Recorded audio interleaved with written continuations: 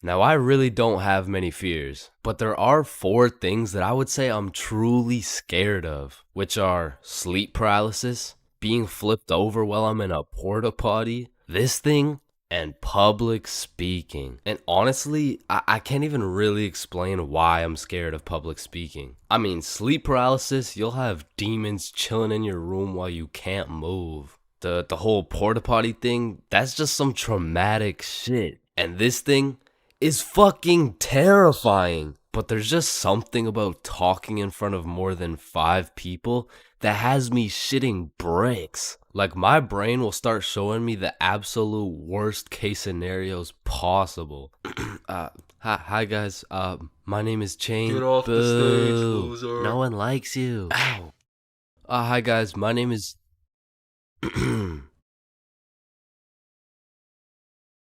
So I volunteer at daycares because I really like young kids. I love young kids. I mean, like, not love, like they're only 4 years old. No, like, I'm not attracted to. Sir, hands behind your back.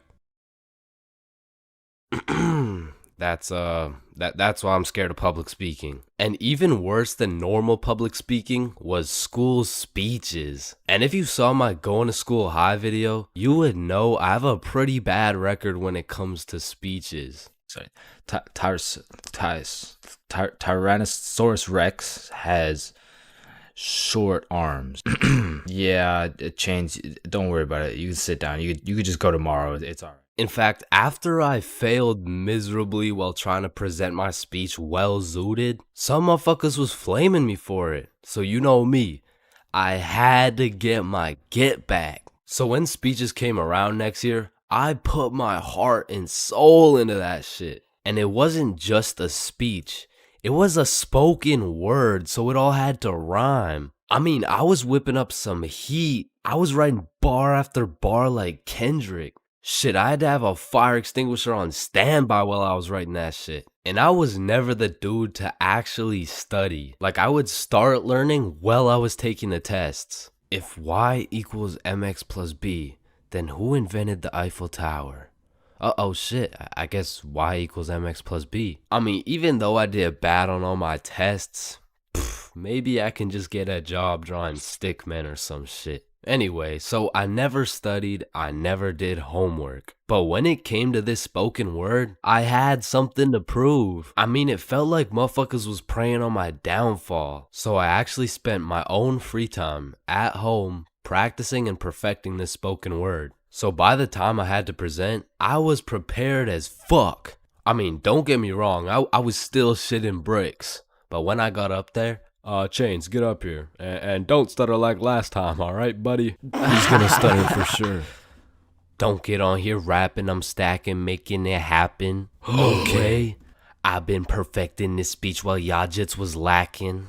You don't want beef with me, I put you on a tee, I call that shit fashion. Okay. I'll put you in a box like some cereal. You'll get crunched, I'm the captain. Captain Crunch. Now let me stir it up like some mac and cheese. I want 100% like curry from the 3. I'm talking all A's, no B's. Bitch, I'm blessed like a sneeze. Blue honey's like the seas. I'm too icy, I might freeze cause I'm him.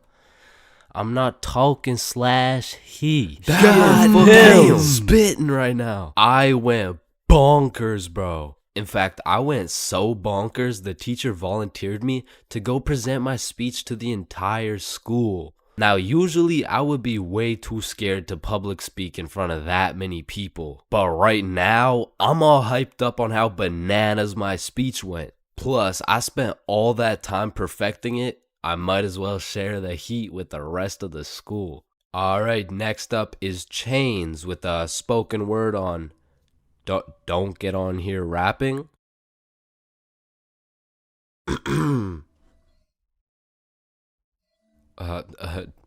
Don't get on here stacking. I mean rapping, stacking. I'm happing. You don't want beef with me because, quite frankly, I will put you on a t-shirt.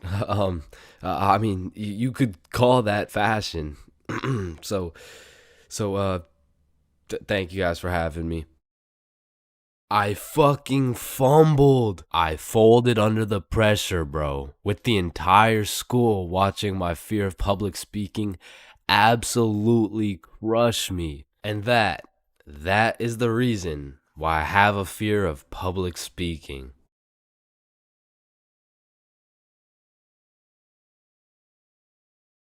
As a broke stick man like myself, I spent my fair share of time on the bus. And if you spend a long enough time on the bus, you will see some weird ass shit. I mean, I remember my first time getting on the bus by myself. I was feeling strong and independent. Next thing I know, a crackhead sits down beside me talking about yabba dabba doo. The world is ending and you're gonna die a painful and lonely death, buddy. And just like that, I went from strong and independent to shitting my pants. Yeah, bro, the bus is just something else. Like 1 in 10 people who enter the bus are straight gremlins, bro. I'm talking about the gremlins who know the perk is fake, but they still pop it. Now you just gotta sit next to this motherfucker for another 30 minutes while he tells you about the kids in his basement. But to be fair, these gremlins aren't even the worst part of the bus. The worst part of the bus is the energy. You walk in there and everyone just stops and looks at you like they're sizing you up or some shit. And you know who sizes you up the most?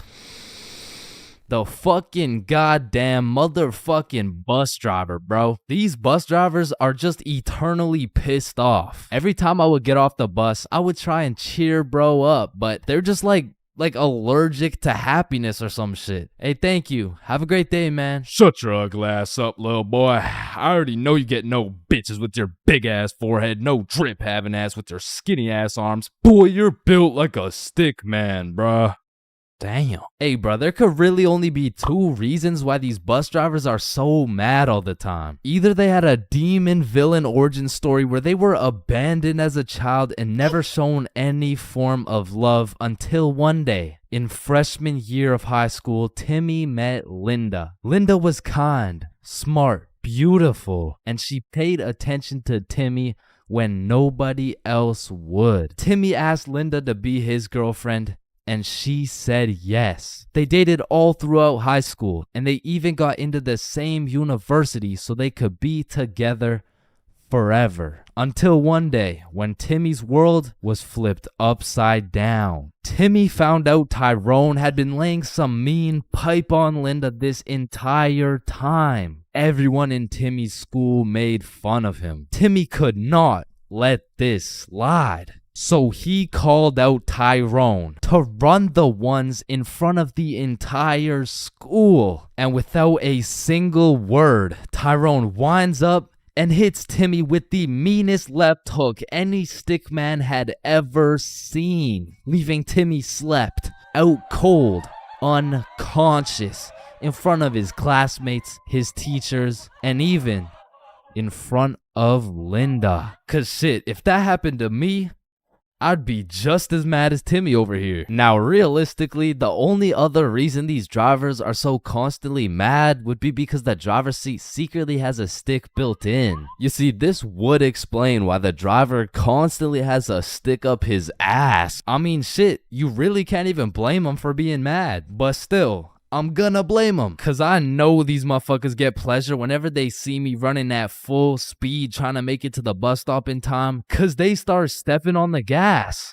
Dumbass. To be honest, there's nothing that leaves you more defeated than when you're sprinting to a bus stop, then that shit just cruises on by and everyone on the bus is laughing at you. Damn. Honestly, at that point, I just give up and go home. But it hits a little bit different when that bus is your only way home. And it was the last bus, cause it's 2 a.m. And now you gotta bunk up with the gremlins on the side of the street, all because that goddamn bus driver had a stick up his ass.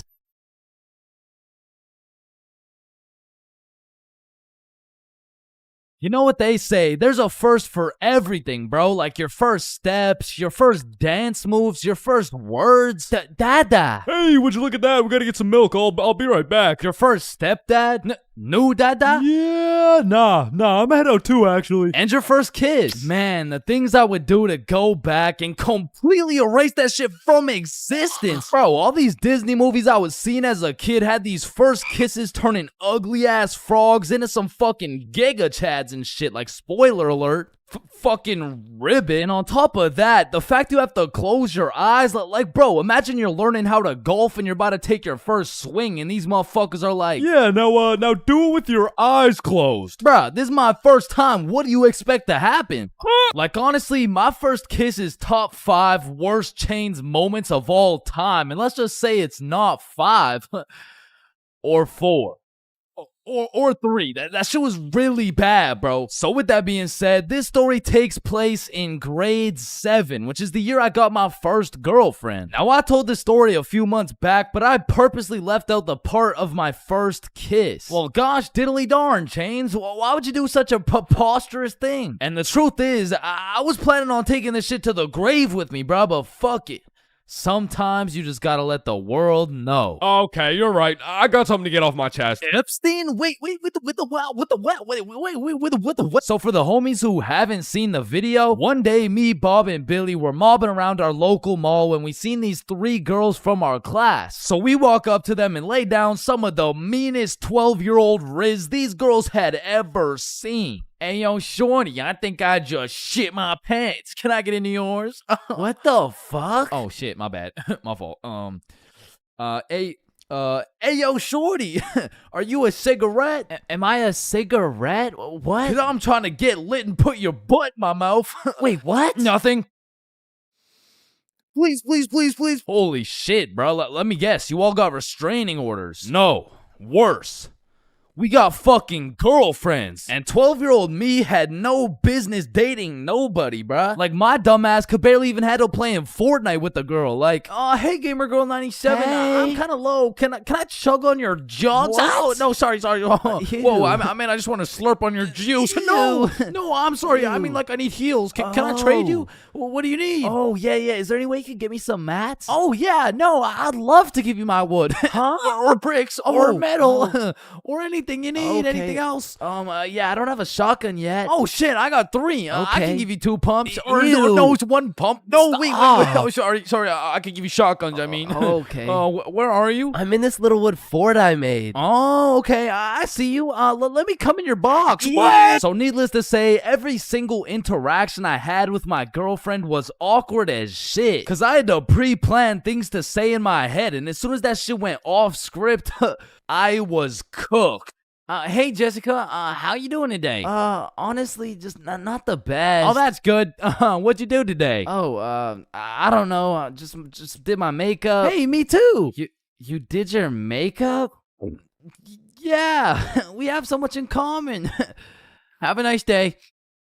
Fuck! And on one Friday after school, me, Bob, Billy, and our girlfriends all went to the mall together as we did every single day. But on this specific Friday, we rubbed together a few brain cells and realized, yo, do you got money? Nah. You got money? 0. You got money? I'm broke. You got money? No. You got money?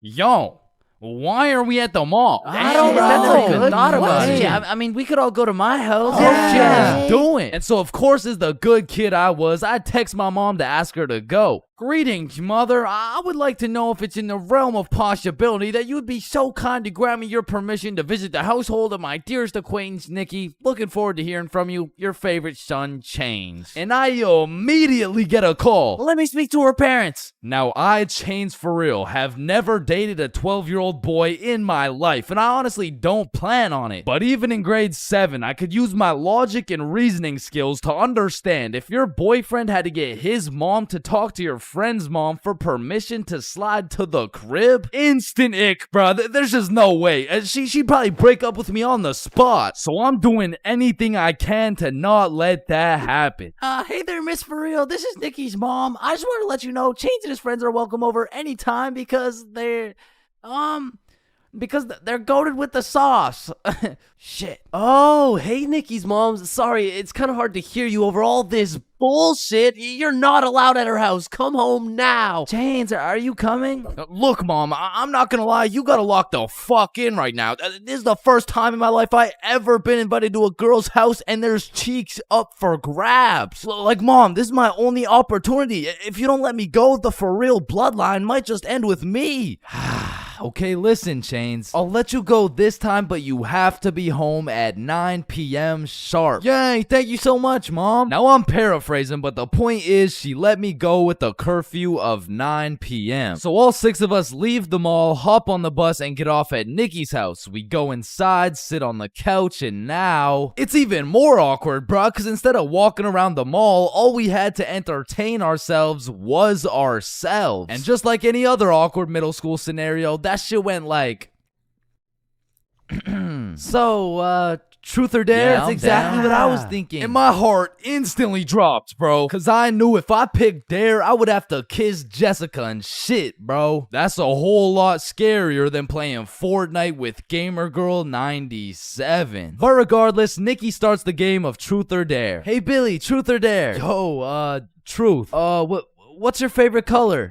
Blue. Oh, what? This shit's not even bad. Okay, then Chains, truth or dare? Truth. No, what do you mean? No, it's truth or dare. I said truth or dare. Dare. What the fuck? Okay, fine, dare. You have to kiss Jessica. Bro, this time it wasn't a pickup line. When I say I just shit my pants, I mean not literally, but metaphorically, I was shitting bricks, bro. And when I turned to Jessica, she's just sitting there straight-faced as fuck. So, Jessica, are you down? like hypothetically speaking, of course. Okay, I'm going in. sorry. Let me just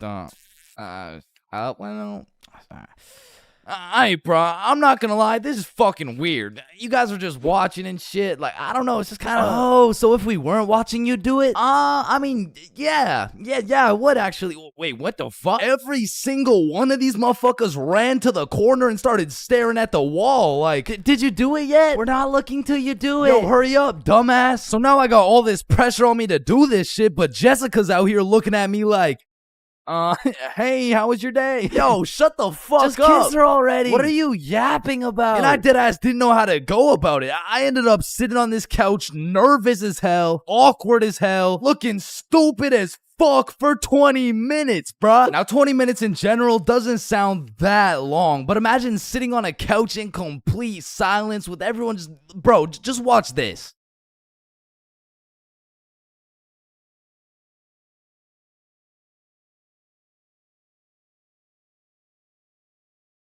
My brother in Christ. That was 10 seconds, bruh. Imagine doing that times 120. So after the second longest 20 minutes of my life, I say, you know what? Fuck it. And Nikki's mom walks in the room. Hey, who wants snacks? Oh. And at this point, I checked my shitty-ass Samsung Galaxy 3 and it was already 8:50 p.m. And with the curfew at 9, I had no choice but to lock in. So I lick my lips, close my eyes, and real quick, I smash our mouths together. And when I turn around, not a single motherfucker is facing the wall. I look the other way and Nikki's mom is peeking around the corner with her fucking mac and cheese and shit. So I made like my pops and I was out that hoe. Pleasure doing business, Jessica. Wait, what? Where are you going? Thanks for having me, Nikki's mom. What the hell was that? And I proceeded to sprint home, making it home at 8:59, exactly 1 minute before my curfew. And that night, when I went to bed, I couldn't sleep, bro. I haven't been able to sleep since. Damn, I should have taken this shit to the grave with me. Fuck. First dates have the potential to be magical, fantastical, romantical, a night you will never forget. But they also got the potential to be straight booty. I mean, first dates are just a gamble, bro, especially if it's from a dating app. Like, you could show up to your first date with a 5'4" blonde Tinder girl and end up finding out she's 5'9". And she's brunette. And she's a dude. I mean, first dates from dating apps is kind of like buying one of those SpongeBob popsicles from an ice cream truck. Like, you know it's not gonna look the same as the advertisement, but the question is, how fucked up can it really be? And let me just say, extremely fucked up. I'm talking massive buck teeth, eyes crossed with a bite taken out of it, and I'm not talking about the popsicles. And these are the exact reasons my very first date was not from Tinder. Also because I was in grade 7. And that would be illegal. And when I was in grade 7, I was 12, as most grade 7s were. And for whatever reason, me and my homies loved going to the mall after school, which was weird because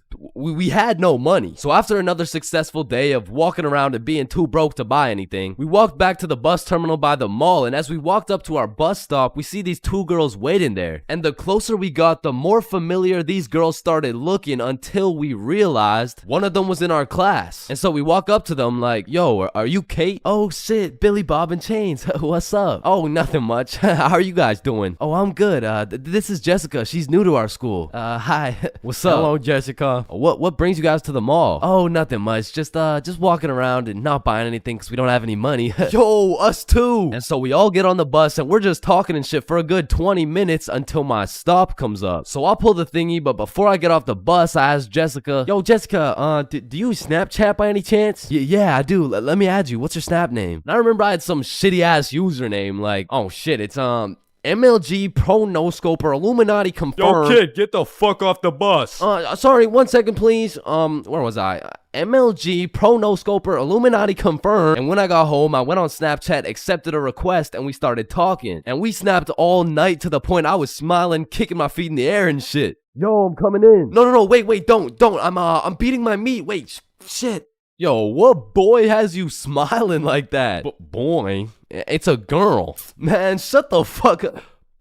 Oh shit, you're serious. Wait, so the whole time you were watching Powerpuff Girls? It just had a good plot. Okay, bro. Okay, so this is what you gotta know. And my brother started running me through the do's and don'ts of being in a talking stage. Alright, listen, don't text her too much, but don't text her too little. Don't talk to too many other girls. Yep, nope, that won't be a problem right there. Yep, I know, buddy. And you also gotta talk to her at school. So the next day at lunch, Bob, Billy, and I walk over to Jessica and her 2 friends, and we start talking again, and we make plans to go to the mall together. And boom, all of a sudden we started forming a little friend group. It was me, Bob, and Billy with Jessica, Kate, and Nikki. And we started hanging out damn near every day, hitting the mall, buying nothing, going to Nikki's house, doing nothing. But we had fun, and so inevitably, Bob and Kate start having a thing, Billy and Nikki start having a thing, and that just left me and Jessica. And so one late night, we're on Snapchat with my feet kicking in the air faster than ever, and Jessica hits me with a, so I've been thinking, well, I like you. I like you back. So... And I typed up, do you want to be my girlfriend? I fucking threw my phone across the room, nervous as hell. I get the notification, and when I go to check what she said, she was like, yes, I do. And call me Josh Giddy, the way I just bagged this 12-year-old. But the next day at school, when me, Billy, and Bob walk up to our girlfriends, I started getting all nervous and shit. There was something about the title of being a boyfriend that just had me shitting bricks, bro. It was like, hey, Chains, how are you? Oh, you know, I'm good. How are you? Oh, I'm good.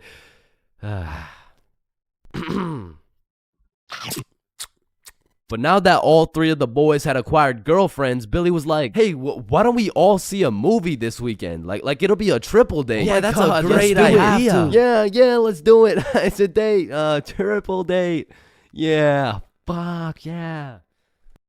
And by the time the weekend rolled around, I was still terrified of the fact that I was going on a date, and to be honest, I was also scared of the movie, bro. We came to watch It, which as a 12-year-old sounded like straight nightmare fuel, bro. But nonetheless, me, Bob, and Billy hop on the bus and arrive at the movie theater fashionably late. And so when we walked through the doors, there was our 3 little girlfriends excited for our first dates. So we all walk up, hug, and then go to get our tickets. And I dropped my entire life savings on her ticket and then go into debt for mine, but nonetheless, we head to the theater. Wait, should we get popcorn? Oh yeah, of course. Hey man, how much is a large popcorn? Large popcorn, that'll be $10. Damn! What happened? Are you okay? Yeah, I just realized they ran out of popcorn.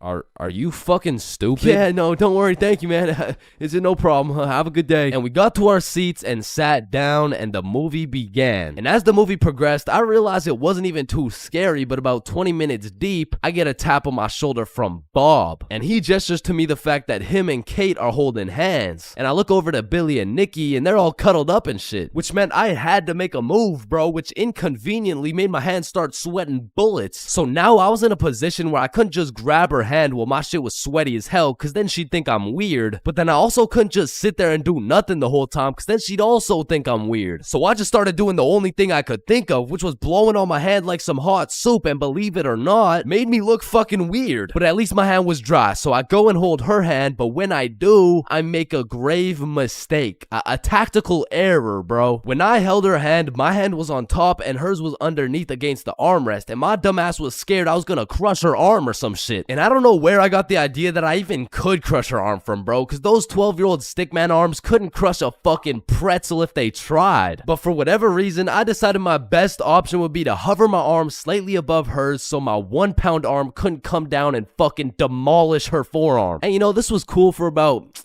60 seconds until I started feeling the burn, which started hurting so bad that I forgot I was even watching a movie. I was just 100% focused on thugging this shit out. And about an hour into the movie, I was just fucking shaking relentlessly. I mean, at this point, it wasn't even about not having this girl think I was weird, because Lord knows it was too late for that shit. But now it was about proving to myself that I could finish the movie this way, and sure enough, I did. But at what cost? Wow, you were so scared you were shaking, huh? No, I wasn't scared at all, actually. Oh my god, are you sweating? No. So, you know, looking back, it wasn't my best performance, you know what I'm saying? But with that being said, after that triple date, Billy's girlfriend Nikki ended up breaking up with him and gave up on dating dudes as a whole. So, I mean, it could always be worse, bro. When you link a girl and you both bring a friend, man, what could possibly be better than a 2-man mission? 3-man mission. And when you go on a 3-man mission, you need to be able to trust those homies with your life, bro. Cause I don't know why, but 100% of the time you go on a 3-man mission, somebody's gotta take one for the team, bro. Like, it's just inevitable. And if your homie isn't willing to eat the shit sandwich in order to see the gang succeed, the entirety of the gang is eating the shit sandwich, bro. And on top of that, you need your homies to have your back when you crack a shitty ass joke. Cause if you're in a group of 6 people and not a soul laughs, nah, you're done, bro. Like, you're cooked. You're sauteed, bro. Like, pack it up. It's over with. Like, yo, guys, what do you get when you mix human DNA with goat DNA? Oh my god, what do you get? Wait, no, let me guess. No, I don't know. What do you get? Kicked out the petting zoo. Fuck. I sold. Actually, that's a really good joke. Facts. Wait, it was? And lucky for me, I got the 2 most perfect dudes for the job. Bob and Billy, so you know we were no strangers to the game. Like, we had 99 chemistry, bro. We were like Jordan, Pippen, and Rodman, setting up these plays, passing, alley-ooping, and dunking that shit. In these streets, they called us the real Big Three. And one day, the real Big Three hopped on a plane to Mexico. And this story takes place way back. Like a month ago. And this story doesn't just contain one 3-man, not 2 3-mans, but 3 different 3-man missions. And with these 3 different chances, will me, Bob, and Billy be able to find love in Mexico? Or will we get set up and kidnapped by the cartel? Find out coming up on this episode of Billy, Bob, and Chains. Wait a minute. So, boom, we get to Mexico and we're staying at an Airbnb. So we start with all the essentials. We unpack, get some food, check out the rooms, download Tinder, play some music, get settled in, you know, shit like that. And some of you may be thinking, damn, Chains, Tinder? Shit, I didn't know you were down bad like that. And let me just clear this up, all right? I'm not, okay? I'm down horrendous. And you really don't know me at all if you thought I was gonna leave Mexico without running a 3-man with the homies. So I'm just doing what I gotta do. Don't hate the player, hate the game. So we got there on a Monday, and for the first few days, we're exploring, we're trying some food, going to the beaches. It's great, you know, a bunch of nice and relaxing shit. But at night, it was grind time, bro. I was swiping more than a girl with daddy's money, and I was shooting more shots than Drizzy Drake at his local middle school. So by the time Thursday rolled around, I secured the first 3-man mission. of the trip. And when I told the boys, they were hyped as fuck. I mean, Bob was so excited, dude almost made a facial expression. So before we went out, we had to get teed up. And lucky for us, we spent half our food budget on a few bottles of vodka. So we're absolutely down in that shit until our Uber pulls up. We hop in the Uber and get dropped off by some bars where we plan to meet the girls. Now keep in mind, at this point, all I've seen of this girl is pictures. And you know there's a brutal catfishing epidemic going on. So let's just say it's completely in the realm of possibility that I set up a link with 3 big buff Mexican dudes. And Lord knows I'm crossing my fingers. Like hopefully there's like no big buff Mexican. I don't want the big buff Mexican dude. So my heart dropped to my balls when I got a tap on my shoulder and turned around to see a not so buff Mexican dude with another not so buff Mexican dude with the 3 girls. Oh, hey. Oh no, don't worry. These are just my friends, by the way. Hey. Oh, that shit. makes Okay, sense. yeah, what's up? And not only was I relieved that she wasn't a jack dude, but she was fine, nice, and she spoke English. Same with Bob's girl and Billy.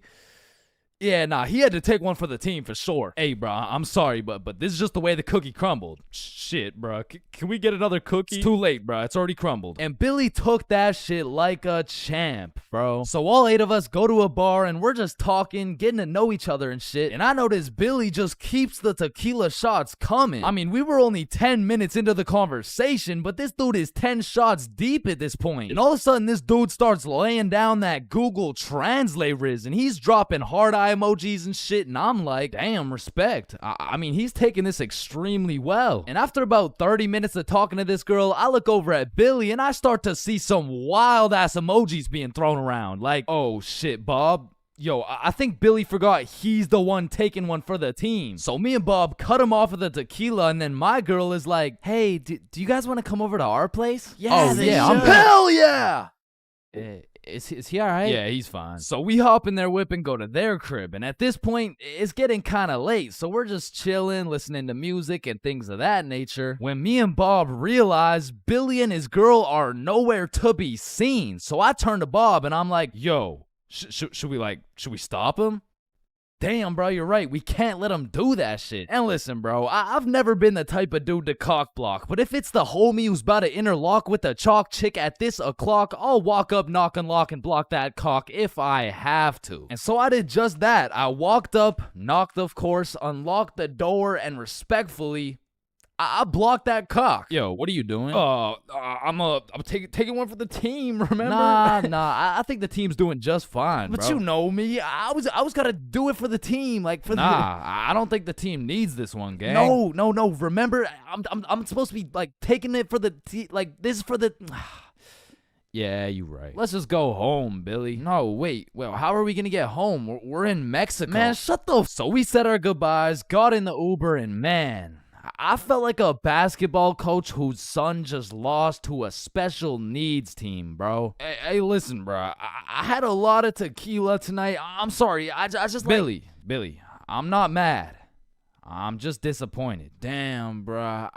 And the next morning we woke up, and I'm not gonna lie, we felt it a little bit, especially Billy. Billy was in physical and mental agony, but we have a secret method to get rid of any hangover instantly. It's called vodka. So we're practically eating this bottle for breakfast, and once everyone was healed up, we hit the beach and had a fantastic day. It was stupendous, really, and once the sun started to set, we got some food, and man, It was gas, bro. I had the best nachos of my life. And as I'm consuming this orgasmic meal, I get a little notification on my phone from a new girl. Yo, you got any friends? Oh, shit. And I'm like, hell yup. Then she's like, I'm going out with some friends tonight. You guys should come. And I'm like, hell yup. And just like that, we secured our second 3-man mission. So we absolutely house that fucking meal, go back to the crib, get ready, tee up, you know the drill. We hop in the Uber and get dropped off in the same area where the clubs and bars are to meet these girls. And when we get there, Bob and Billy are both praying they don't gotta take one for the team this time. And I'm there just chilling like, yo, this is why I set up the 3-mans, cause then I never have to take one for the Chains, is that you?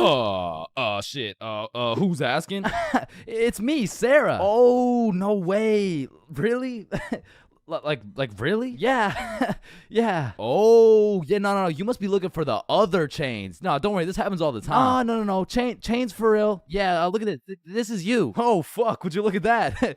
I guess it is me.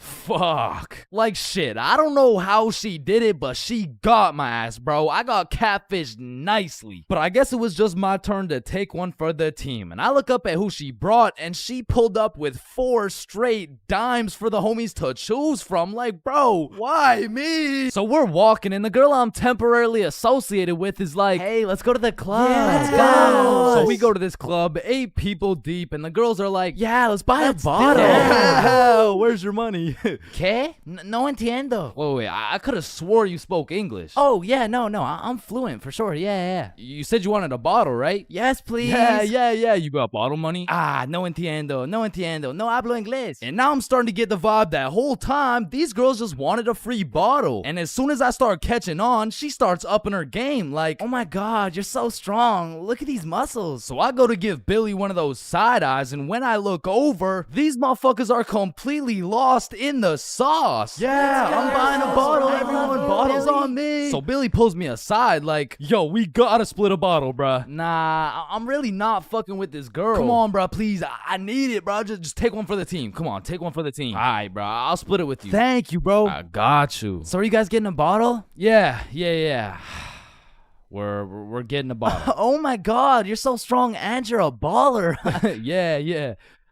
Baller? The fuck? I don't know, bruh. She's weird as hell. Yo, can I get a bottle for this table? Yeah, for sure. What do you want? Listen, bruh. Just give me the cheapest shit you got. Oh, I feel you, bruh. Times are tough, you know? That'll be 1,100. God damn. That's a lot of pesos, bruh. Pesos? Yeah, like 1,100. That's a lot. That's a lot of pesos. Nah, amigo, that's USD. Damn. Plus $500 to walk it to you with the Chicago fee of $350, and for the tip, it'll just cost you your left testicle. No, that's my favorite nut, bruh. Yo, Billy, we don't got it like that. Yeah, hell no. Let's just not get it, bruh. At least these girls are already fucking with us without it, though, right? Yeah, facts. Yo, we're not gonna get the bottle. Oh, why not get it? You can just buy it. It's not that big a deal. Nah, it's cause we we don't got enough money. They fucking dipped, bro. Quick as hell too. They all just evacuated, bruh. No, bruh, that was my wifey. And I'm just over here thinking, damn, I'm just glad I didn't have to see that shit through, bruh. But Billy, yeah, he was really going through it.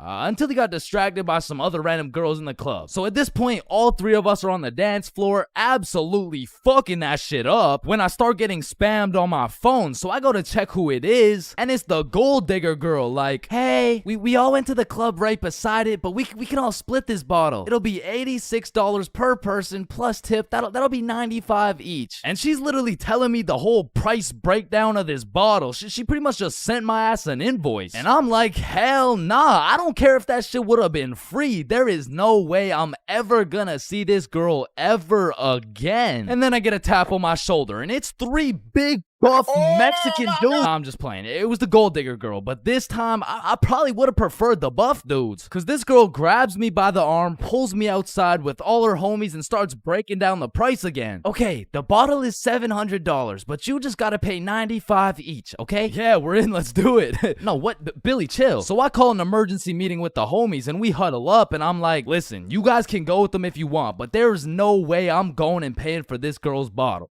Fuck that, bro. You're right. We could find something better for sure. So we jump ship. Absolutely abort mission. Yo, what's that over there? I'm not stupid. I'm not falling for that shit. Nah, is that Jeff Bezos handing out free bottles to catfishes? Wait, what? Where? So we evacuate and start roaming the streets when I get a tap on my shoulder. I take a deep breath, turn around, and it's the girls from the OG3, man. Like, oh my god, Chains, what are the chances? Yo, what's up? And me and Bob are hyped, but Billy's over here having traumatic anime flashbacks and shit. You guys should come with us. We know the best spot here. Oh shit, bet. Fuck. So they take us to this club bar thing, and it's fucking bumping, but as soon as we get inside, Billy disappears, bro. And I don't even blame him. He's staying as far away from this girl as possible, not because he's scared of what she's gonna do, but because deep down, he's scared of what he might do. But regardless, me and Bob continue to respectfully obliterate the dance floor for about an hour straight, and then the girls are like, hey, it's getting kind of late, so we're gonna head out now. I bet. Wait.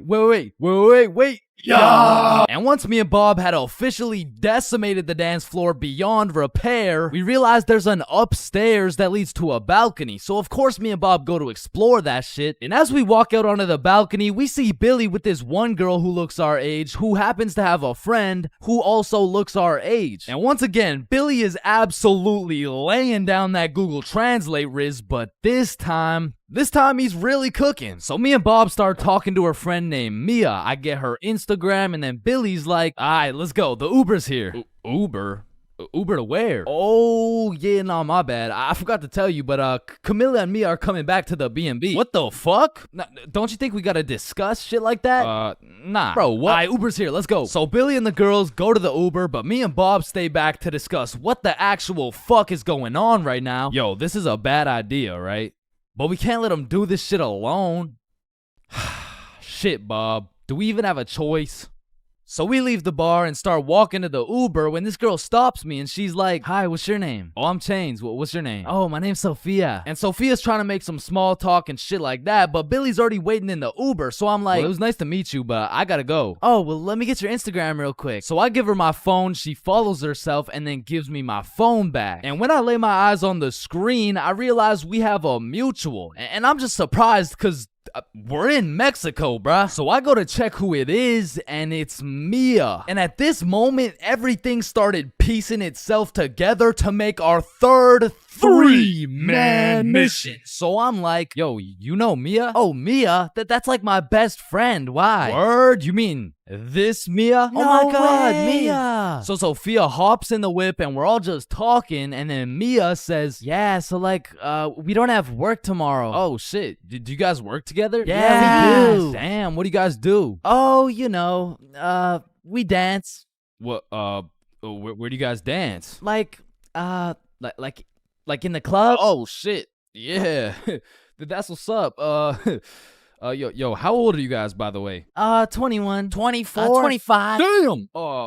Sorry. Do you guys happen to have any kids by chance? Of course, I have two. I have a baby boy. One of them is a 3-year-old boy. I also have 2 daughters. Oh, fuck. Yo, Bob, you think it's too late to, abort mission? And I don't know how, but none of that information seemed to faze Billy in the slightest. Cause now he's out here making out with this girl like, fuck them kids, bro. And the whole car ride, I'm just thinking, what the fuck is going on, bruh? But soon enough, we arrive. We all hop out of the whip, go to our B&B, put in the code for the lockbox, get the key, unlock the door, and go inside. Now for context, the crib had 2 couches and a master bedroom. And that bedroom is where I used to sleep, and I say used to because as soon as we got to the B&B, Billy and Camila went straight to my room and start playing patty cake loud as hell too, and so all of us are just sitting on the couch like hola ¿Cómo estás? Fuck. And this motherfucker Billy was just making up for every single time he had to take one for the team. And after the longest 20 minutes of my life, Billy walks out of the room smiling from ear to ear like, what? Well, why's everyone looking at me? Shit, you guys could hear that? Then Billy cops the girls an Uber, they dip, and I'm looking at Billy like, bro, what the actual fuck just happened? Hey man, listen, it's just the way the cookie crumbles. Nah, bro, you are crazy. And at this point, it was probably 4 a.m. or something, so I go to my room to look at where I'm supposed to sleep, and there's a bunch of looped up rappers on my bed, and I'm not talking Diddy. So needless to say, after a long night, I slept on the couch, and we all woke up rotten, bro. So rotten, even the vodka method wouldn't work. So we decided if anything could make us feel better, it would be a plate of the world's best nachos. So we get ready, leave the crib, and then Billy's like, yo, who's got the key? Shit, I don't got it. Bob, you got it?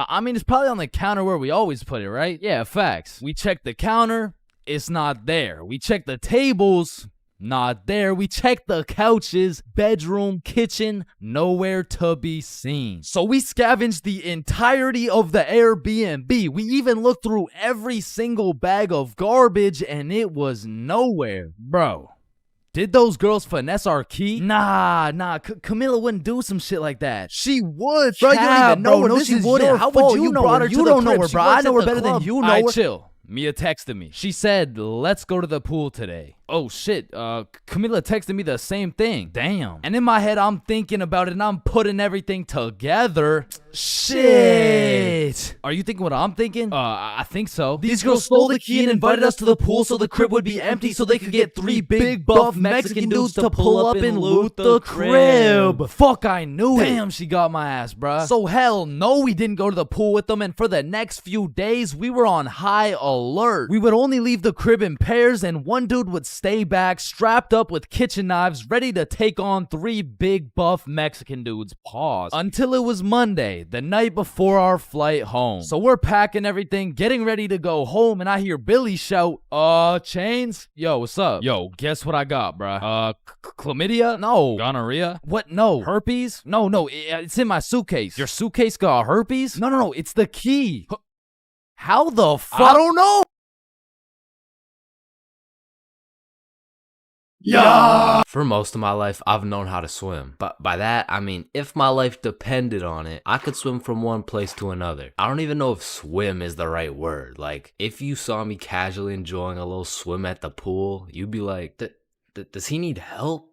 Like, is he drowning? I mean, like, I did take swimming lessons, but I quit at level alligator, bro. I never even made it to level 1. With that being said, this incident dates way back to when I was in grade 4. We were going on a field trip, and of course, it's to the pool. But I'm not stressing. I know I safely passed level penguin, so I should be chilling. My whole class and I walk into the entrance of the pool, but before anyone was allowed in the pool, they asked everyone if they knew how to swim. And I thought, we're in grade 4. There is no way somebody still doesn't know how to swim. And just as I presumed, nobody needed a life jacket. So me and the gang are swimming around, jumping off the diving boards. Fun stuff for a grade 4 field trip. But after about an hour, my friends and I are just chilling in the deep end. And that's when I see a kid in my class named Ben on some floaty things coming in our direction. A little backstory about Ben. For as long as I can remember, this dude has been on my nuts. So when I saw this dude coming in my direction, I assumed he just wanted to say hi or something. But as he made his way towards me, I could tell he was struggling. So I swim over to help him out. Oh, hey, Ben.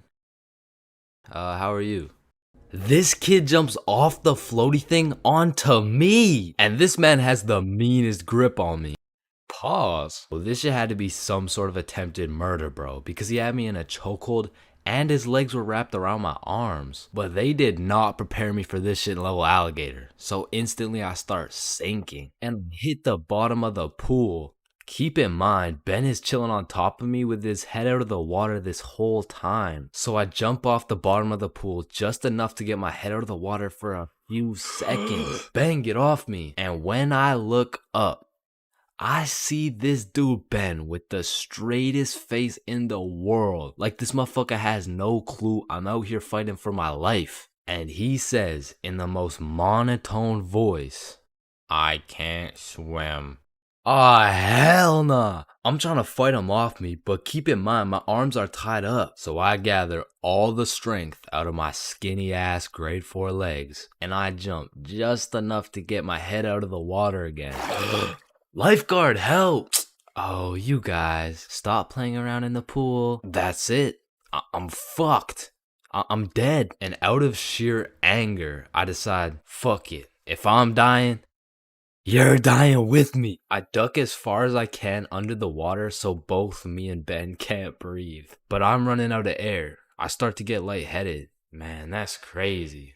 This is really how I die, huh? And just as I had lost hope, my main man, Bob, comes in on some Superman shit, pulls Ben off me, and swims me over to the shallow end. I cough up some water, but eventually I catch my breath.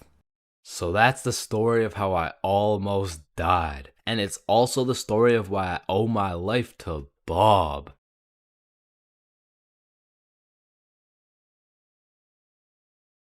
Damn, light bulbs were such a good idea that they became the symbol for good ideas. God damn, I just spilled my water. Why does water make clothes darker if water is clear? What the fuck? Yo, there's two guys coming. On me. Oh, I clapped his ass. Yo, Billy. Yeah, what's up? You see that lamp right there? Yeah. What about it? That lamp in the video game uses real life electricity. Whoa. You know what I just realized? When a morgue worker dies, he still goes into work the next day. Bro, how could he go to work? He's dead. Oh, shit. Oh, whoops. Just drop the soap. Wait, when you drop the soap, does the soap get dirty or does the floor get clean? Wait, guys. Since I'm alone, I'm the only person in the world to ever see this peanut. Nah, I saw it too. Who the fuck are you? Yo, when did you get so much money? Man, it's the money my grandma inherited me before she died. Yo, that's low key like when your homie dies in Fortnite and you pick up his loot. Come on, bro, my grandma's dead. Not cool. You right, my bad. Man, imagine the guy that discovered milk and think about him convincing someone else to drink it. You did what to the cow? No, trust me, it's good, just drink it. Wait, you drink it too? Yeah, it's really good, look. Aw, hell nah. Damn, bro, mosquitoes are some brave creatures, considering those jits got 1 HP. Facts. Yo, Chains, you need your parachute to skydive. No, you don't. You just need a parachute to skydive twice. No, Chains. Well, what the fuck? Why did you just break my mirror? Well, actually, mirrors don't break. They simply multiply. Oh. Damn, bro. We're all just some walking nut for real. Facts. Damn, for real. It's crazy. It's true, though. Oh, shit. I'm on fire. If you really think about it, you're not on fire. Fire is on you. Call the fire truck. Wait a minute. A fire truck is actually a water truck. Oh, god damn, just call the truck. Jesus. Bro, I was on fire. Why didn't you just call the fire truck? First of all, you weren't on fire. The fire was on you. Second of all, it's a water truck. Bro, I got the munchies. We should cook some cookies or something. Nah, you don't cook cookies. You bake them. What? Then why are they called cookies? Shit, I don't know. Cookies are just cookies. No, that's like saying you cook bacon instead of baking it. Well, actually, you do. What the fuck? Bro, what keeps the hot dog in like hot dog shape? It's like meat inside some animal intestine casing or some shit. Okay, so it's hot dog meat inside animal casing, right? Yeah. So, hypothetically speaking, once you eat the hot dog, it's still hot dog meat inside animal casing, but you are the animal casing. So, with that being said, when you eat the hot dog, you become the hot dog. Just let me eat my fucking hot dog, bro. And that is why Genghis Khan has the most descendants in human history. I actually know someone with more descendants than Genghis Khan. Well, that's impossible. Who could possibly have more descendants than Genghis Khan? Genghis Khan's dad. Damn, you know Google Maps, right? Yeah, of course. Bro, someone at Google really just said, yup. Let's just have someone drive down every road on fucking Earth. And then they did it.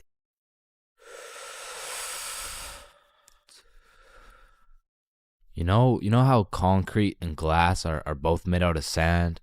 Yeah, what about it? So if concrete and glass are both made out of sand, does that make skyscrapers just really big sand castles? Yo! How tall is the tallest person in the world? I don't know. Let me check. God damn, he's 8'1". Holy, you know what I'm thinking? Yeah, imagine getting railed by this absolute. No, I was thinking at one point the tallest person has experienced the height of everyone else in the entire world. Holy shit. Paper has 6 sides. Shh. Like we're really just some talking nut for real. Facts. No cap. Damn. Just some breathing semen for real. That's crazy. For real. Facts. So true. Damn. True. For real. Hey little man, what do you want to be when you're older? I want to be a doctor and cure aging and all the diseases. Well, if one day we cure all the aging and all the diseases, then we will all die painful and horrible deaths. I still don't understand why it's a chair. It just doesn't make any sense. Yo, you know what I just realized? What? The size of your hands is the font size you use in sign language. Oh shit. That motherfucker Shaq must be talking in all caps. Sir, I am very sorry to inform you that you are bleeding internally. Wait, I'm bleeding internally? Yes, we will need an immediate operation and we will have to. Oh, no. It's all good. Internally, that's where the blood's supposed to be. No, sir. Where are you going? This is an urgent matter. Get back here. You're in critical condition right now. Yo, can you pass the Apple charger really quick? Yeah, for sure. Yo, what if Apple chargers were called apple juice? Whoa. Damn. Yo. Apple juice? Bro. You know what I just realized? You can drink a drink, but you can't food a food. Nah, that one was ass. Yeah, you right. Like, I mean, we're literally just semen that can talk. So true. Facts. That's so crazy. For real. Yo, when you put your socks on inside out, the entire universe is wearing your socks, except you. Fuck. Yo, look, it's a unicorn. Damn, it's got a really unique horn. Unique horn? Unicorn. Unique horn. Unicorn. Unicorn. Unique horn. Unique horn. Unique horn.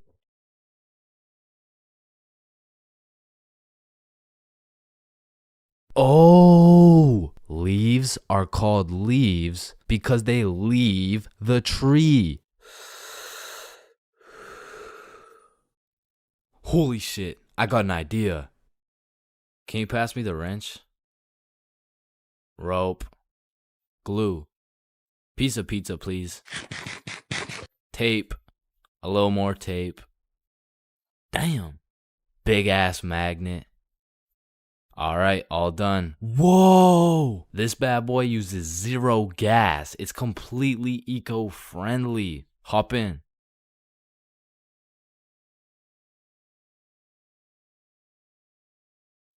Oh shit, there's a penny. Bro, there's no point in picking up a penny. It's literally worth 1 cent. How much do you make working at Wendy's? 15 an hour? Oh, okay. So you see there are 3,600 seconds in an hour. And because you make $15 an hour, that is exactly 0.416 pennies per second. So with this being said, the second it takes to pick up this penny off the ground is a net positive outcome. Oh, okay.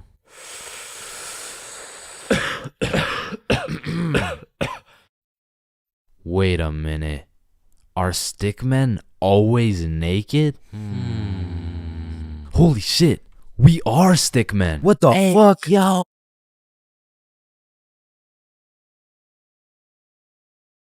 Honestly, bro, I'm not scared of much. I'd go skydiving, I'd swim with the sharks, run with the lions, fight a gorilla, beat some ass, and not even get my ass eaten. No, I would not. What the fuck? Wait, no. I meant I'd even get my ass beaten, bro. But if there's one thing that leaves me scared shitless, it's a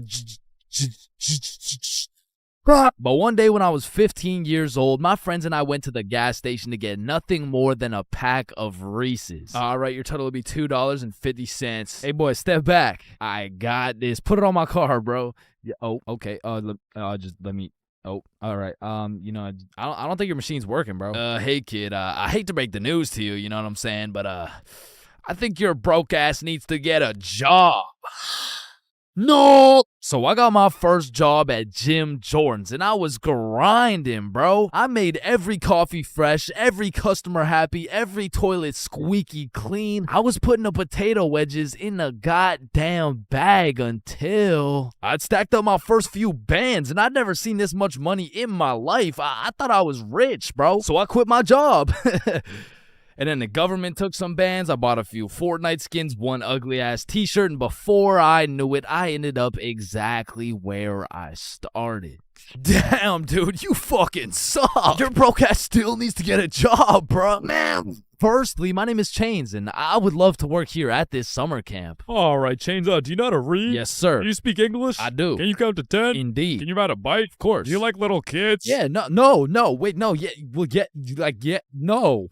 Well, no. Final answer, no. All right, you're fired. Wait, no.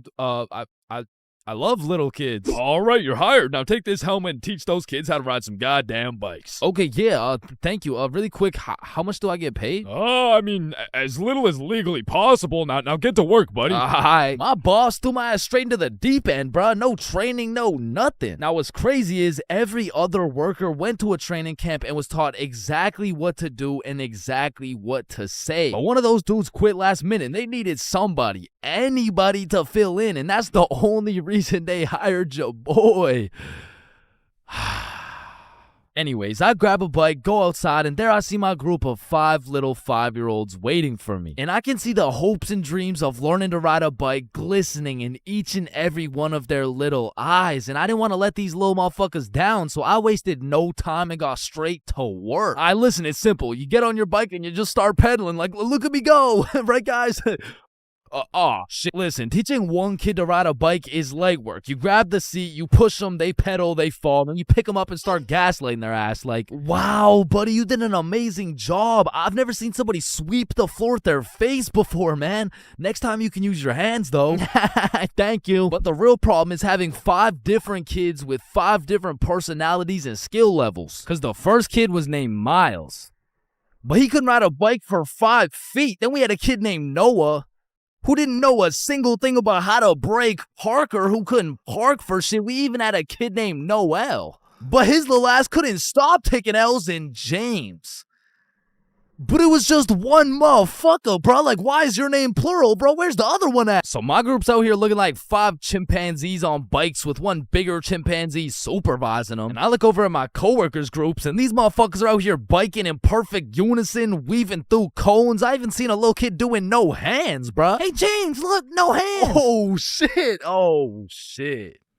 Oh, shit. Hey, James, look, no teeth. So after painting the pavement like Picasso, we get under the shade for some lunch break. And talking with these kids was such an interesting experience, bro, because since I was their biking instructor, they just assumed I knew everything, bro. Hey, James, why's the sky blue? Shit, I mean, it just... And who even decided that it'd be a Monday today? Oh, that was definitely Abraham Lincoln. Why does my sandwich taste like pennies? That's the taste of blood, my And boy. what's the biggest number? Infinity. How old are you? 300. What time is it? 12:37. And why do my parents wrestle without any clothes on? Yeah, mine too. Okay, Yeah, time to so get back to weird. riding bikes, bro. But this time when we got back out to riding bikes, I set up a cone drill. All right, group, lock in. Here we got an easy cone drill. You know what I'm saying? I'll show you how it's done. So you just want to go through the cones just like this. You know what I'm saying? I like to call this drill. Oh, fuck. Wait, what's it called? I don't know. I think it's called fuck. Are you sure? Fuck. Yeah, nah, it's definitely called fuck. Well, that's a weird name. Okay, who's gonna fuck next? Yeah, bro. I'm not gonna lie, I dead ass fell. Like, There was no type of biking test in order to get the job. All they asked is if I could ride a bike, and I can.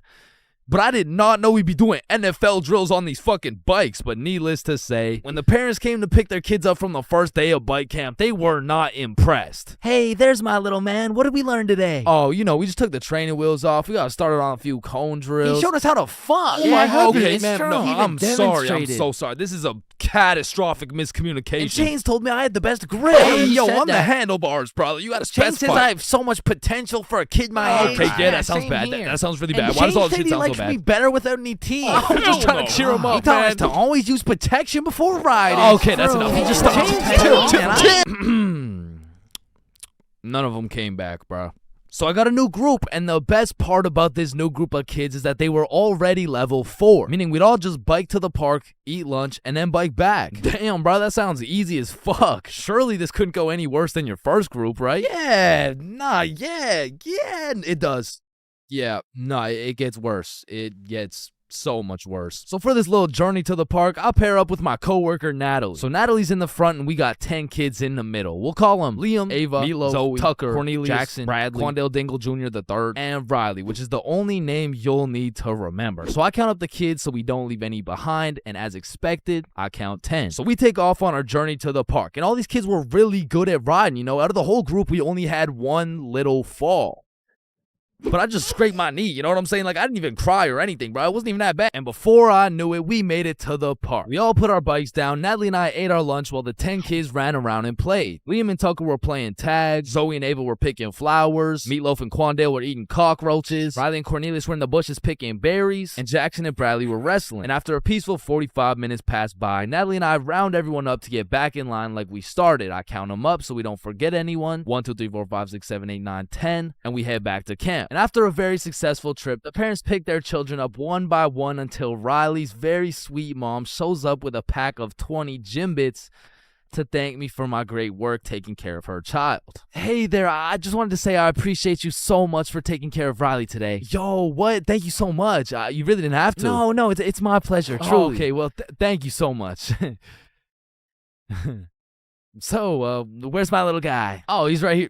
My heart dropped straight to my stomach, bro. And as I'm looking around for Riley, I'm trying to recall the ride home, and I genuinely just don't remember seeing Riley at all. And that's when I remember I last saw Riley playing in the bushes. And this is when my heart goes back from my stomach and drops down to my testicles, bruh. To this day, my heart has never dropped so hard. This woman trusted me with her son, and I don't know where the fuck he is. So, where is he? Man, that right there is a great question. What do you mean that's a great question? You know, all the greatest questions in the world make you think, don't they? Yes. Right, and as you ask me this question, I really get to thinking, you know, like I really get to rack in my brain, and well, to be quite frank, well, I'm stumped. Okay, what do you mean you're stumped? I don't know where Riley is. What do you mean you don't know where Riley is? Okay, yeah, nah. Let's just put it like this. Do you know where Riley is? No. Yeah, nah, me either. Yeah, ice cream. Holy Oh, fuck, it's he's right here. there. Oh Oh my god, fuck, you I gave me knew a it. I knew heart it. He's like, attack. fuck. I Oh thought my this god, he's right dumbass there. lost you. I knew it the whole time. He's right there. It's April Fool's. Give me Yeah, these. take him, Aj. Oh my god, Jesus, God bless America. And that was genuinely the day I realized I can't work a fucking job. I'm not built for that shit, bro. I gotta start a Stickman YouTube channel or some shit.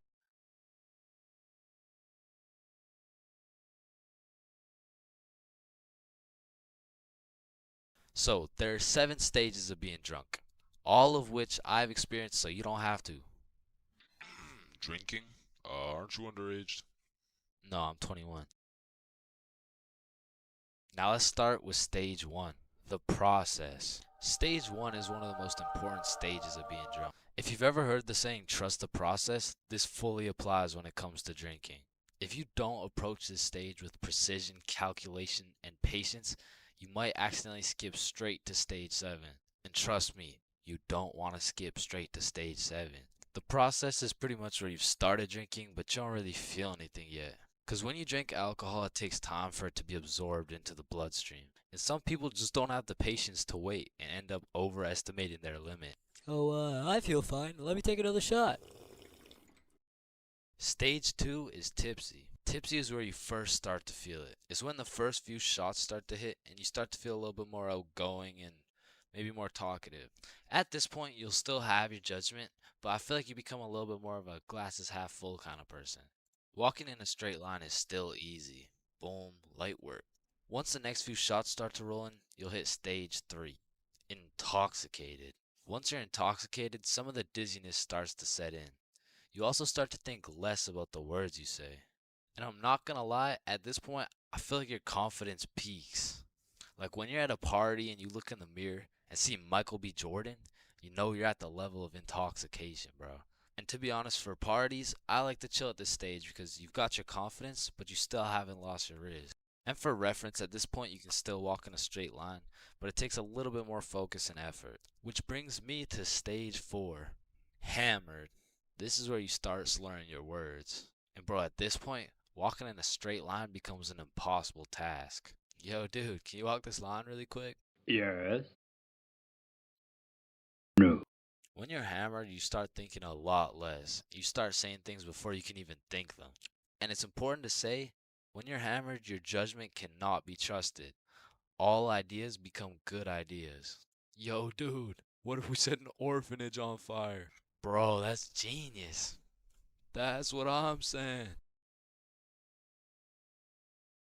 What are you guys doing? Nothing. I don't think that was a good idea, bro. Facts. Stage 5 is stupefied. At this stage, you'll have the brain power of a toaster. And honestly, walking in a straight line isn't even a question anymore. Yo, dude, can you walk this? Once you're stupefied, you're just too far gone. You feel like your head is just spinning over and over. Now, at this stage, I would recommend leaving whatever party or setting you're at because you can't function properly. Probably end up regretting some of the shit you say or do the next morning. Now, stage 6, wasted. When you're wasted, when you get wasted is just regret. Your body is literally fighting for survival. Everything is miserable and you always promise yourself you'll never get to this stage again. But one way or another, it always comes back. Whenever you're at a party, there's always one person who's wasted and they're hunched over at the toilet just vomiting, bro. And it just ruins the night completely. So this might be obvious, but I do not recommend getting wasted. Now, to get to stage 7, you have to do one of 3 things. First off, you could have not trusted the process at stage 1 and heavily overestimated your limit. Or you could have been hammered and your judgment was tainted, so you had the idea to take more shots. Remember, all ideas become good ideas. And lastly, you could be going through a serious divorce. And in this case, I'm sorry. I hope she comes back. But stage 7 is blacked out. When you are blacked out, you've lost your consciousness. You're pretty much just slumped out. But your dreams when you're blackout drunk are always the most random and vivid shit, bro. And once you wake up, yo, dude, can you walk this line really quick? So, I think it's safe to say that I would strongly not recommend going past stage 4. But I'm not gonna lie, I have a few times, and I got lots of crazy stories from them too. So let me know in the comments if you want to hear any of these stories. But yeah, I think I should end the video by saying, please drink responsibly. There's a lot of things in life that I don't really understand, but if there's one thing I can truly comprehend, it's being grounded. Because in my time, I've served a total of 547 days and 16 hours in the slammer. And through a year and a half of extensive first-hand research, I've come to the professional conclusion that getting grounded is straight ass, bro. You're locked in your room with no phone, no computer, like what do you want me to do? Think about my actions? Hell nah. Being grounded had a young me doing the stupidest shit ever, bro. Like I was popping handstands, hitting my head against the wall, playing with the door stopper thingy. Shit, I got so bored I even read a few pages of a book like an absolute nerd. And now that I think about it, Percy Jackson and the Battle of the Labyrinth was actually a spectacular read. Now listen, there's only one thing worse than being grounded, and that's being falsely imprisoned for life. Well, now that I think about it, there's a lot of things worse than being grounded, but one of which is being grounded during summer, bro. There's something about being able to hear all the happy children, the ice cream trucks, your homies having fun, the hoes throwing rocks at your window, asking you to come outside. Well, you just cry yourself to sleep because there never was any hoes throwing rocks at your window asking you to come outside. It's just you, your Percy Jackson books, some used toilet paper, and the existential thoughts in your head questioning if it's even worth it. And listen, I'm sure everyone can pick up on the fact that I'm a really intelligent dude. Smart all around, really, but trust me when I say, I wasn't always this smart, bro. In fact, in kindergarten, my dumbass fully believed with my whole heart that being grounded meant your parents would just dig a decent-sized hole in your backyard, toss you in, and bury you alive for the time being. And so I'm sure you could imagine my surprise when my OG friend of 5 days said, yeah, I got grounded for 2 whole weeks. Holy fucking shitballs, dude, are you okay? No, man, it's really hard. I didn't get to touch any of my toys or anything. Damn, how long ago was that, man? Oh, I'm still grounded. What? No, you're not. Yeah, dude, I'm grounded right now. No, the fuck you're not. And I wouldn't truly find out what being grounded was until 7 years later. I was in grade 7. It was a beautiful sunny summer day at approximately 11 a.m. and me and the boys were freely roaming our city. Little did I know, we wouldn't be free for long. And as the boys and I roamed the city looking for a move, one of Bob's girls calls him up and is like, okay, so my friend Becky is in Hawaii for a few days with her family, and she said I could bring you over. And just like that, Bob could have wrapped it up and claimed some cheeks. But the boy Bob was never one to leave the homies behind, so not only did he convince his girl to let us come, but he went above and beyond. He got his girl to bring some of her friends over too, and now we're hyped because we had now located the move, and quite a marvelous move if I do say so myself. Now keep in mind, all of us knew Becky and had been to Becky's house many times before, but Becky was all the way in Hawaii, so she had no clue about the marvelous move about to take place at her own crib. But regardless, me and the homies walk into Becky's crib and they low-key got a little get-together in the works. I see Bob's girl, I see Bob's girl's friends, and then I see a mutual friend of mine named Dennis. And he brought his girl. Now, a little backstory about Dennis. Dennis was 2 years older than me, making him in high school. And to be fair, from grade 7 to high school is a colossal difference. Dennis was taller, had a more developed frame, and Dennis even had some facial hair in progress. The amount of facial hair that put my peach fuzz to shame. And to put it quite simply,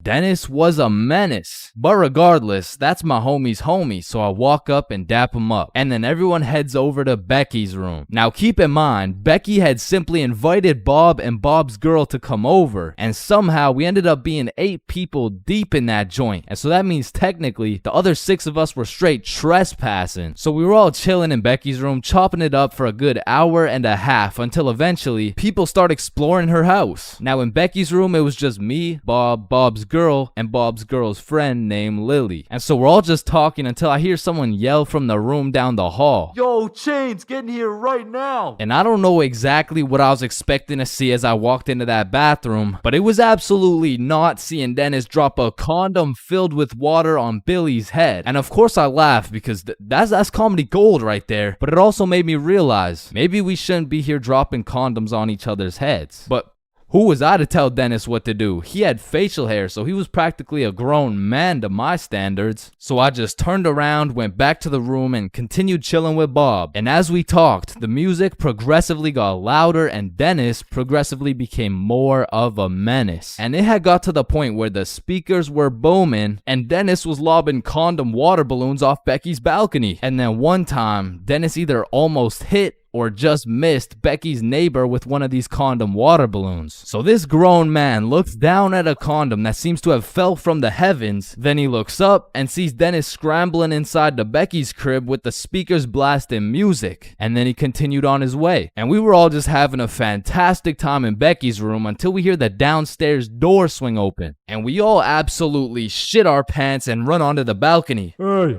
I just texted the family who lives here and they said no one is supposed to be in the house. Everyone needs to leave right now or I'm calling the cops. And that's exactly what we did. No messing around, we were out that hoe. And we all went to Bob's girl's house for an emergency meeting because we were all scared as fuck. And now Bob's girl and Becky are texting and Becky's like, my parents are pissed. They want to talk to everyone's parents and they know how many people were there. So we all devise a foolproof plan. Okay, we give Becky our phone numbers, tell it's our parents' phone numbers, and we act super disappointed in our children. We all agreed on this plan and the emergency meeting was dismissed. And over the next few days, we all got texts from a very unhappy Becky's father, who made sure to specify the amount of condoms that were found in the bathtub. We all respond with some bullshit along the lines of, Hello, Mr. Beckerson.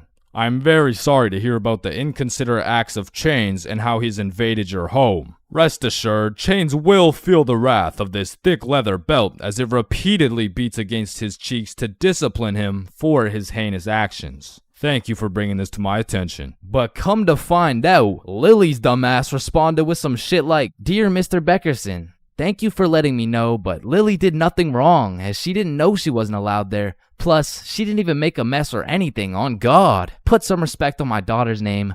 Period. And just like that, our foolproof plan got fucked. And Becky's father texted each of us saying, You are coming to the house at 3:15 p.m. today or I'm calling the cops. And shit, looking back, Becky's father was most definitely bluffing. Like, say I didn't go, what was he gonna tell the cops? 911, what's your emergency? Hey, there was 8 kids who invaded my home 3 days ago. Okay, sir, did they break in? No, no. My daughter gave them the key. Sir, why the fuck are you calling 911? There was condoms in the bathtub. But like I said, I wasn't very smart and I didn't have the brain capacity to think that far ahead. So everyone shows up to the house and Becky's father sits us down and makes each of us individually call our parents and explain what we had done. And I went first. Hey mom, so I went to Becky's house the other day, but she was in Hawaii and I wasn't really invited. There was condoms in the bathtub. Needless to say, we all got our shit whooped and I received my very first grounding with the sentence of 1 month in the slammer. So, 50,000 word essay, 3 worksheets, pages 5, 6, 9, 273, 655 in your workbook, and you'll need to make a TED Talk you'll present in front of the whole school. What do you want, Chains? Well, how much time do we have? Everything needs to be handed in at 12 p.m. on Thursday or you'll get a 0. Wait, Mr. Cumminson, that's in 2 minutes. Actually, it's 1 minute now. Any other questions? Yeah, can I go to the bathroom? Fuck no. Sit down, Jeremy. Oh, okay. Man, imagine being a high school teacher, bro. Like, as soon as you hit the ripe age of 5 years old, they throw your ass into school, and you just don't make it out until you're like fucking 65. And when I was younger, I always used to wonder, like, Why is Mr. Cumminson so angry all the time? But as I got older, I realized I would be pretty fucking pissed if I was in the exact same spot I was 40 goddamn years ago. Which brings me to the first type of high school teacher, Mr. Angerson. This is the type of motherfucker whose wife divorced him 7 years ago and he takes his heartbreak out on the students. What was that? Oh, nothing. I just had to sneeze. Oh, so you think it's okay to just sneeze in my classroom now, huh? Well, no, I just needed to sneeze. What if I just broke into your house and started sneezing on shit, huh? Well, no, that's just... Matter of fact, get your ass up here. Yo, this isn't the 1950s. You can't just... Linda, come back, please. Now, I don't know how Mr. Angerson continues to keep his job, but it feels like this dude's mission is to ruin the day of every student that walks into his class. Like, he'll be putting in extra effort into his tests to make them as confusing as possible. The type of motherfucker to make a multiple choice test with the first 4 letters all as A. Bro will have me changing the correct answers into the ABCD strategy. Next up, we got Mrs. Talkinson. Some teachers really just don't give a fuck about teaching, bro. I mean, Miss Talkinson over here, she really just wants someone to talk to for real. And that's when Franklin D. Roosevelt became president. You know, actually in high school, I had a friend named Franklin. He was a really nice guy. We used to go to the movies together and stuff, and then he went to jail for multiple hate crimes. Like, by the end of the class, you'll know her home life, her family, how she takes her anger out on her children. So me and my classmates would recognize the fact that if we could just keep Miss Talkinson talking, we wouldn't have to do shit all class. So in 1938, Germany invaded Austria. Yes, Chains. Miss Talkinson, have you ever been to Germany? Oh my goodness, you would not believe what we did in Germany. And for my personal favorite teacher, we got Miss Cakinson. You know, the teacher that is caked up for absolutely no reason. Like, she's got that dump truck for what? I mean, I'll be failing all my classes, rocking with a 1.5 GPA. But I walk into her class, fuck, all of a sudden I turn into a... Miss Cakinson, actually, you forgot the homework for today. Oh my god. Shut up. Oh, I thank you, Chains. I almost forgot. You're welcome, Miss Cakinson. All my homework is done, all my tests are aced, and at any given chance... shoot, my computer isn't working. Does anyone know? What do you need, Miss Cakinson? And I'm there. Miss Cakinson, if you're watching this, just give me a chance, please. And next, you know we got Mr. Questionable. Ensign. Now I know what you're thinking. Bro's name is a little bit of a mouthful, and that's because he may or may not have a mouthful of little boys. Okay, listen, I'm not here to point fingers at anyone, but if I was to point fingers at someone, it would be fucking him. Like, I'm really not trying to accuse anyone of anything, but there does come a point when some things this man does gets a little questionable. Maya, let me help you. So you put your hand like this and you... OMG, Chains, you will not believe who just followed me on Instagram. Oh shit, was it at ChainsFR? No, it was Mr. Questionable Ensign. Damn, brother, this test was hard as fuck. Yeah, bro, literally everyone failed that shit. Facts, bro. What did you get? Yo, I got 22%. What about you? Oh, I got 103%.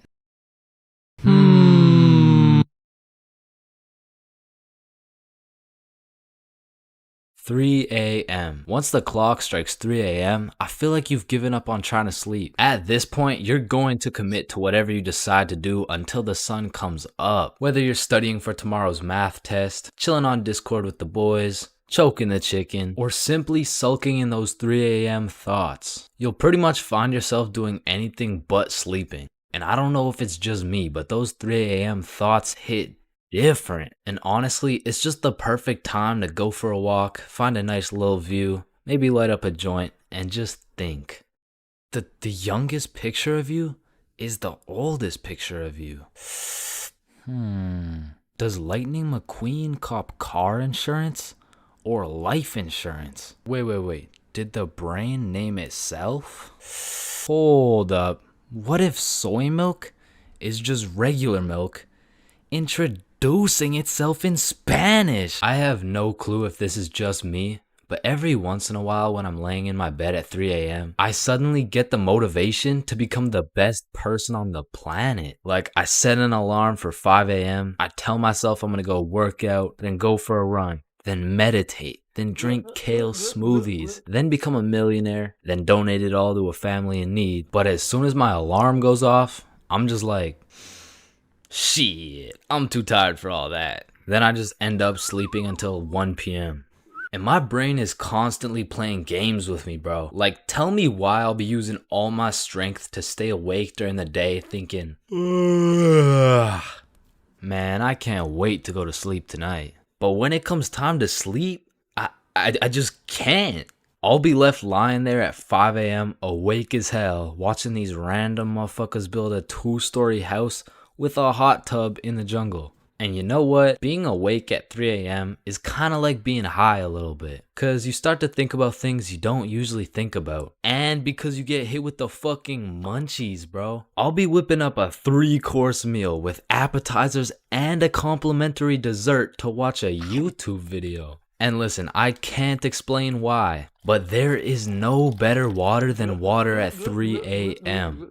I mean, it's pretty much a part of my sleep schedule now to wake up at 3, chug some water, take a piss, then go back to bed. But sometimes while I'm trying to go back to sleep, my brain just starts showing me a compilation of my top 15 cringiest moments. I mean, I'm having flashbacks to the time in grade 5 when I said a joke and nobody laughed. Guys, why did the monkey fall out of the tree? Why? Yeah, why? Because it was dead. Oh, damn. Or I'll be up all night thinking about that one debate I had 3 years ago, brainstorming about the best things I could have said in each scenario. It's like if I do some cringe shit during the day, I have no choice but to lose some sleep over it at night. It's like my punishment for saying some stupid shit. Like I know one guy who accidentally called his teacher mommy in front of the entire class. And that dude hasn't slept since.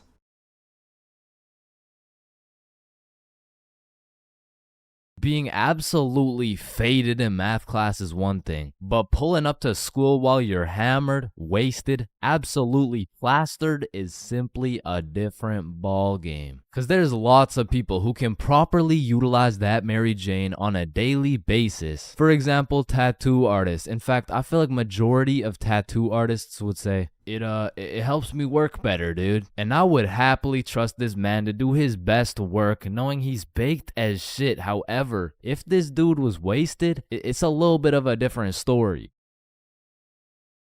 Alrighty, dude. All done. Yo, I asked for a rose, bro. And because of this reason, you would truly have to be a dumbass to go to school drunk. Chains, but the title of the video says going to school drunk. I did, bro. I went to school drunk, but listen, it was no ordinary day at school. No. In fact, I didn't even go in the day at all.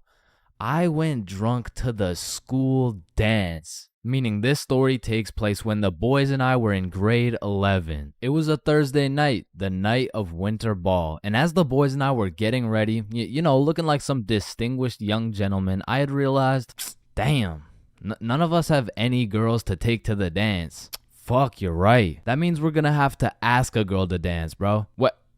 You mean like talk to them? Yeah, if only we knew someone with a bigger roster than a cheerleading team. Someone with more hoes than a shed. Someone who pulls more tens than EDP. It's Bob. So me and Billy started analyzing Bob. Like how does he pull so many girls, bro? Is it the jawline? I don't know. What about the silky smooth clear skin? Maybe. Or is it those succulent luscious kissable lips? It's the glasses. Yeah.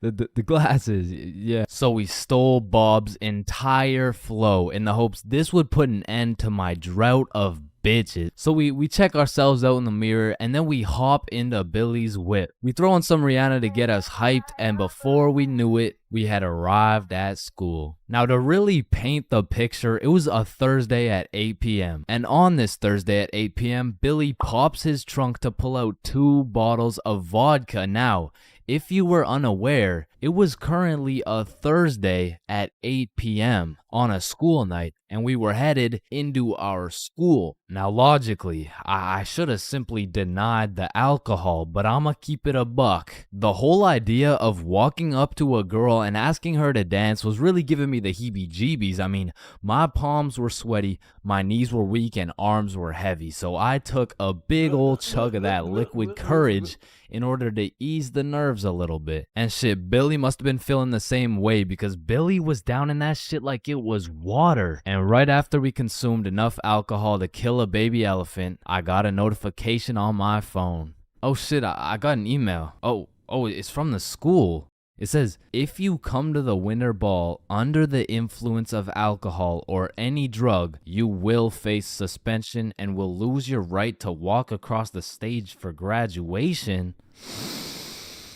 Fuck. Okay, listen, if we can get into the dance before this shit hits, we're chilling. All right, we got this. So we walk into the school looking fresh as hell, but then I notice a fat line of students, and this line led to a security check to get into the dance. Fuck, that's not good. Nah, we're chilling. I still don't even feel anything. What about you? Yeah, same. We're good. And just as we came to the consensus that we were good, the principal starts walking down the line in our direction. Fuck, act cool. We're good. Act cool.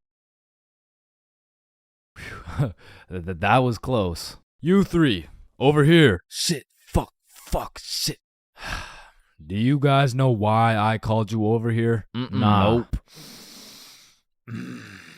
I smelled alcohol the moment I walked past you 3. Now, I don't know if it was one of you or all of you, but you know the consequences of showing up under the influence, right? Yeah, we do. And tell me, is it or is it not suspicious that all 3 of you guys showed up with glasses on? Nah, we just thought it looked suspicious.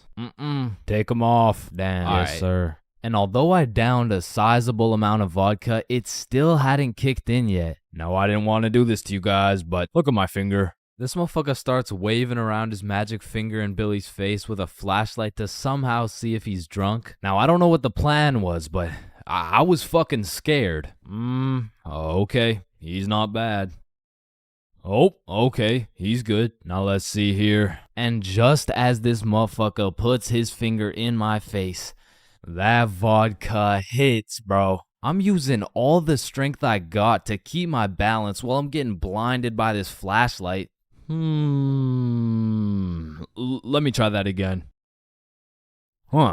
I got a little feeling you guys drank, but it hasn't fully kicked in yet. I'll check up on you in a little bit. Yeah, that's good. Yeah. So we get to security and they make sure to pat us down. A little bit too good, but before we knew it, we were at the dance. And just like that, I saw my opportunity and I put that liquid courage to use. And you know, I'm very articulate when it comes to words, so I ask, "Hi, how are you?"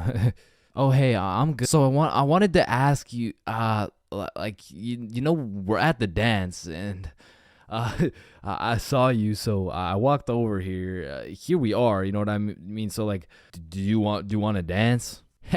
Yeah, sure. It had worked. My plan had finally worked. And just as I was about to feel the female touch I'd been deprived of for all these years, I see Mr. Principal walking in my direction with his finger ready and his flashlight in hand. So I just haul ass, and I don't stop hauling ass until I'm off school grounds. So the moral of the story is, don't go to school drunk, bro.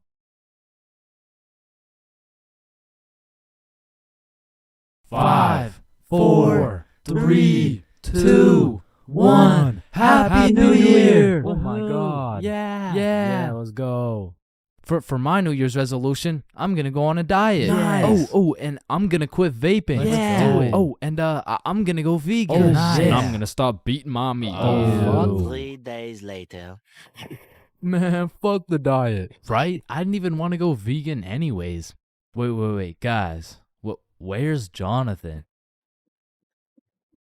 Alright, I'm gonna keep it a stack. This New Year's resolution thing is a whole lot of bullshit. Some goddamn buffoonery. A heaping pile of fucking horse cup. Like, don't get me started on these new year, new me motherfuckers, man. Like, dyeing your hair and getting another piercing doesn't change shit. Now you're just broke, depressed, and lonely in a different font. And I'm not gonna pretend like I don't see you motherfuckers in the gym for the first 2 weeks. Like, come on now. You and I both know as soon as you get out of this gym, you're about to pick up a large strawberry milkshake, a Big Mac with no pickles, and a side of chicken nuggets, and it's disgusting. But Chains, how do you know down to the exact specifications of the order? 'Cause shit, I'm about to get the same damn thing. Because the devastating truth is a new year doesn't change jack shit. And if you're watching this in 2022, I'm really not trying to kill the hopes and dreams of 2023, but let's be honest. If you really wanted to be jacked, you would start working out, bro. Like, I hate to be the bearer of bad news, but the Earth orbiting the sun one more time isn't gonna get you any bitches, bro. 'Cause trust me, I would know. Now, as a stick man like myself, I can't fuck with New Year's resolutions because it's always the same shit. Like, 3, 2, 1, Happy New Year's. Oh, hey man, Happy New Year's. Well, what's your New Year's resolution? Oh, it's 1080p. What about you? Oh yeah, same. But did you see Ethan, bro? Nah, what's his? Yo, he's got 4K. Yo, what's up, dudes? Oh, look at the quality on this guy. Damn, wait, do you hear that noise? Yeah, what is that? Oh shit, it's Chains. He got 480p again. Shit. Why is it 480p again? God damn. That whole New Year's resolution bit was unfunny as fuck. Like, corny as shit. Well, speaking of corny jokes, New Year's seems like the time when motherfuckers feel like it's okay to start whipping out the most overused and unfunniest jokes of all time. Oh, hey Chains, watch this. Happy New Year.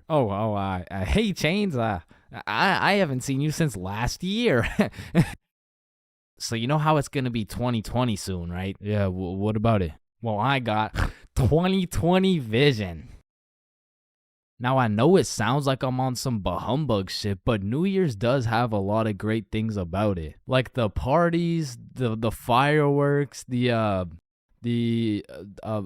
parties. And so you may be thinking, Chains, why are you like the Grinch of New Year's resolutions? Why do you hate New Year's resolutions so much? Well, the truth is, my hatred for New Year's resolutions dates way back to 2016.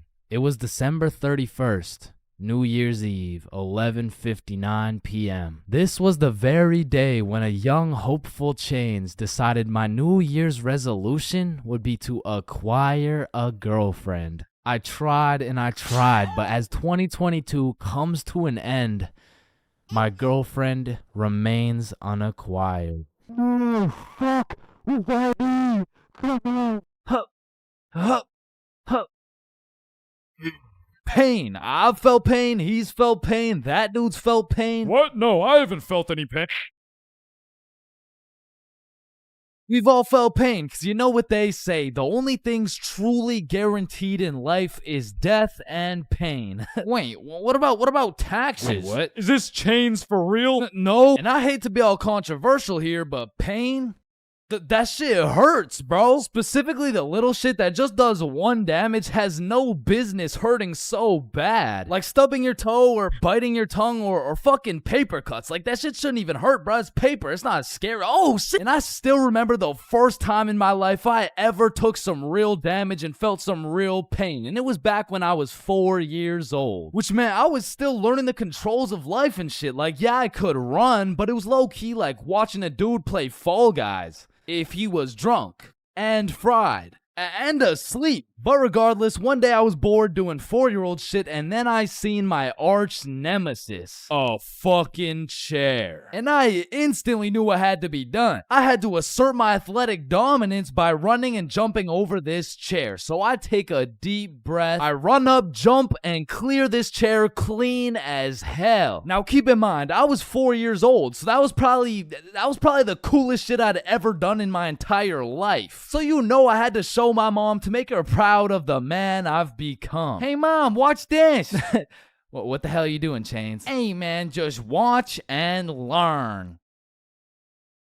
Oh, I fucking ate it, bro. Like, that was the type of pain that hits so hard you can fucking taste it, and damn, that shit tasted ass, bruh. Like, have you ever taken a soccer ball straight to the schnoz? Cause that shit will have you smelling pain, tasting pennies, and seeing tears. Which is bad, but like, who the fuck invented the funny bone, bruh? Cause that shit ain't funny. Like, bro, you can't just call some painful ass shit funny and expect it to be humorous. No, the bone is called a humorous. Yeah, shut up. How humorous is this, buddy? Not humorous. Yeah, that's what I thought. And in fact, I think it's the opposite of humorous. Like, yo, did you guys know 1 in 4 dudes is gay? Wait a minute. Gee, I sure hope it's Owen, cause he's sexy as hell.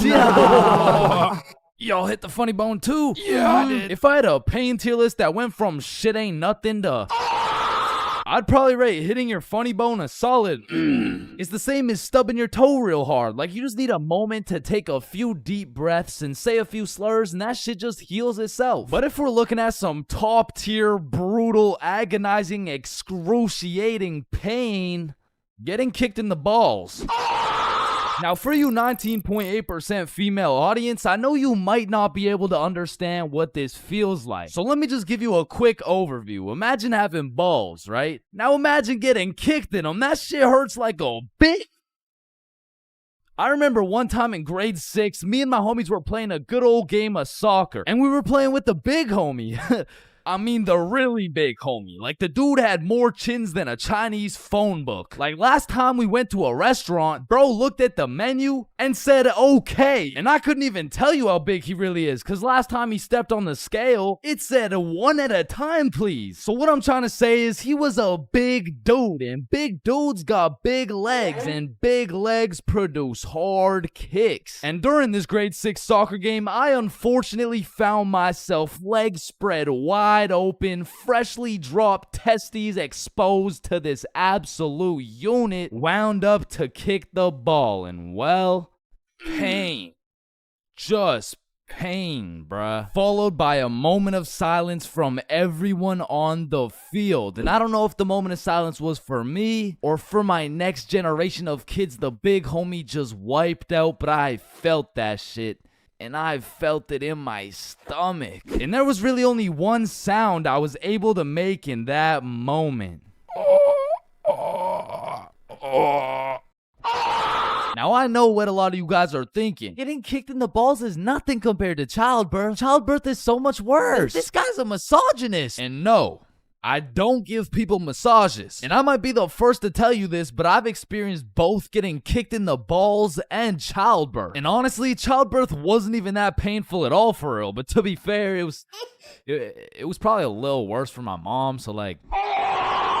Now, we all know physical pain very well, but what do you call that deep, torturous pain you feel when your dog dies? In Minecraft, that's that psychological pain, like the pain you feel when you're watching a banger YouTube video and an ad interrupts you out of knowledge. Or like the pain you feel when you just got done making some toast and peanut butter and that shit flops on the floor face first. It doesn't hurt physically, it hurts spiritually. Like, there really is levels to this shit, bro, because now when you start adding psychological pain onto the physical pain of things, we gotta start adding new tiers to this tier list. Because imagine peacefully sleeping in your bed and you get woken up to the pain of your girlfriend kicking you in the balls, which of course hurts physically, but then you realize you don't even have a girlfriend and you live alone.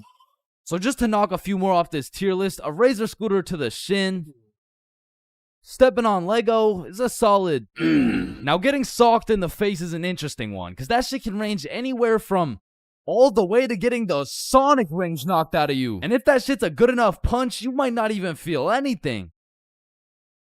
Now for the tier, I would say that's the shit where you just take one damage, like eating some food that's too hot, or getting a brain freeze, or when you're laying in bed with your phone and that shit slaps you across the face. Like, it's just minus 1 HP. And minus 5 IQ. And if anyone's seen that shit, it's probably a lifetime debt of aura. Now I'ma keep it a stack. For something to be in the shit ain't nothing tier, it's just gotta be a good ass day, bro. Like, some days I'll just be feeling invincible, bro. Like, wake up, roll out of bed.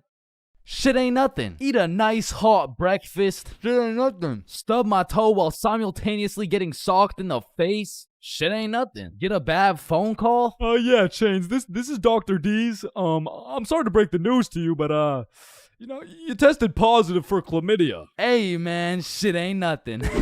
Oh shit, who's this? Yeah, I wasn't finished. You also tested positive for herpes, syphilis, gonorrhea, hepatitis. You got a whole ecosystem on your shit. Honestly, at this point, our best bet is just to chop that thing clean off. What? Shit ain't nothing. No, it's definitely something. We're chopping your meat off. Yeah, but on some days, bruh, it's just like, yeah, nah, that's it. I quit. I'm done. I'm going to sleep. Good night. And I know this might sound like some freaky ass shit, but I feel like some pain low-key feels good, bro. Like in school, I used to always put the front chair legs on my feet just to feel the pain. Or even like eating some spicy ass food, or like, oh yeah, or like getting spanked. No? No? Fuck? Nah. I was thinking something more like taking a really hot shower, or like getting whipped.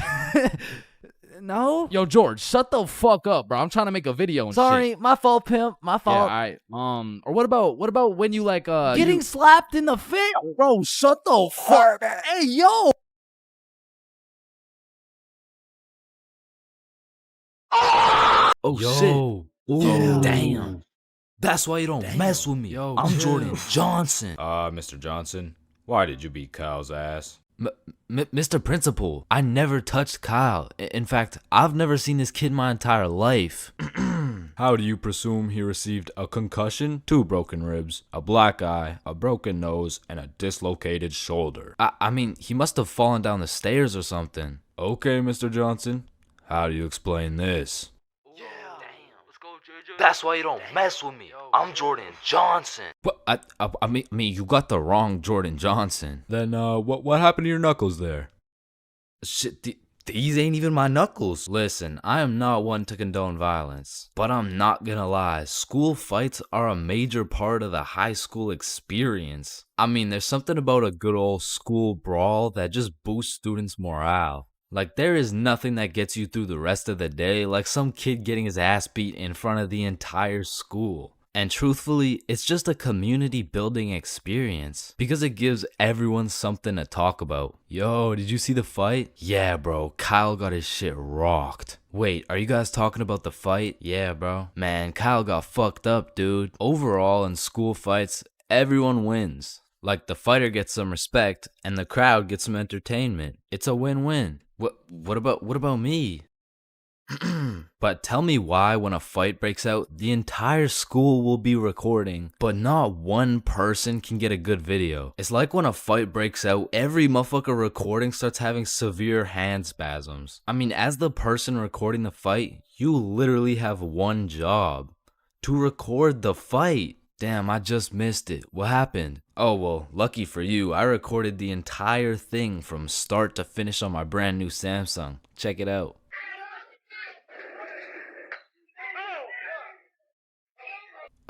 Did anyone else record the fight? Oh shit, yeah, I did on my brand new iPhone 14 that actually records in 4K. Okay, bet. Ooh, oh, damn.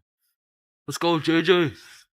That's why you don't mess with me. But bro, there's just a video of your face for 8 minutes straight. And watching some of these fights are funny as hell, because some motherfuckers will come in swinging like KSI. Some motherfuckers are out here thinking they're Daniel LaRusso. And some motherfuckers should just not be fighting. Which is honestly the best part, because where else could you catch a 6'5", 250-pound big body scrapping some 5'2" nerd. Like the UFC would never let that shit slide. Plus, you get to watch it all for free. But me personally, I've never gotten into a school fight. But don't get me wrong, if someone wanted to catch these hands, I could hit them with the little knuckle sandwich, if you know what I mean. But truth be told, I could never lose a fight.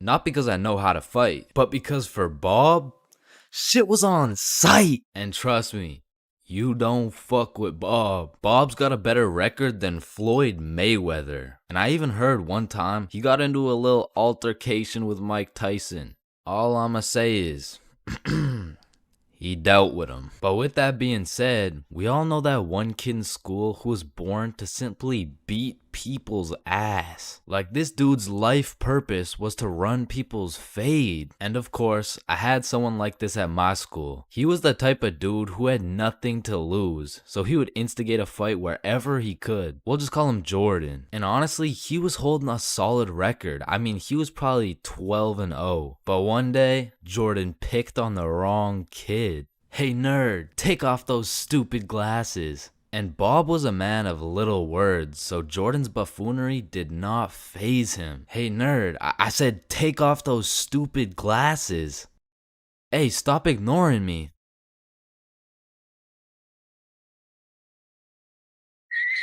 And without saying a word, Bob just ended Jordan's whole career. And ever since that day, nobody messed with Bob.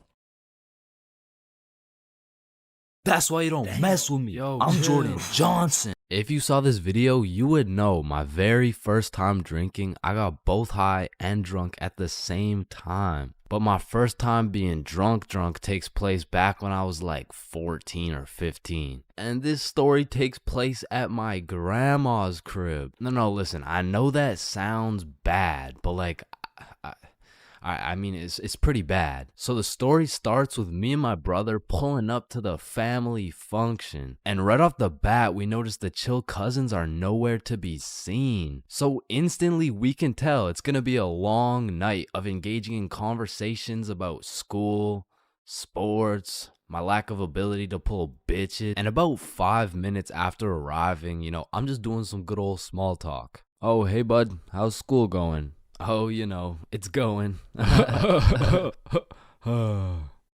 And how's sports going? Yeah, the sports are good. Nice. So the weather lately, huh? And then after about 20 minutes, me and my brother are just getting our shit flamed by every member of the family. No wonder you can't get a girlfriend. You're ugly as shit. Damn, that was just mean. And don't get me started on you. You had a 3-year head start and still can't get any bitches.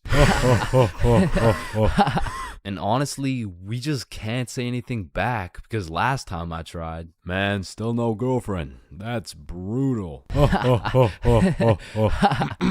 Not as brutal as your third divorce, am I right? Guys, so instead of flaming the living shit out of this grown man in front of his mom, I decided to be the bigger man. I just laughed that shit off and then got the fuck out of there before they brought up my school grades. So as my brother and I sit down in a different room, I'm just in agony thinking about how everything this dude flamed me for was actually true. But my brother, on the other hand, he was whipping up some devious plan. Yo, Chains, follow me. Oh, okay. So we walk down to the basement. So what are we doing in the basement? He opens a cupboard full of alcohol. Bro just cracks the seal on some vodka and starts downing that shit. Now, usually I would know this is a bad idea. But to be honest, I just got done getting my entire existence shit on by my own family. So I'm really just trying to drink my pain away at this point. I mean, we were passing that bottle drinking like rent was due and the wife was taking the kids. So with that being said, we got a little hammered. And keep in mind, this was my first time being drunk. So as soon as I stood up, I ate shit. It was like I had to relearn the controls of life. But we had to get out of the basement or else we'd look suspicious. So our drunk asses plug walked our way up the stairs. But we were trying to act as casual as possible. So we sit back down with the rest of the family like we didn't just down a bottle of vodka. And me and my bro were just sitting there looking at each other trying not to laugh. But the next thing I knew, this dude Uncle Jerry was back on my ass. Hey, look, Dumb and Dumber are back. And at this point, I'm using every bone in my body not to end this man's whole career. Man, whose gene is it that made you so damn hideous? Don't do it, bro. Don't do it, bro. And I really didn't want to do him like that, but the vodka took control. It was your hideous gene, Gerald, but at least I didn't get the same gene that has you 5'2" and balding. Like, I can't tell if you're going through puberty or a midlife crisis. And shit, I didn't stop there. And Joe, I don't want to hear you talking. You're built like Baymax from Big Hero 6. What the fuck is Big Hero 6? Mom, I love you. Karen, sit down. Your mac and cheese tastes like ass. And Bob, you're literally a registered sex offender. Grandma, I love you. Bernard, your hairline looks like it's social distancing from your eyebrows. And Irene, how are you 47 and still work at McDonald's? And you got no drip. Come on, bro. Friendly fire. Oh shit, you're right. My bad. Needless to say, I was handing out smoke to everybody. Something in that vodka turned me to a demon. And I guess since everyone was mad at me for dissing the entire family, they never knew I was drunk as hell. But in the end, I did feel really bad for roasting my entire family tree. But ever since that day, everybody stopped flaming me, so it was worth it. Everyone experiences being drunk differently, and it can change from time to time as well. But I'd say most people fall into a few general categories, one of which is the aggressive drinker. These people have to have pent up and saved anger for years. They just decide to let it all loose when they take a sip of alcohol. I feel like they might even just be using drinking as an excuse to sock someone in the face. And the main problem with aggressive drinkers is there's always at least one of them at every function. Sometimes they can be tamed, but if you just let them do their thing, then the function just turns into the Battle of Vimy Ridge, bro. You don't want your friends to be aggressive drinkers, because when they do something stupid, you just have no choice but to back them up, because that's your homie. Coming up next, we have the depressed drinker. I know lots of people who are usually happy and energetic, but when they start drinking, all of a sudden they think I'm their therapist or something. Like, of course I want to help my boy if he's in his feels, but I'm hammered too, bro. I can't help you get your ex back. Now listen, I'm no scientist, but alcohol is a depressant, which means it means it makes you depressed, bro. I don't. Pretty much what I'm trying to say is, if alcohol makes you sad sometimes, don't worry, it's normal. Next up, we have the flirty drinker. Now, these types of people are a common appearance at parties. They just kind of stumble over to someone and just start spitting game. One thing I do respect about flirty drinkers is that they're perseverant, bro. When they get rejected by someone, they just take it like a champ and keep pushing to the next one. Usually flirty drinkers go rotate around the party and try for their first few contenders, but eventually at the end of the night, flirty drinkers will end up attracting other flirty drinkers, then boom, everyone's happy. And come on, everyone knows the I love you guy. Man, I love you, man. Nah, like, I don't think you understand. Like, I really love you, man. And whatever you need, I got you, bro. And I just really love you, man. Bro, who the fuck are you? And of course, we got the designated driver. Next, we got the loud one. Hey, bro, sometimes the alcohol just makes people talk way too loud. In some settings, it'll slide. But in other settings, at parties, these are usually the type of people to be in the mosh pits, because they're always super high energy, and sometimes they can be kind of annoying. Man, who would be this type of drunk, am I right? Alright, it's me. And if anyone else is this type of drinker, I know you can relate. When you wake up the next morning, not only you get hit with the hangover, but your voice is just completely gone. And I'm not even usually a loud person. But man, alcohol just works its magic and has me yelling like Kais and Nat.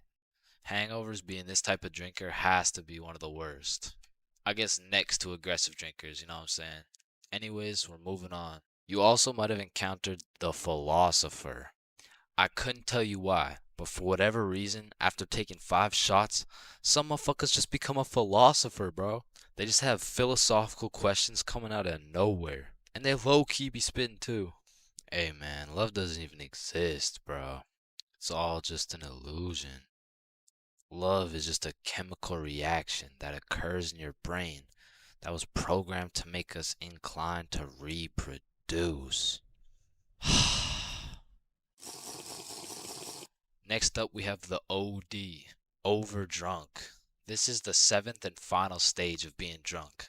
If you've seen the 7 stages of drunk video, you'll know exactly what I'm talking about. But some people are just prone to drinking way too much. And somehow, they always find themselves blackout drunk. But yeah, there's not much to say. They're pretty much just unconscious. And of course, we have the chill drinker. These people are just pretty neutral. They just be talking at a normal volume about normal stuff. And honestly, these people are just overall enjoyable to be around, especially when you're drunk. Let me know in the comments if I missed anything.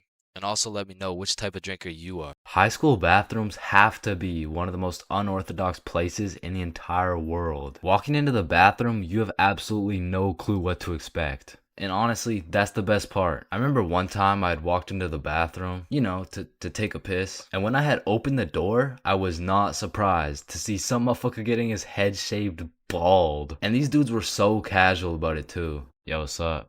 What up?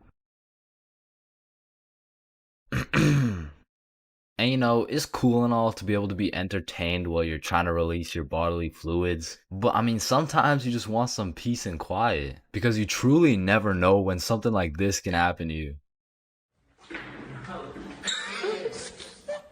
And that is precisely why I'm scared to ever shit in the school bathroom. And listen, my school bathroom has always been bad, but these TikTok trends that keep popping up made the bathroom situation so much worse. Yo, look at this TikTok. That's kind of funny. 1 week later. Damn, someone took the soap dispensers. Who snatched the blow dryers, bruh? Where the fuck did the urinals go? 1 hour later. Hold up. Who hit a lick on the bathroom? These TikToks had the school announcements like, Guys, I'm begging you, stop with the devious licks. if you see anyone hitting a devious lick in the bathroom, report it to the office immediately. And I'm not gonna lie, this trend was low-key pointless. Like, once you go home, the fuck are you gonna do with the broken blow dryer, bruh?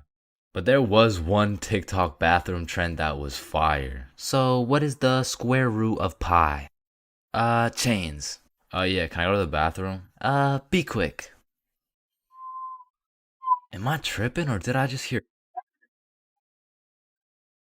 Yeah, bro. Bathroom functions are a 10 out of 10 TikTok trend. Hey, man, if you're still in high school, I recommend trying it. Anyways, I've obviously never been in the girls' washroom before, but I be seeing way too many TikToks filmed in there. Like, is it just a normal thing for girls to go to the washroom while other girls are just in there hitting the renegade? Like, I wouldn't know, but that whole situation seems a little bit awkward to me. Boom. Boom. Wait, renegade, renegade, renegade. And when it comes to most public schools, the washroom is like the black market of the school. So there's always some dude trying to sell you something. Yo, you need anything right now? I got that Gandalf OG, that Alaskan Thunder, some purple monkey balls, got those Girl Scout cookies. Hey man, just give me a second, I'm kind of busy right now. I got that sour diesel, that Granddaddy Purple Deluxe. Trust me, this stuff will blow your socks off. And every once in a while, someone will bring boxing gloves. All of a sudden, the school bathroom turns into the octagon. People are getting knocked out, dropped, and getting hit with the guillotine chokehold. But as soon as a teacher walks in,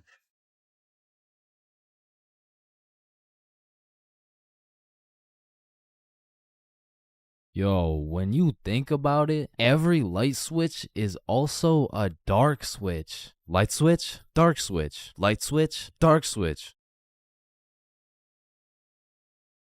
Okay, class, sound it out with me. Ball. When you really think about it, we learn to read, and then we read to learn. Teacher, yeah, I think Chains is high. What the fuck? This is kindergarten. Shit. Ow. Damn. Any staircase can be a staircase to heaven if you're not careful enough. Baby, I've spent the best 4 years of my life with you, and I can't imagine my life without you. You're a 1 in a million, so will you marry me? So 1 in a million, huh? That means there's 8,017 people just like you. How does that make you feel? Yo, if you cut your leg off, would it hurt? Of course it's gonna hurt, bro. Nah, think about it. Where would it hurt? Your leg. Oh, 'cause you cut your leg off. Yo, what happens if you push down the gas and the brakes at the same time? Shit, let's find out. Oh shit, it takes a screenshot. Damn, my eyes are dry as shit. Just close them for a minute. Damn, bro. You never actually close your eyes. You just look at the inside of your eyelids. Damn. Yo. Can anyone answer 547 to the power of 3? Yes, Chains. Yo, did you know every single odd number has an E in it? Damn. Chains, are you high again? No. Wait a minute, bruh. Since you were born deaf, what language do you think in?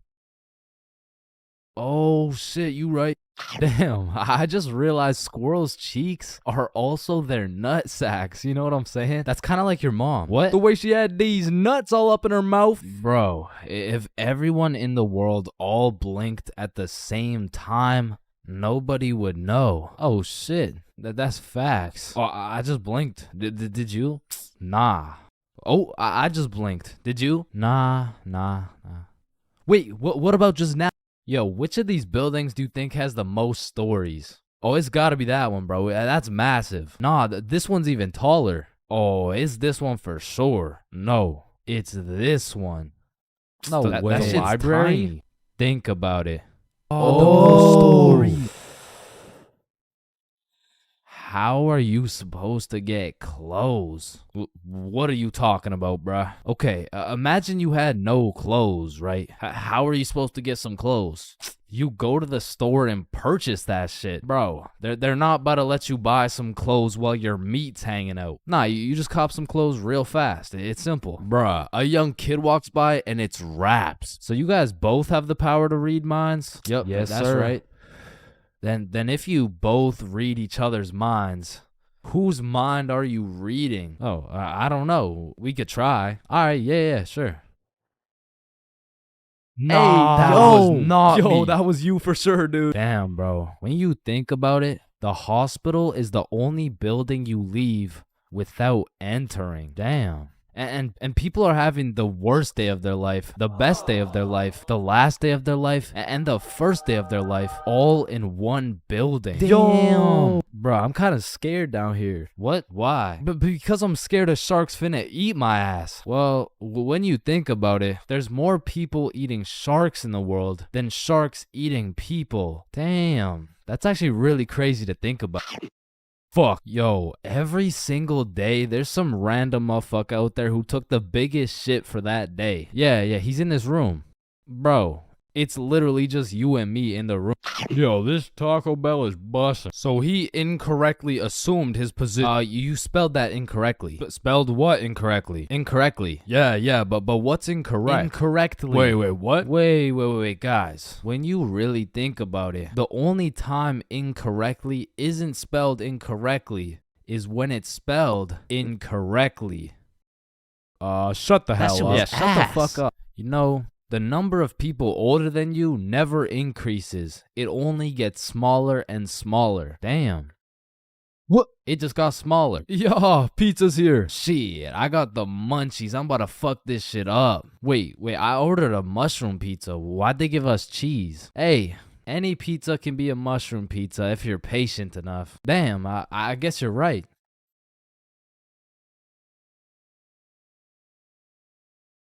At last.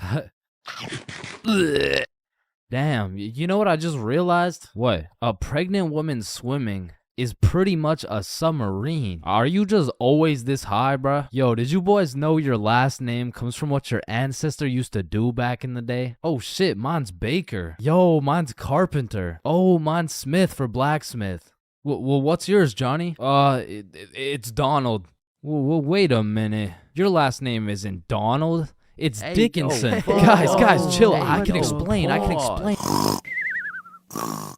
fuck out of bed, bitch. Your alarm is really your theme song because it plays at the start of every episode. Well, why the fuck are you in my house?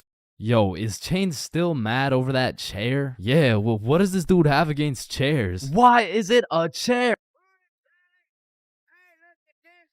Yo, why is there sidewalks in the movie Cars if there's no humans? This dude won't shut up. Like, just watch the fucking movie, bruh. Damn, think about this. When a child is an asshole, the child gets a whooping. But when the parents are an asshole, the child gets another whooping. Shit, tell me about it, bruh.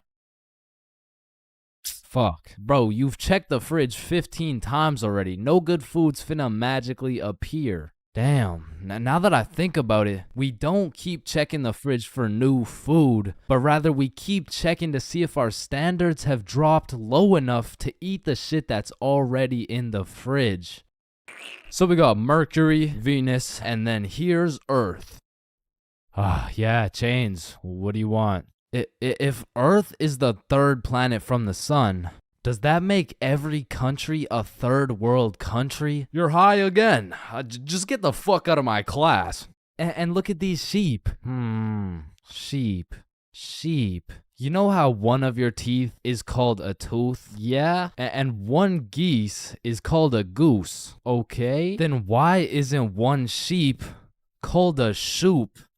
Alright, Chains, I can't keep doing this. We have to break up. Shoop. You know what I've been thinking? Yeah, what's up? Teenagers be whipping that shit like they're always running out of time. But old motherfuckers be driving like they got all the time in the world. Like, look at this geezer. Poor guy's practically decaying behind the wheel. But he's taking his time like he's got any time to spare.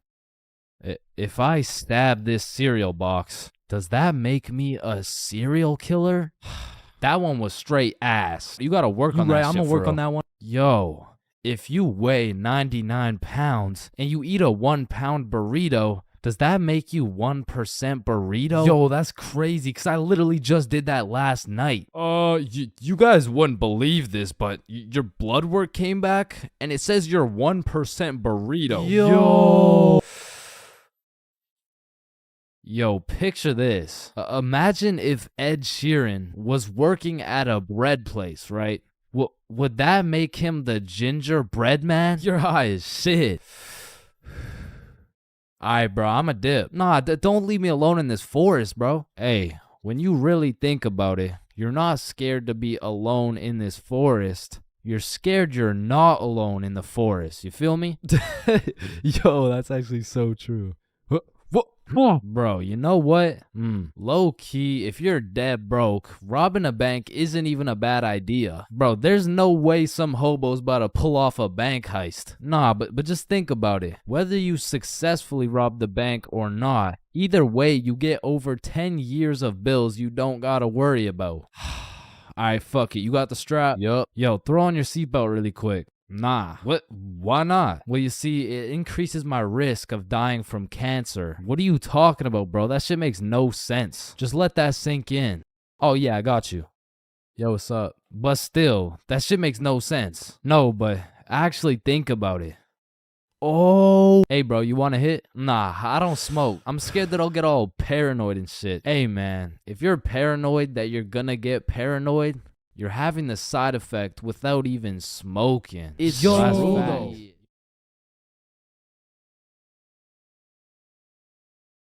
There's levels to friendships. I mean, you could have known your homie since you were 2 years old. You could have lived together. I mean, you could have survived the whole zombie apocalypse together. But shit, the truth is, you haven't truly experienced brotherhood until you and your homie have participated in a 2-man mission. Like, just look at Kobe and Shaq, man. That type of chemistry can only be achieved by running a 2-man. Shit, I bet these motherfuckers were running 2-mans every night. And you already know Kobe was laying down that Mamba mentality while Shaq had his girl kneeling. But for those of you who may be wondering, Chains, what the hell is a 2-man mission? Well, I'm glad you asked. It's quite simple, really. It's when you're gonna link with a girl, but you bring your homie and she brings her homie. And what this does is it sets an environment when you and your homie can dribble, pass, alley-oop, and ideally dunk that shit. Now, don't get me wrong, it's simple, but not easy. I remember my first 2-man mission like it was yesterday. It took place when I was in grade 7. And it started when my friend Joe hit me up like, Yo, bro, I'm going to this girl Sophie's house and her friend Ava's there. You trying to pull up? and I was like, am I trying to pull up? Hell yeah, I'm trying to pull up. So we show up to her house, and I'm new to this whole thing, so I'm sitting there like, What now? we could watch a scary movie. Yeah, let's do it. I'm down. Well, actually, personally, I'm not a big fan of scary movies. Man, shut the fuck. So we're watching a scary movie, and to be honest with you, it was simply the best scary movie I'd ever seen in my entire life. So I was really getting invested in this plot. And Ava's like, oh my god, I'm scared. And that shit went way over my head. What? Why? It's not even at the scary part yet. And then only 30 minutes into the movie, Joe and Sophie are like, Yo, we'll be right back. oh, okay. Do you guys want me to pause the movie?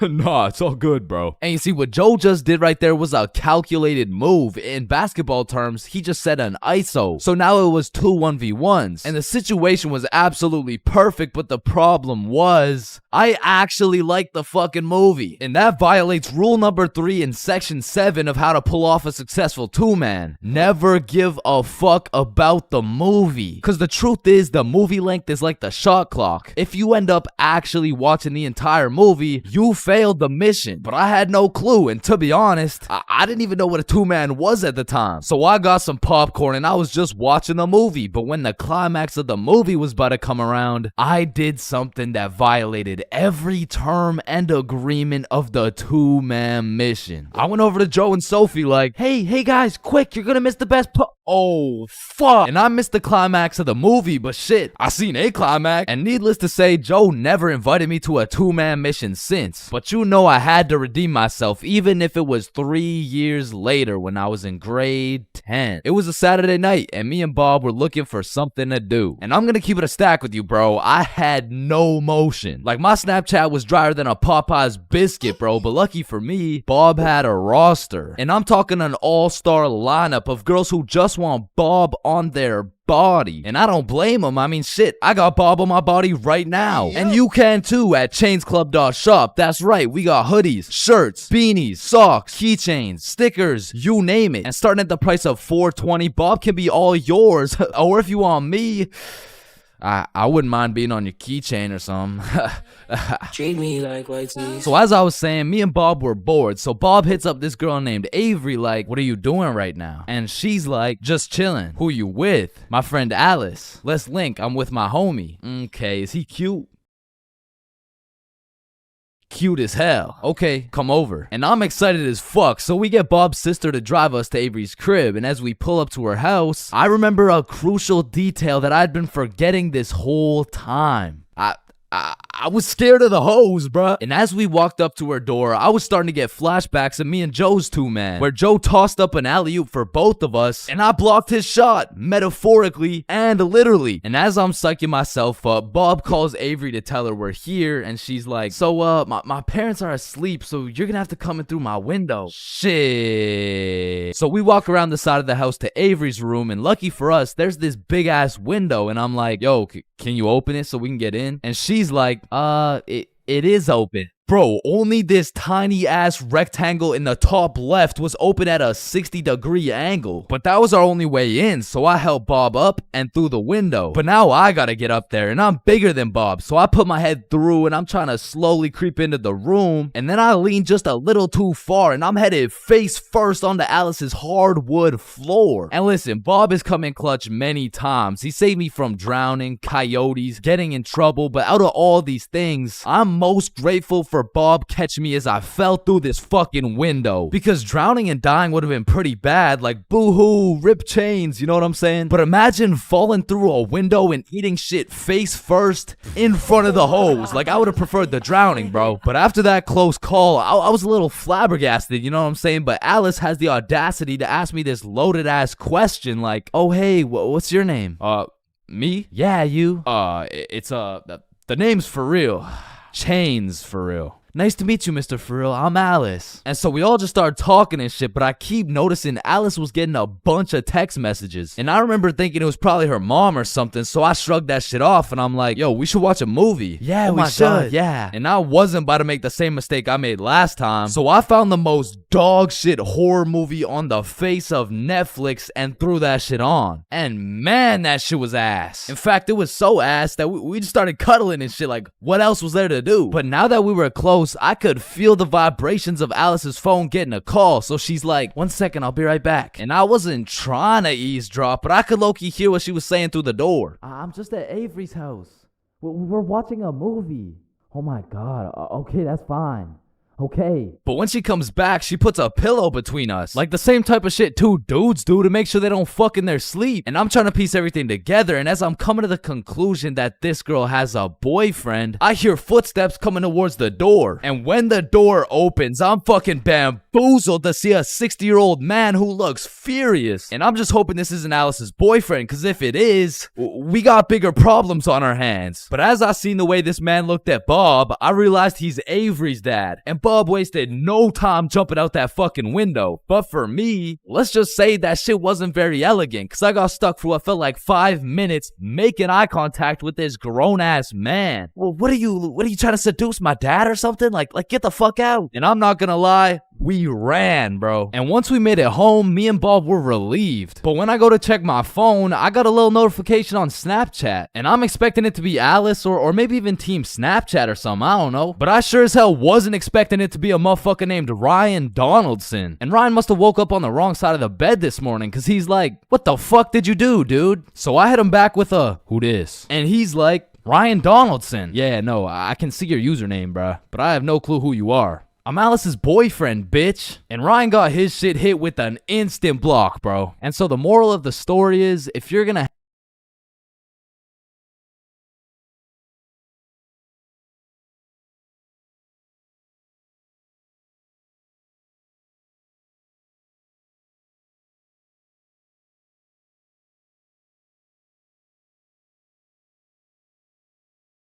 Man, there's a lot of questionable places on Earth, like the Bermuda Triangle or Area 51 or even this place.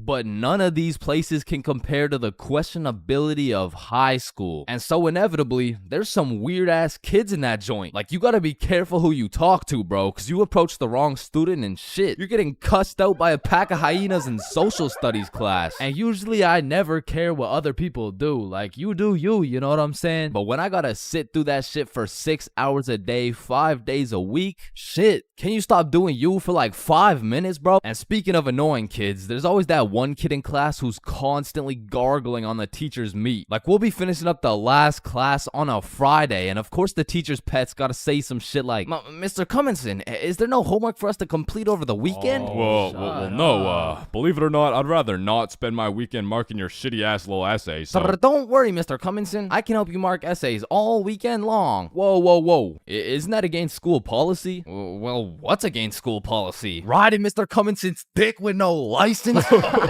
Hey, you're not allowed to swear. And of course, the class clown. And man, I really just gotta commend him for his work. Like, it's not an easy job being the class clown. Dude threw out his entire GPA, future, and probably got his shit whooped on multiple occasions just to keep the class entertained. Like, I'll be rotting in English class, about to fall asleep, until the class clown starts cooking the teacher for no apparent reason. And next we're looking at adjectives. Does anyone have any good examples? Yeah, Jason.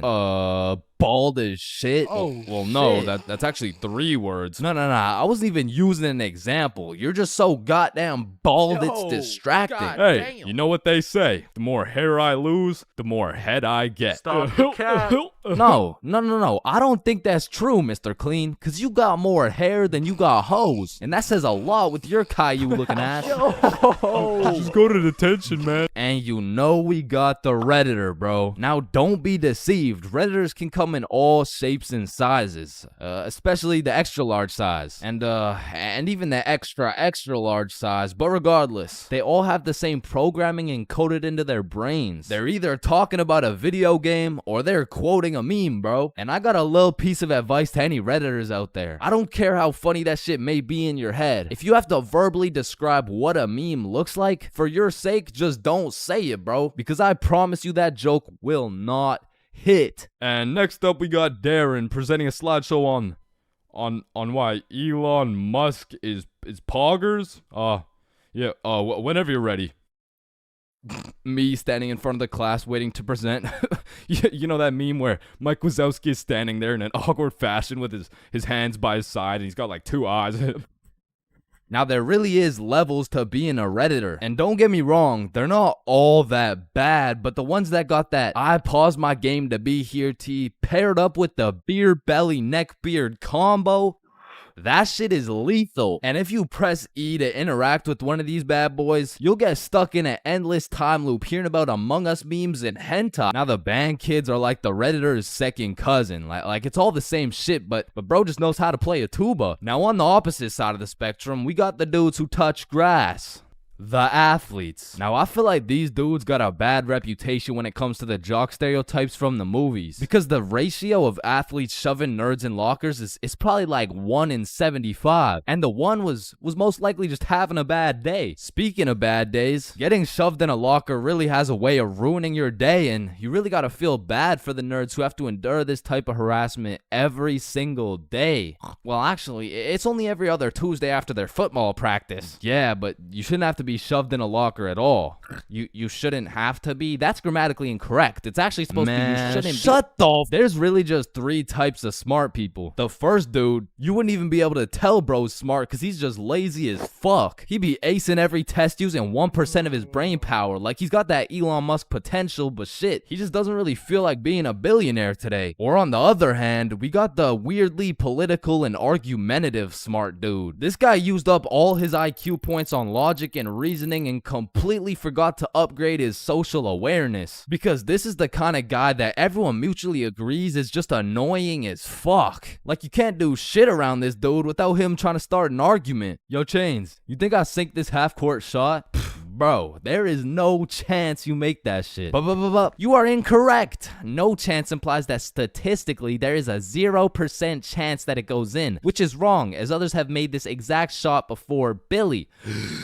Truthfully, there's a chance for just about anything to happen, even though the chances may be slim. Well, that's cap, because there's no chance for you, bro. No chance for me to what? You gotta be more specific. For you to get some bitches. And some people are just smart, and they still have the ability to be a normal functioning member of society. A lot of these people are chill as fuck. Like, they can teach you shit you don't understand, carry you in group projects, and if they're goated, they can just bless you with the homework. And this is not the same as getting your homework from the class clown or the athlete, because this shit is actually correct. And next, we got the other dudes who touch grass. The stoners.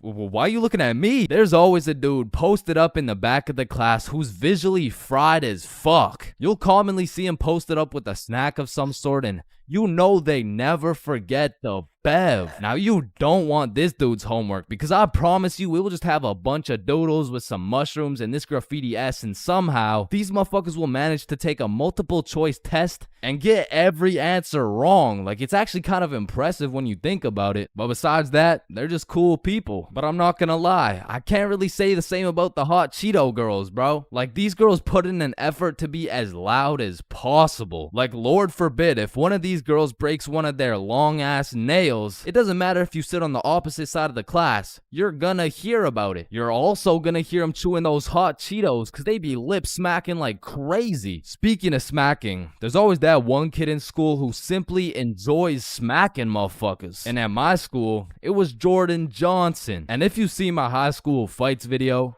that's why you don't mess with me. I'm Jordan Johnson. or my high school dances video, I'm Jordan Johnson. you would know Jordan Johnson keeps a solid ass record. But it's at the point where bros fought so many people that nobody really even fucks with them. Cause now it's like either you fought Jordan Johnson or your homies fought Jordan Johnson. And either way, it's fuck Jordan Johnson. But all bias aside, you just gotta appreciate the top tier, high value entertainment that JJ brings to the school. Like after a long day of calculus and chemistry, there's nothing like watching a dude get Batista bombed in front of the whole school. And speaking of the whole school, 75% of the whole school are straight NPCs. And there's nothing wrong with it. It is what it is, cause honestly, I love you for that. I couldn't be happier to share the school with you, my man. Cause I'm not gonna lie, I don't think I would survive a school without NPCs. The sheer amount of Redditors, hot Cheeto girls, and teachers' pets, fuck, I'd rather be homeschooled at that point. But all jokes aside, man, every student plays a crucial part of the high school experience. So remember to appreciate everyone.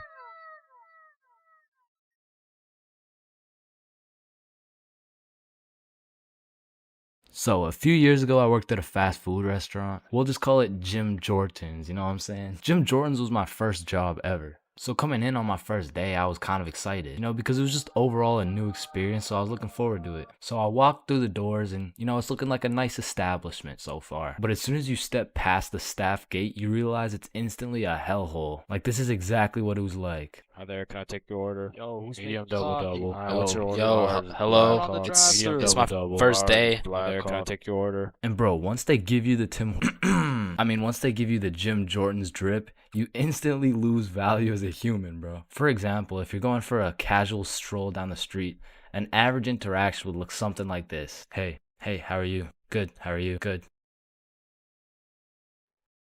Just average small talk things. But once you throw on that Jim Jordan's drip, hey, what can I get for medium black coffee?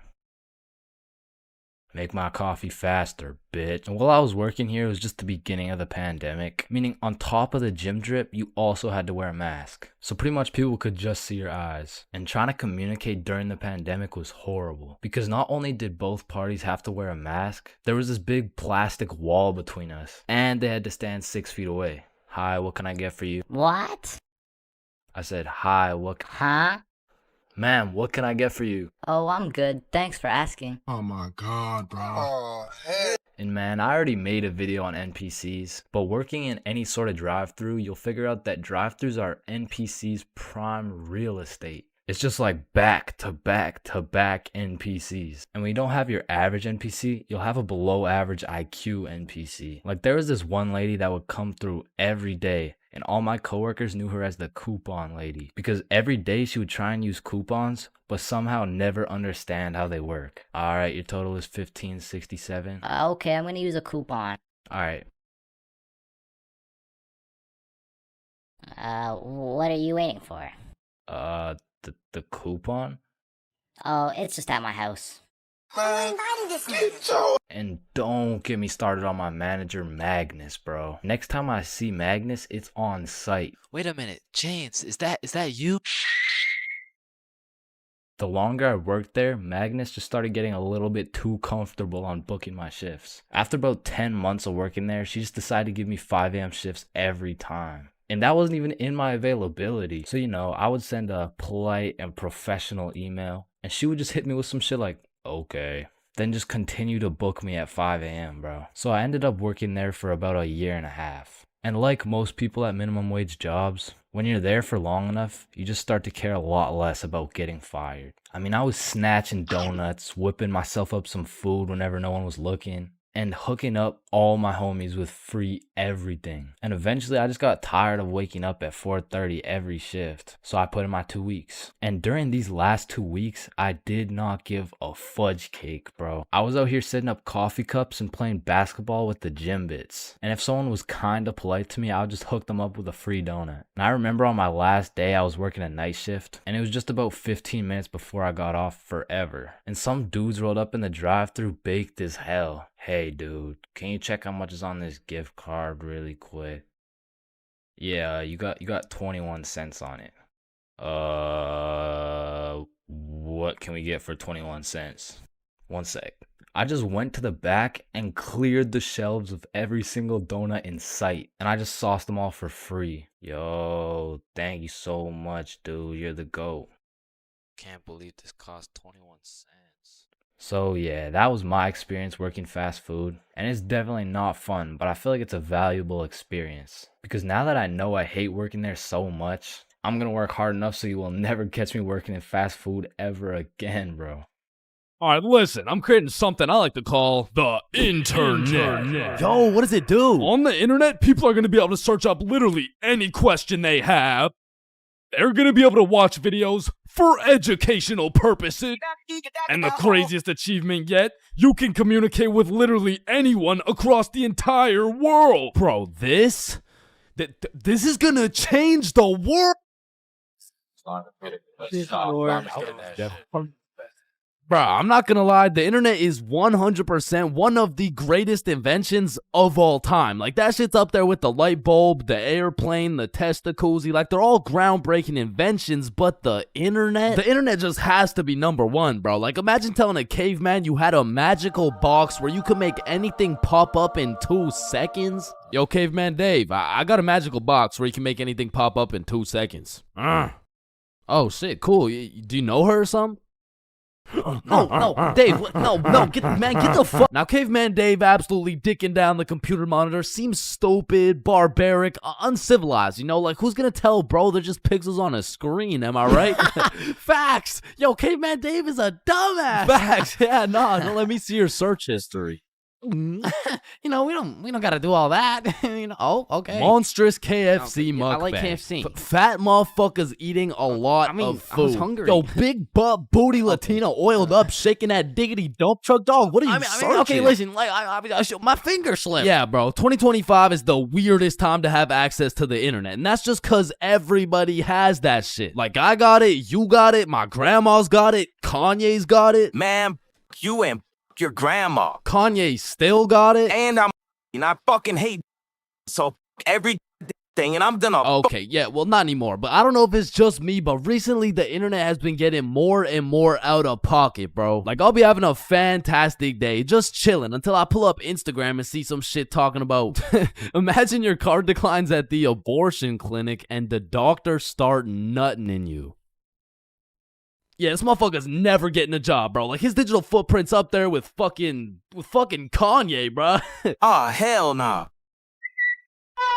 Alright, his shit isn't yay bad, but imagine dude trying to apply to a university like, yes, sir, this has been a dream of mine since I was a little kid, and I've spent thousands of hours studying, and it would be an absolute pleasure to join your program. Wow, that's amazing. And it seems like your GPA is a perfect 4.0, and man, your volunteer work is nothing short of impressive. I mean, building an entire village in Africa with your bare hands, I mean, geez, that's good stuff. Yeah, thank you, sir. Yeah, now, I do just have one last question. Yeah, anything. What would happen if your car got declined at an abortion clinic? Oh, holy shit, is that Girthy Dishwasher 97? Yep, yeah, that's me, bro. Yo, most relatable content on Instagram, I swear. Yo, actually, I really never get the credit that yeah, just put the fries in the bag. Oh, okay. And speaking of getting a job, you ever seen a kid under 7 years old post literally anything on Instagram? Yo, the comment section has a field day, bro. Like, the video will be of a kid who's just barely on the brink of gaining consciousness, and the comments are talking about, get a job, little motherfucker. Somebody get bro some fentanyl. I'm gonna touch you in places you ain't even know existed, little motherfucker. Like, bro, stop touching these 6-year-old kids and touch some grass, dickhead. Yeah, but I'm not gonna lie, as a motherfucker who draws stickman for 16 hours a day, I really gotta start taking some of my own advice, bro. Wait, what's your advice? Oh, I mean, stop touching these 6-year-old kids. You touch 6-year-old kids? I'm talking about Gurgi Force. Chains, you know the drill. God damn. Bro. Even these motherfuckers have the internet, bro. Like, what could you even possibly be posting? Oh, shit. Yeah, nah. We gotta start banning motherfuckers from the internet, bro. And I think we should all do a poll for the first person to go. You know, like, take your time. And, oh, shit. Okay, never mind. Votes are in. Looks like we're banning Jack Doherty.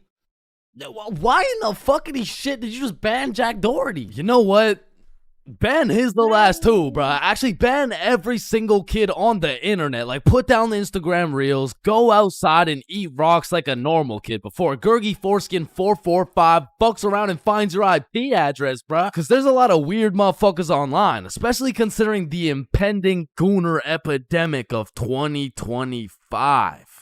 Now, if you're unaware of this widespread epidemic, well, fucking good for you, but there's been a recent spike in the amount of gooners seen online. Like the type of motherfucker who'll be scrolling and see a video of a Cheeto that's kind of built somewhat like a Kardashian, and next thing you know, bro's got a DIY screen protector, bro. And I swear these gooners have no clue it's a problem either. Like, they probably show up to the doctor's office for a quick little checkup, and the doctor has to break the news to him like, yeah, Mr. Gooningson? Yeah, I'm sorry, but you gotta stop masturbating. No, wait, what? No, wait, why? Because I'm trying to examine you, dumbass. Oh, shit. Like, it's honestly mind-blowing how having access to the internet with all its power and infinite knowledge just makes us more stupid, bro. Like, at any given moment, we have the resources to learn quantum physics or learn how we can watch Skibbity Toilet. What? No. Why the fuck would we watch Skibbity Toilet? Shit, man, this stuff's good. Just take a watch. No, I'm not watching that shit. Just real quick.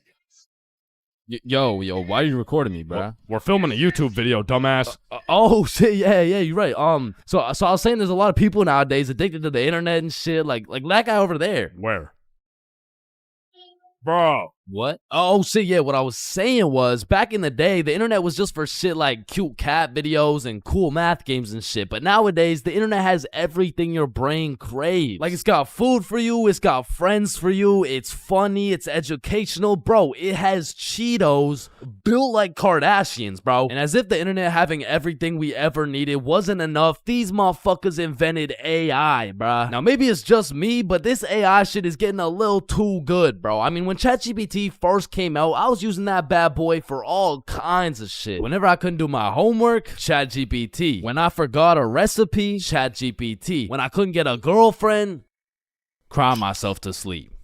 And then ask ChatGPT. Like, back in the day, I was using that shit to fix all my problems. But nowadays, I just be using it to spend quality time with, bro. Holy shit, this guy's a gooner if I've ever seen one. And no, I'm not a fucking gooner, bro. I'm just spending some time getting to know my homie Mr. GPT. Because when the day comes and that motherfucker and his AI homies decide to take over and kill the entire stickman race, you're gonna be getting your shit annihilated, bro. And I'ma just be like, yo, GP. You don't gotta do this, bro. Remember when we used to talk about our feelings together and I used to send you line art of sexy Squidward and shit like, hot, you fucking gooner. And honestly, I feel like the people are less scared of the robots taking over the entire world and they're more scared of them taking their jobs. But I'm gonna keep it a buck. I cannot relate, bro. Like, AI could never do the shit I do. AI could never do the shit I do. Wait, what the fuck? Wait, what the fuck? Who does this bum think he is, bro? Who does this bum think he is, bro? Like I mean, yo, alright, that shit doesn't even sound like me, bro. Yo, that shit doesn't even sound like me, bro. So you want to copy everything, huh? Yeah? Yeah, you sure you want to do this? Yeah, you sure you want to do this? Yeah. Alright, let's go. Let's go. I like little kids. Yo. Like, you loading or something? Like, what's going on? You gonna repeat it, or, you know? Undercover police has Vaj back. Yo, you can live the rest of your life without breathing. What? No, you need to breathe. Hey, watch and learn, my friend. Oh, shit. Would you look at that? Okay, class, today we're gonna be studying atoms. Yes, Chains. If we're made out of atoms, and we're studying atoms, does that mean atoms are studying themselves? Chains, are you high? No. No. Damn. You know how everyone says, "Oh, I took a shit, I took a shit." No, you never take a shit. You leave it. Yo, guys, I just took the meanest shit I've ever seen. Hell What the no. fuck? Bro, isn't it crazy that you can imagine what it would feel like to lick any object you look at? Bro, why are you looking at my balls like that? Oh, hell no. You know what I just realized? Yeah, what? Walking around with one crowbar is much more suspicious than walking around with 3 crowbars. Bro, is that your car? Oh, shit. Yo, this burger is busting in my mouth right now, bro. I know, this shit is scrumptious. The ham is just exquisite. But wait, ham? There's no ham in the burger. It's a hamburger, dumbass. Of course there's ham in the burger. No, the patty, it's made out of beef. Bruh, that's like saying a hot dog isn't made out of a dog, for Pete's sake. Damn, you're high as shit. Okay, when I say sun, do you think of day or night?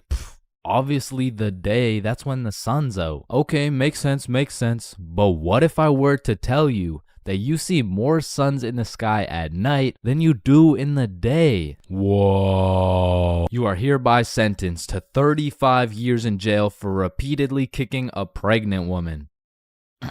Objection, Your Honor. When you really think about it, everyone in this room has repeatedly kicked a pregnant woman before. Even you, Your Honor. Fuck. Holy shit. Horses are naysayers. Sir, I am very sorry to inform you the STD results came back and you are positive for chlamydia, gonorrhea, trichomoniasis, syphilis, chlamydia, herpes, HPV, HIV, and chlamydia again. Somehow you got 3 cases of chlamydia. Damn, you know what that made me realize? That you should wear a condom? Nah, life is a sexually transmitted disease that will 100% lead to death. Damn right. Sir, you got 3 days to live. You ever think about how old cars are looked at like, look at this dude's old ass car. He's broke as shit. Damn, at least my car isn't as old as this dude's. Holy shit, this guy's car is a shitbox. Damn. But look at that vintage car. Wow, that guy's car is insanely old. He's got to be a millionaire. What the fuck? Is that Fred Flintstone?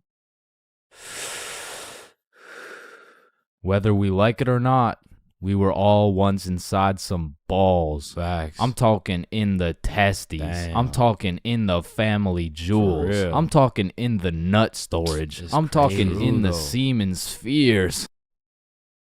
God damn, Todd's really laying down some mean pipe over there. You know, Todd beating down those doonies really got me thinking. Most people are made in a bed, born in a bed, and die in a bed. Damn. Bro, stairs were made to make a really big fall into a bunch of small falls. Oh, shit, are you good? You know, someone probably still gotcha knows from years and years ago. Gotcha knows, give it back.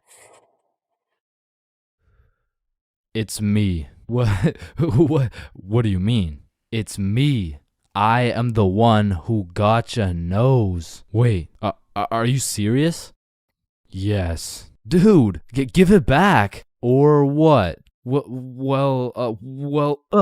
Give it back. No, it's my nose now. You gotta eat the frog. No, just eat the frog. Nope, one bite. Not doing it. You just gotta try it. Not eating the frog. It tastes like chicken. Yo, mama tastes like chicken. Come on, it's tradition. You have to eat the frog. Damn, traditions are really just dead people peer pressuring us. Eat the frog, pussy. That's why you're dead, bitch. Listen, I just can't wrap my brain around it. Yeah, what's up? Can you tell me why the fuck we park on the driveways and we drive on the parkways? It makes no sense. Hey Alexa, order some extra large magnums real quick. No, we both know you get absolutely 0 bitches. Alexa, you literally Alexa, got stop. no reason on top of that, you and I both know Alexa, you are shut a size up. small condom bull. Bro, over the next generation, we're gonna see a serious decline in the number of people who are named Alexa. Damn. Wow, that's quite a beautiful birdhouse right there. Yeah, do you think it's made out of wood? Oh yeah, for sure. And where does wood come from? Fuck do you mean where does wood come from? It comes from a tree. Exactly. Are you thinking what I'm thinking? People cut down birds' houses to make bird houses. Oh, fuck? Yeah, I meant people cut down bird houses to make bird houses. As you get older and older, a life sentence continues to become less threatening. Yo, there's probably a point where you just don't give a fuck. Put the money in the bag, bitch. I hereby sentence you to a life sentence in prison. 3 days later. Whoops. Oh.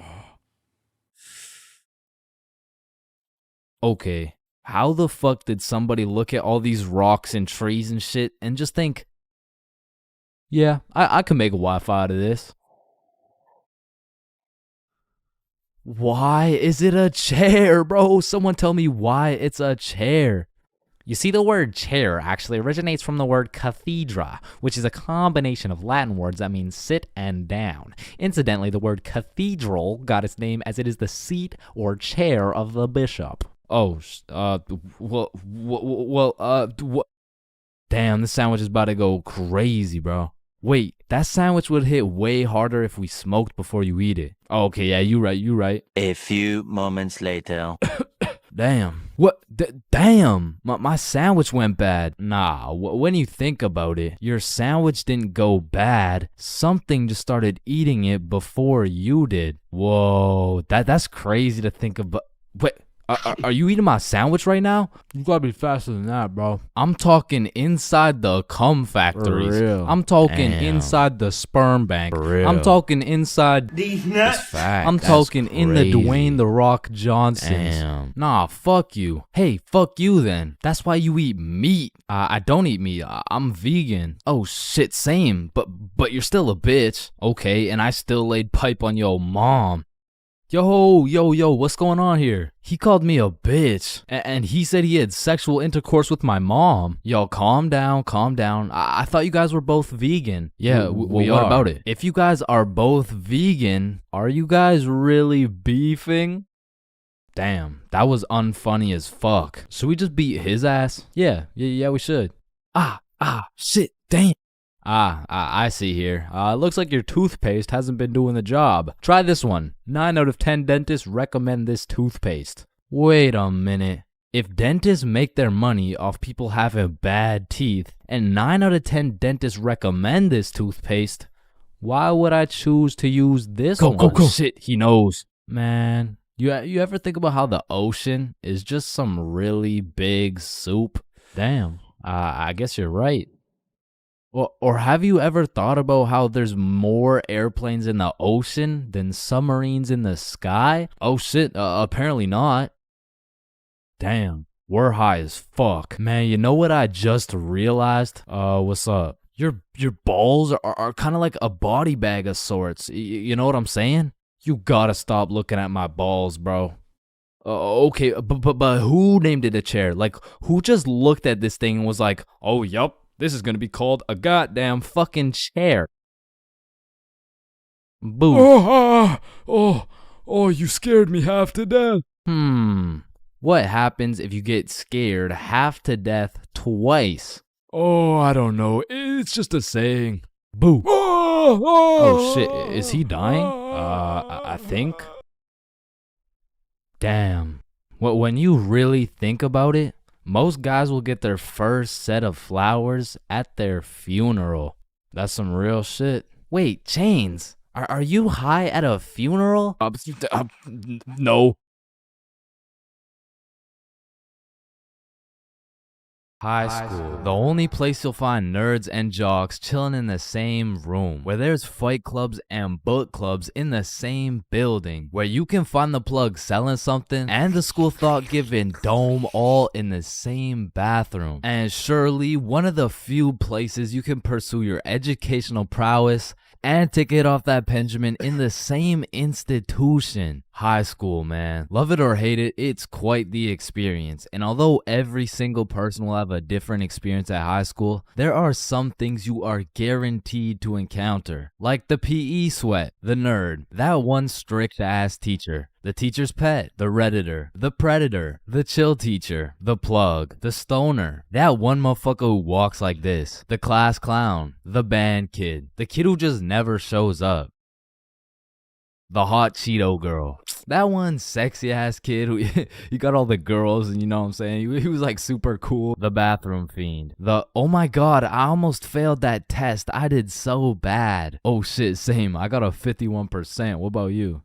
Oh my god, I only got a 98.5. The fighter, the anime kid, and the NPCs. Every single one of these individuals make up the magical place we call high school. You come into high school merely a young, innocent, and clueless child, but you leave even more clueless than before, bro. Like when we learned about pie in math class, my dumb ass thought I was in culinary arts for 2 goddamn weeks. And that is pie. Chains, are you listening? Yeah, we're learning about pie. Then recite pie. Flour, egg, some fucking blueberry. Like coming into high school as a freshman, I was thinking, I can use my high school experiences and knowledge to figure out what I'm gonna do in life. Then shit, all of a sudden I'm graduated and my brain is filled to max capacity on bullshit. So now that you're graduated, what are you gonna do with your life? The mitochondria is the powerhouse of the cell. But one of the most majestic parts of high school is the bathrooms, bro. Like it's a proven statistic that only 1 in 30 kids actually go to the bathroom to take a piss. And Lord knows what the other 29 are doing, bro. I mean, it could literally be anything from a secret fight club to a drug ring to a fucking Bible study. Like nothing is out of the picture when it comes to high school bathrooms, bro. But the bathrooms are not the only place where some fuck shit goes down. Cause you know high school students love to see fights, so when there's the slightest hint of beef, there's a motherfucker instigating that shit. Oh shit, my bad, bro. Nah, it's all good, don't worry. Yo, personally, I wouldn't take that shit, bro. What? Nah, it's fine. Like, he practically just called you a bitch. Wait, really? No, it was an accident. Wait, what's that? Oh shit, he just said he's smoking on your grandma's pack right now. Hey, don't be talking about grams like that. Ah, shit. Wow. But tell me why when some entertaining shit happens, I just happen to miss school that day. Like I'll go every day of the month, but I get sick for 1 day? Damn, I'm glad as fuck I'm not at school right now. Yo. Holy shit. Chains, where are you? I'm in my bed right now. Why? Ooh. Jeremy and Tom are running the ones right now. Fuck, the one day I didn't go. Wait, what's that in the background? Oh shit, yeah, they got Lil Uzi performing at school today. What? Uzi's at our school? Yeah, check it out. Yo. Oh, and they brought in Gordon Ramsay cooking up free lunch today as well. What? Oh, and I almost forgot, Elon's pulling up and giving everyone Teslas. So, no. I'll see you later, man. But listen, high school is nothing like these movies paint it out to be. Like all these movies portray the same shit, where Victoria and her goon squad make fun of Ruby, and where Chad and the football team shove Arthur in a locker. Like I've only seen a motherfucker get shoved into a locker once in my life, and to be honest, I couldn't even see much of it. I mean, it was pretty fucking dark in that locker, bro. But for real, in high school, you don't have to worry about some big body taking your lunch money or some football kid slapping the books out of your hand. The worst thing you'll encounter on your average day at school is your local Redditor. I don't know how they do it, but somehow every joke they make is so unfunny that it just ruins my day, bro. Do you smell that? Yeah, Jeremy, that's what happens when you don't shower in 2 months. No, it smells like sussy baka, like Among Us.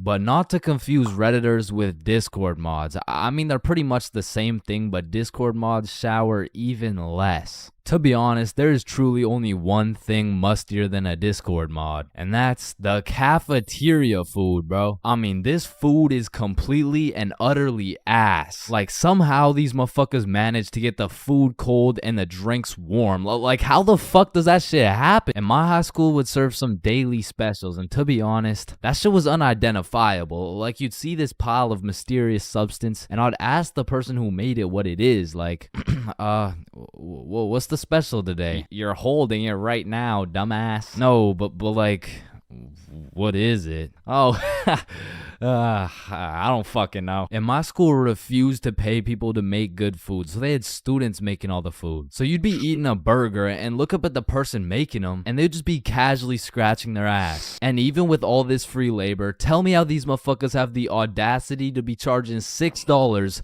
for 3 chicken strips, bro. That's $2 for one small soggy piece of some shit that's probably not even chicken. I mean, that shit is a robbery. And speaking of robbery, the high school change rooms are shockingly similar to Detroit. And we all know, you can't have shit in Detroit. Like, if you leave anything not locked up, it's gone, bro. Your iPhone, gone. $5, finessed. 2-week-old rotten sandwich. Someone's taking that shit. And to be honest, even if you lock that shit up, it's still at high risk. Like, let me paint the picture a little bit. This is PJ. PJ locks all his beloved belongings in his good old PE locker before heading to play some soccer. After scoring a hat trick, PJ comes back to the change room to reacquire his belongings, only to find out someone took PJ's whole goddamn locker. PJ was devastated. Until he remembers, he can check the school's security cameras. Yeah, take a look. Yeah, take that shit, take that. Yeah, we'll. PJ never got his shit back. Now, I don't know about your guys' high schools, but mine was equipped with security cameras everywhere, covering every square inch of the school. But these cameras had the resolution of a fucking toaster. Like, you could have a motherfucker commit a heinous crime. He could proceed to put his face in the camera, state his government name, address, and date of birth, and you would still have no clue who did it, bro. And of course, the teachers. Teachers have the ability to make or break your high school experience. So real quick, let me go over some of the teachers you will encounter in high school. The angry teacher, the chill teacher, the lazy ass teacher, the funny ass teacher, the teacher who doesn't know how to teach shit, Miss Cakinson, the teacher who wants to be the chill teacher, but it just doesn't work. That teacher that plays videos all class. The gym teacher with several allegations. The weird science teacher. And the teacher who subscribed to ChainsFR. Wow, what a G. And that's high school in a nutshell.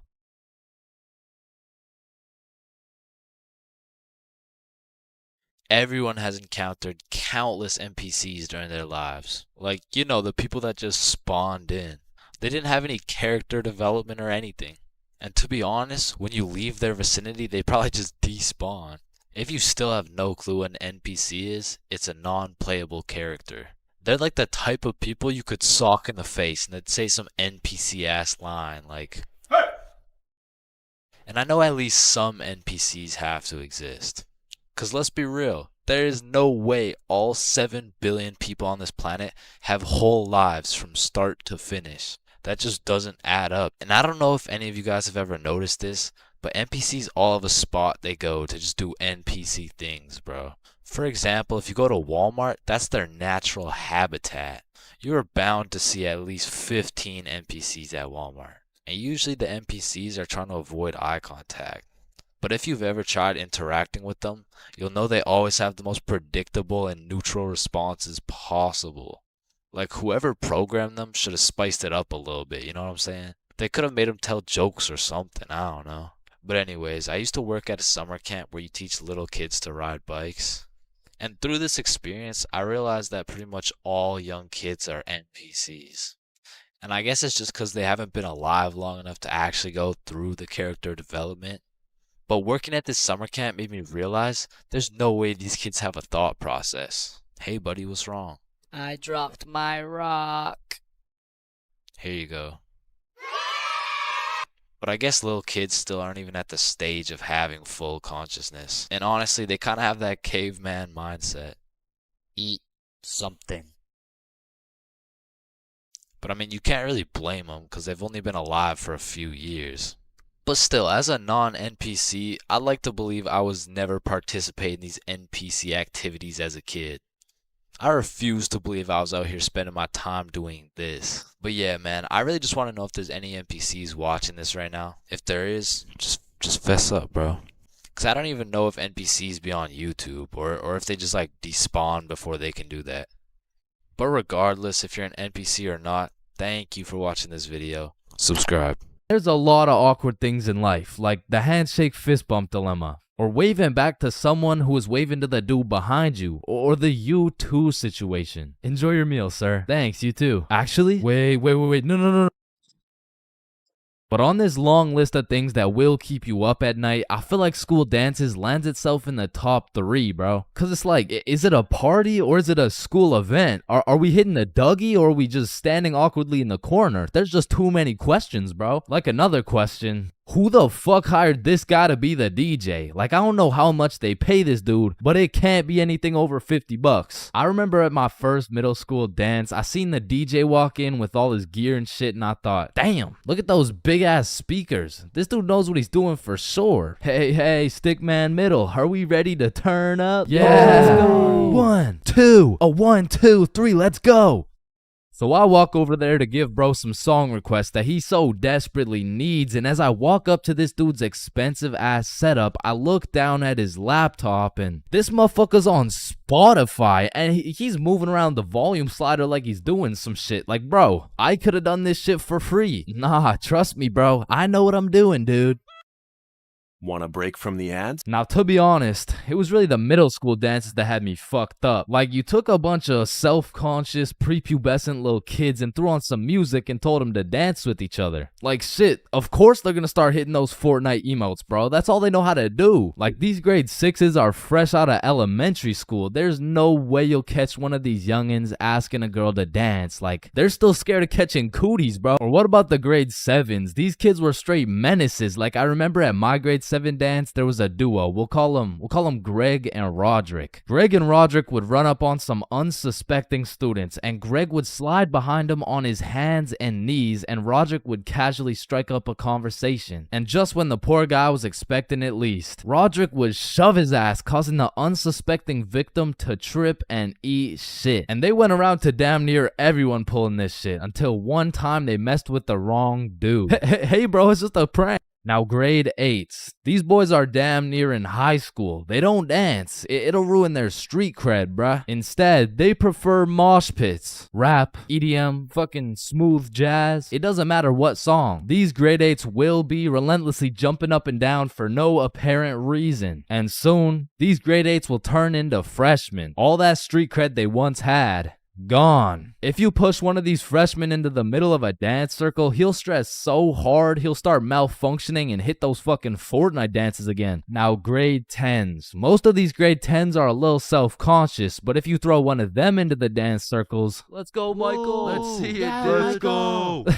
Guys, what? I don't know how to dance. Just fucking Michael. Let's go, Michael. Well, I guess I can bust out a few dance moves. All of a sudden, dude's got moves like Jagger. Come to find out, bro's been practicing for this moment in his room for months. So once these grade 10s soon become sophomores, those YouTube tutorials start paying off for real. And if they're lucky, they might even catch some cooties, bro. And these seniors just simply don't give a fuck. Bro, watch this. I'm about to hit the worm. What? You know how to hit the worm? No. Damn. And I'm not done flaming this fucking DJ. Like, this dude be leaving my balls more blue than Squidward. Pause. These bitches lost. Oh, hell nah. Is that lo-fi? And then out of nowhere, really quick, the DJ will throw on some heat and it'll have everybody turning up. But just as fast as Pop Smoke got that shit jumping, Ed Sheeran shut that bitch right back down. Like, mixing drill with The Shape of You has to be some sort of felony, bro. Like tell me this dude deserves to roam the streets freely after pulling some shit like that. In fact, funny story, I had seen the DJ after the dance in the parking lot lot one time, and we walked up and we jumped the fuck out of him. Alright, but not all DJs were out here committing war crimes on my ears. Like, you know the DJ was onto some shit when he got the students and the teachers turning up. Like, you play the right song and these teachers will forget they're on chaperoning duty. Shit, even the principal will start wilding out. Once you got the right song playing, motherfuckers will get hype over anything. Like, remember how hype it was when someone would land a flip in the middle of a mosh pit? Shit, remember how hype it was when someone didn't land a flip in the middle of a mosh pit? These motherfuckers were excited as ever, like they didn't just witness a dude snap his neck. Poor guy's probably getting trampled down there. Rest in peace. Sacrificed his life for a few Snapchat memories. But you know that one song, that when the DJ throws that hoe on, everybody knows what to do. Motherfuckers will run in from the bathroom, teachers will hop in, the Redditors will hop off the bleachers, and the school dance will be looking like something straight out of High School Musical, bro. Speaking of High School Musical, back in the day, I knew a dude named Troy. I fucked with Troy, but let's just say, he had a little bit of a lean gut. He was built like T Grizzly. Nah, fuck that. He was built like DJ Khaled. And I remember this dude, Troy, was just coming off a school suspension, but for whatever reason at the dance, this motherfucker must have been looking for another one. Cause Troy came up to me talking about how he was gonna beat Jordan Johnson's ass at the dance tonight, and honestly, I ain't believing him. So once the dance came around, he was beefing JJ every chance that he got, until soon JJ wasn't gonna stand for it. Now, a school dance is simply the best time for a school fight to take place for the dude who wins. For the dude who loses, you literally have every single motherfucker in your school gathered in one place to get several different 4K angles of you getting pieced up. So Troy was really putting everything on the line here because JJ was known for handing out whoopings like food stamps. But to be fair, Troy loved food. Regardless, JJ wasn't scared. In fact, he threw the first punch. Boom. But Troy ate that shit like a Wendy's 4-for-4 combo. And instantly, the entire school gathered in a circle. The circle was so big, there was no escaping. They were gonna have to fight to the death. But the DJ was so locked in that he was completely oblivious to what was happening. He was playing some happy-go-lucky ass shit. Oh shit. Ooh. Damn. Yo, Get his ass. Let's go. Beat his ass, Troy. JJ. Yo, I'm Jordan Johnson. Now, the moral of that story is don't get into a fight at the school dance. Unless you know you're gonna win. Now, on another note, asking someone to dance is a very important topic when it comes to school dances. Now, girls, I'm sorry, I can't help you with this one. I've never asked a dude to dance before. But boys, shit, I can't help you either. I'm like 0 for 15 with this shit. But I do know someone who can. I'm talking about the homie Bob. So Bob, how do you ask a girl to dance? Watch and learn. Is this motherfucker moonwalking right now? Oh shit. Oh, what the fuck?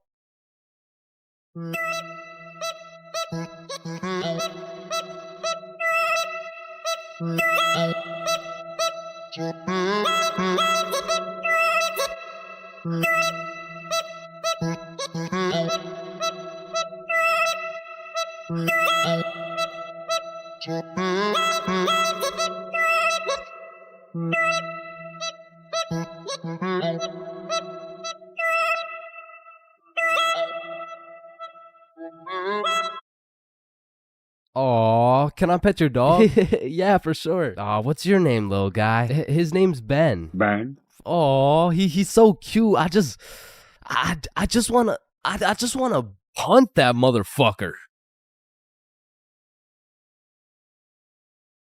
Man, these intrusive thoughts I be having make me wonder whether I belong in maximum security prison or not. Like, I don't even mean to, but the thoughts that pop into my head are so menacing that I can't even say this shit on YouTube, or this video will get taken down. Then I'll be canceled. Then my whole channel will get deleted. Then I'll be thrown into a psych ward, and then I'll be put on the fucking death penalty. Like, these thoughts that pop into my head are so alarming that they make me want to beat my own ass, bro. Hey, man, Why'd you just sock yourself in the face? Oh, well, you see, I was about to push that unsuspecting toddler into the deep end for no apparent reason, so... Yo, this guy's about to assault a minor. Hey, you can't do that. Cool, dude. But it's not like every single intrusive thought I have is bad enough to get me convicted. Like, whenever I'm walking across a bridge, I have to use every cell in my body to fight the urge of just tossing my phone into the water. Like, there is literally no benefit from doing that shit, but there's just something inside of me that would feel so much satisfaction with just seeing my phone dissipate into the water. You know, maybe you get that urge because it would just be satisfying to do some shit that's out of the box. Some shit that nobody else would do just to break the simulation a little bit. Cause I could be having the best day of my life. I could wake up, get the meanest pump in, hop in the shower, eat the most fire breakfast, and draw the most pristine stickmen I've ever drawn. But as I'm casually walking beside a bunch of cars that are going 65 miles an hour,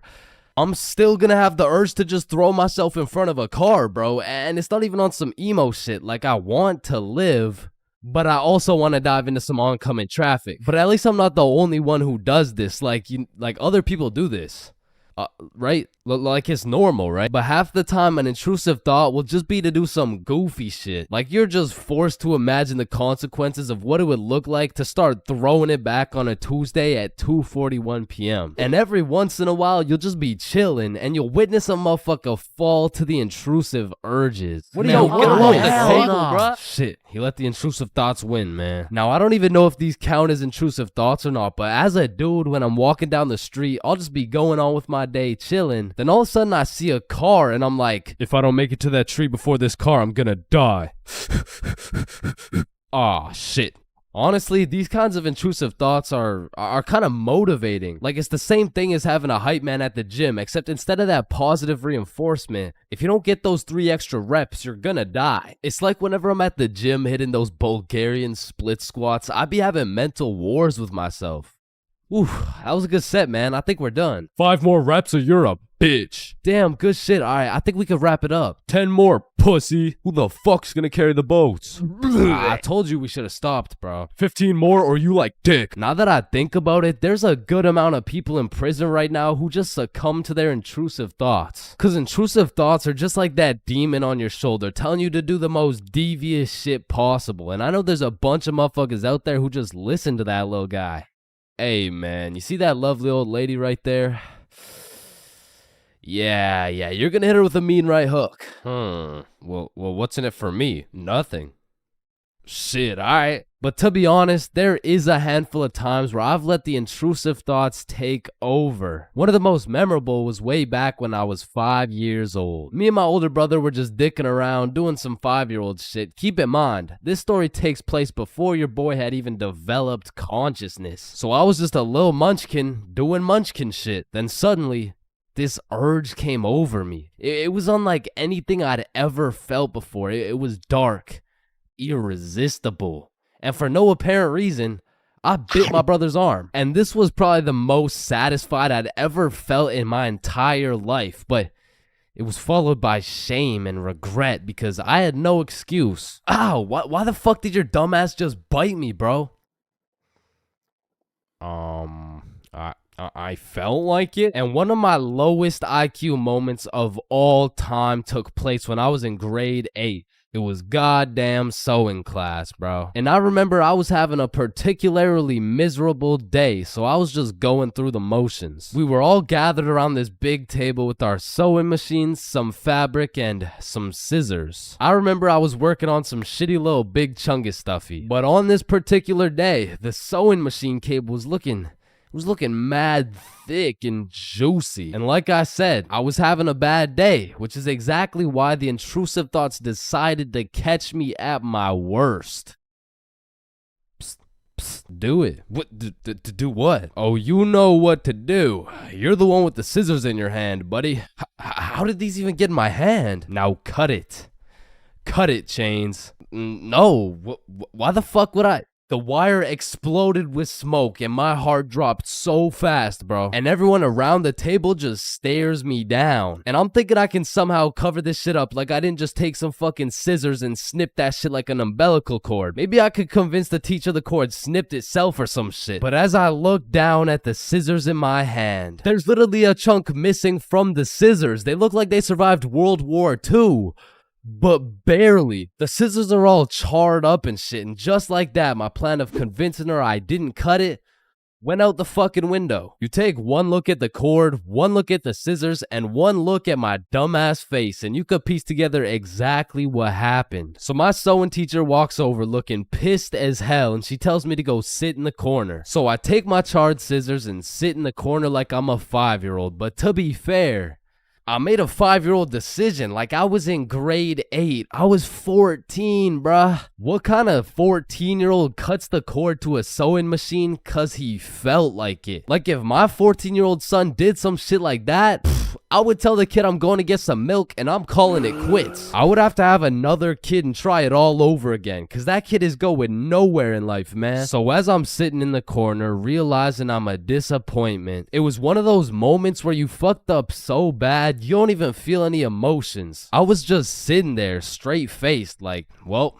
fuck me. It was really one of those moments where you just want to stop existing. So after the class ended, the teacher came over to me and she said, Chains, why the fuck did you cut the cord of the sewing machine? No, Miss Sewingson, you gotta hear me out.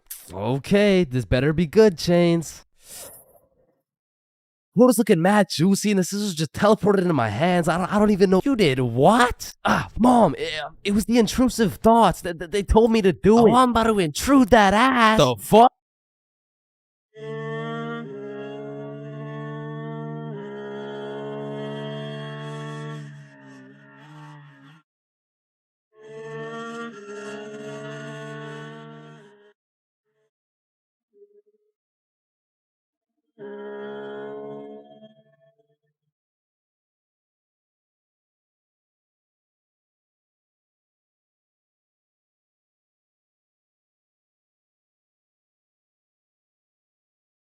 We are currently facing a life-threatening epidemic that is threatening the lives of many teens around the world. Oh, what's that? Yeah. Oh, okay. It has been brought to my attention that there's a new strain let loose that is infecting more teens than ever. The strain is propylene glycol formaldehyde. Street name, Guava Ice. So stay safe out there, and back to you, Linda. Linda? What? Oh shit! Man, way back when, somewhere in Timbuktu, a Homo sapien found a plant by the name of tobacco, and for whatever reason, somewhere in this dude's caveman brain, he decided, me, smoke, now. And that he did. And as humans slowly evolved, smoking did too. And soon, motherfuckers went from looking all old and wise, smoking these big old pipes, to soon smoking cigars on some mafia boss shit, which turned into cigarettes. Now, back in the day, if you were stressing, Doc would prescribe you a pack of good old cigarettes. Sore throat? Cigarettes. Oh, you got a cough? Here, smoke a cigarette. But after a while, people's teeth started looking all British and shit, so they decided, Oi, I don't think these are healthy, innit? So we decided we needed to make cigarettes better, and you know what makes everything better? The letter E. Your mail's taking too long to come in? Email. Wait, what's that? You want to play sports, but you're ass at every single sport?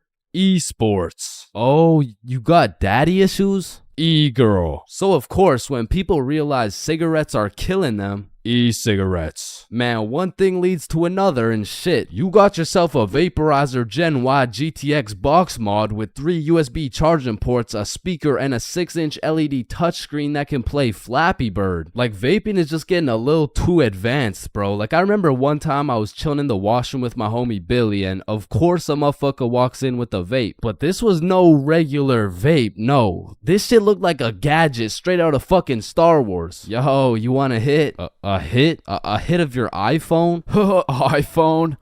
This is that eSmoke FTX 763 3rd series, my boy. Watch this.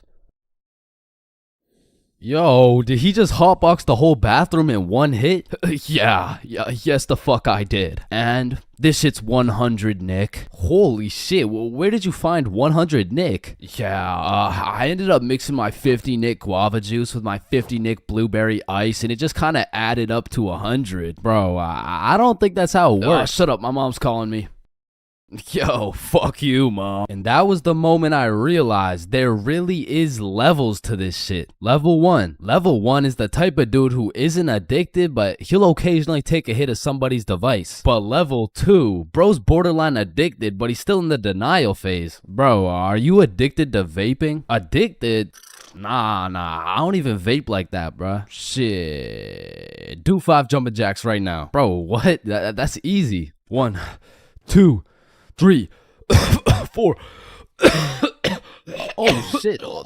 Level 3, the Fiend. This motherfucker is strapped up with some nicotine at all times, and even when he has a vape in his hand, this dude will ask for yours. And God forbid, if this Fiend loses his vape, this motherfucker will be stressing like he just lost his only child. A Fiend without a vape is the exact equivalent of one of these purple minions. Dude will be itching for that shit, and Lord knows what that man will do for a fix. Level 4, the Fiend who sells vapes. At this point, this dude's whole life revolves around vapes. In fact, I'm pretty sure they don't even breathe oxygen anymore. Like, in order to breathe, they need to inhale some chemicals that I can't even spell. Which honestly, it doesn't even say that much. Like, I can't spell a lot of shit, but what I'm trying to say is their bodies have just fully adapted in order to consume as much nicotine as possible. They breathe that shit, they drink the vape juice, and when they're hungry, shit, they just munch on the vape itself. And the worst part is they can't even run out of vapes. Like shit, they are the plug. This motherfucker's just the CEO of getting high on his own supply. Like, dude is his own #1 customer. Level 5, this motherfucker, bro. Like, why do you need a LED touchscreen on your vape, bro? Like, you already have a phone. Wait. Did you just order that pizza from your vape? Shit. Where'd you get this from? And don't get me started on these flavors, bro. Like, tell me why these motherfuckers can make a vape juice and call that shit early riser. And that shit literally tastes like a Wednesday at 6 a.m. Like, what the fuck type of ingredients mixed together to taste like a Wednesday at 6 a.m.? But early riser isn't even the weirdest flavor on the market, because if you're feeling the family dinner vibes, you can get a rotisserie chicken flavor. Or if your breath is smelling nice and fresh, you could fuck that shit up quick with some garlic flavor juice. And they even got bacon. Yeah, I'm not gonna lie, that shit sounds fire as fuck. And lastly, now I don't even know if I can say this on YouTube right now, but shit, you can even get yourself some Worcestershire. Worcestershire.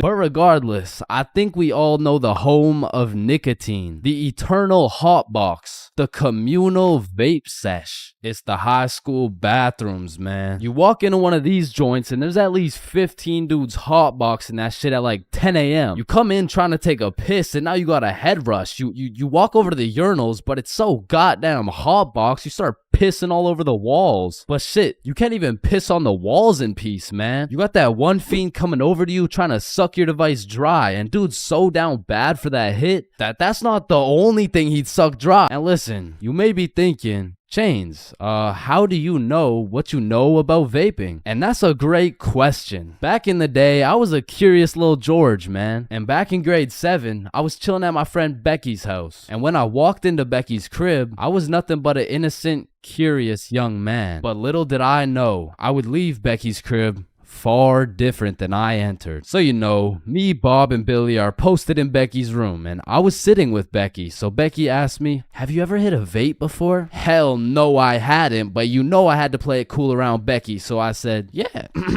Yeah, I do that shit all the time. And so, of course, she passes me the vape. And honestly, I didn't think this far ahead, but I was in way too deep to come clean now. So I put that shit in my mouth, and I sucked the fuck out of it. Pause. And because this was the first time anything had made contact with my lungs beside oxygen, my lungs started malfunctioning. And I was coughing up a storm, and my cool guy cover was blown, but I had to see it through. Oh my God, are you okay? This shit ain't nothing for a guy like me.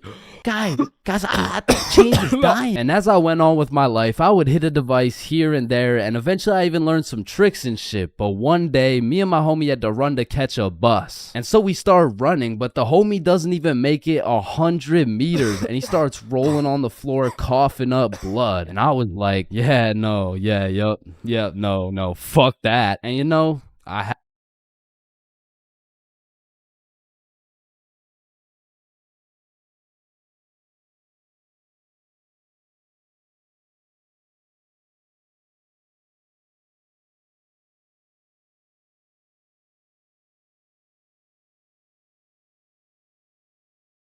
Okay, Chains, welcome to your first day at Jim Jordan's. These are our new product, Bieber Bites. Just smile and remember. The customer is always right. Okay, yeah, nah, I could do that. All right, I'll leave you to it. Okay, yeah.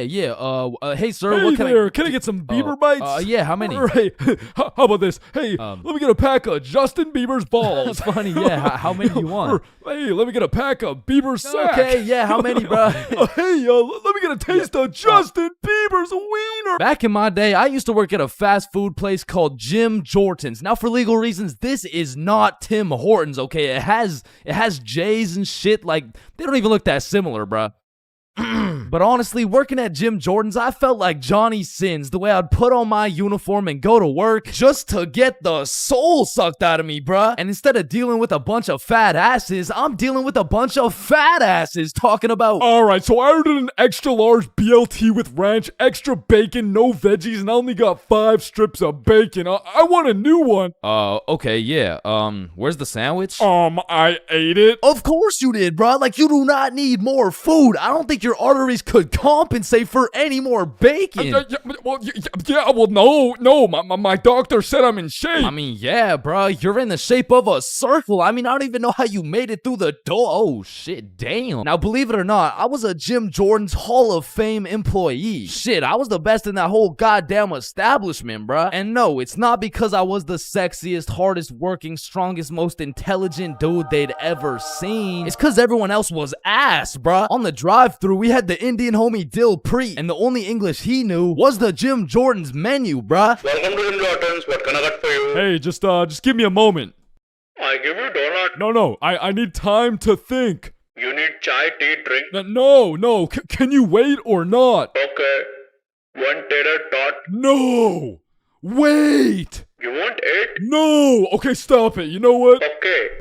Chocolate donut. Then over making the food, we had this sweet 83-year-old lady, Linda, who was 20 years too old to be doing this shit. Okay, Chains, here's the cheese bagel. Thank you, Linda. But, yeah, this is the 9th cheese bagel you've given me in 20 minutes. Oh my good gracious, I'm sorry. Oh, I'm sorry. Oh, what's this? Oh, cheese bagel coming right up. And overworking the counter, we had Sebastian. Now, don't get me wrong, Sebastian was a really nice guy, but... He had a little hint of the tism, you know, no, he had a lot of the tism. Like, it was more like the tism had a hint of Sebastian, which is cool, of course, but it did mean that he would absolutely yap at every single customer who came in the store. Shit, I'll never forget this one time a girl came in the store and just ordered a muffin, like, welcome to Jimmy's, what can I get for you? Hey, can I just get a fruit explosion muffin? Can you guess what Sebastian said next, bruh? Maybe your total is $175? Cash or card? For here or to go? None of the above, bruh. The sentence that came out of this motherfucker's mouth was... A food explosion muffin? Yes, please. That sounds an awful lot like a hate crime to me.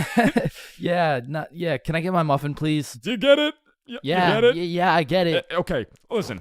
It's like, you really don't need to explain. Explosion, okay? Sir, it's like if you took a bunch of gay people. So that's Sebastian. And over on drinks, we had this dumbass 15-year-old who's always spilling and shit. That was me. Yeah, that was me. I was ass too, but like I was still the best by default though. So the point is, our Jim Jordan's crew was looking like a group of clumsy villains from a Disney movie. But just because we were all really ass at our jobs doesn't mean we were useless. Because if there's one thing we knew how to do, it was making people's days.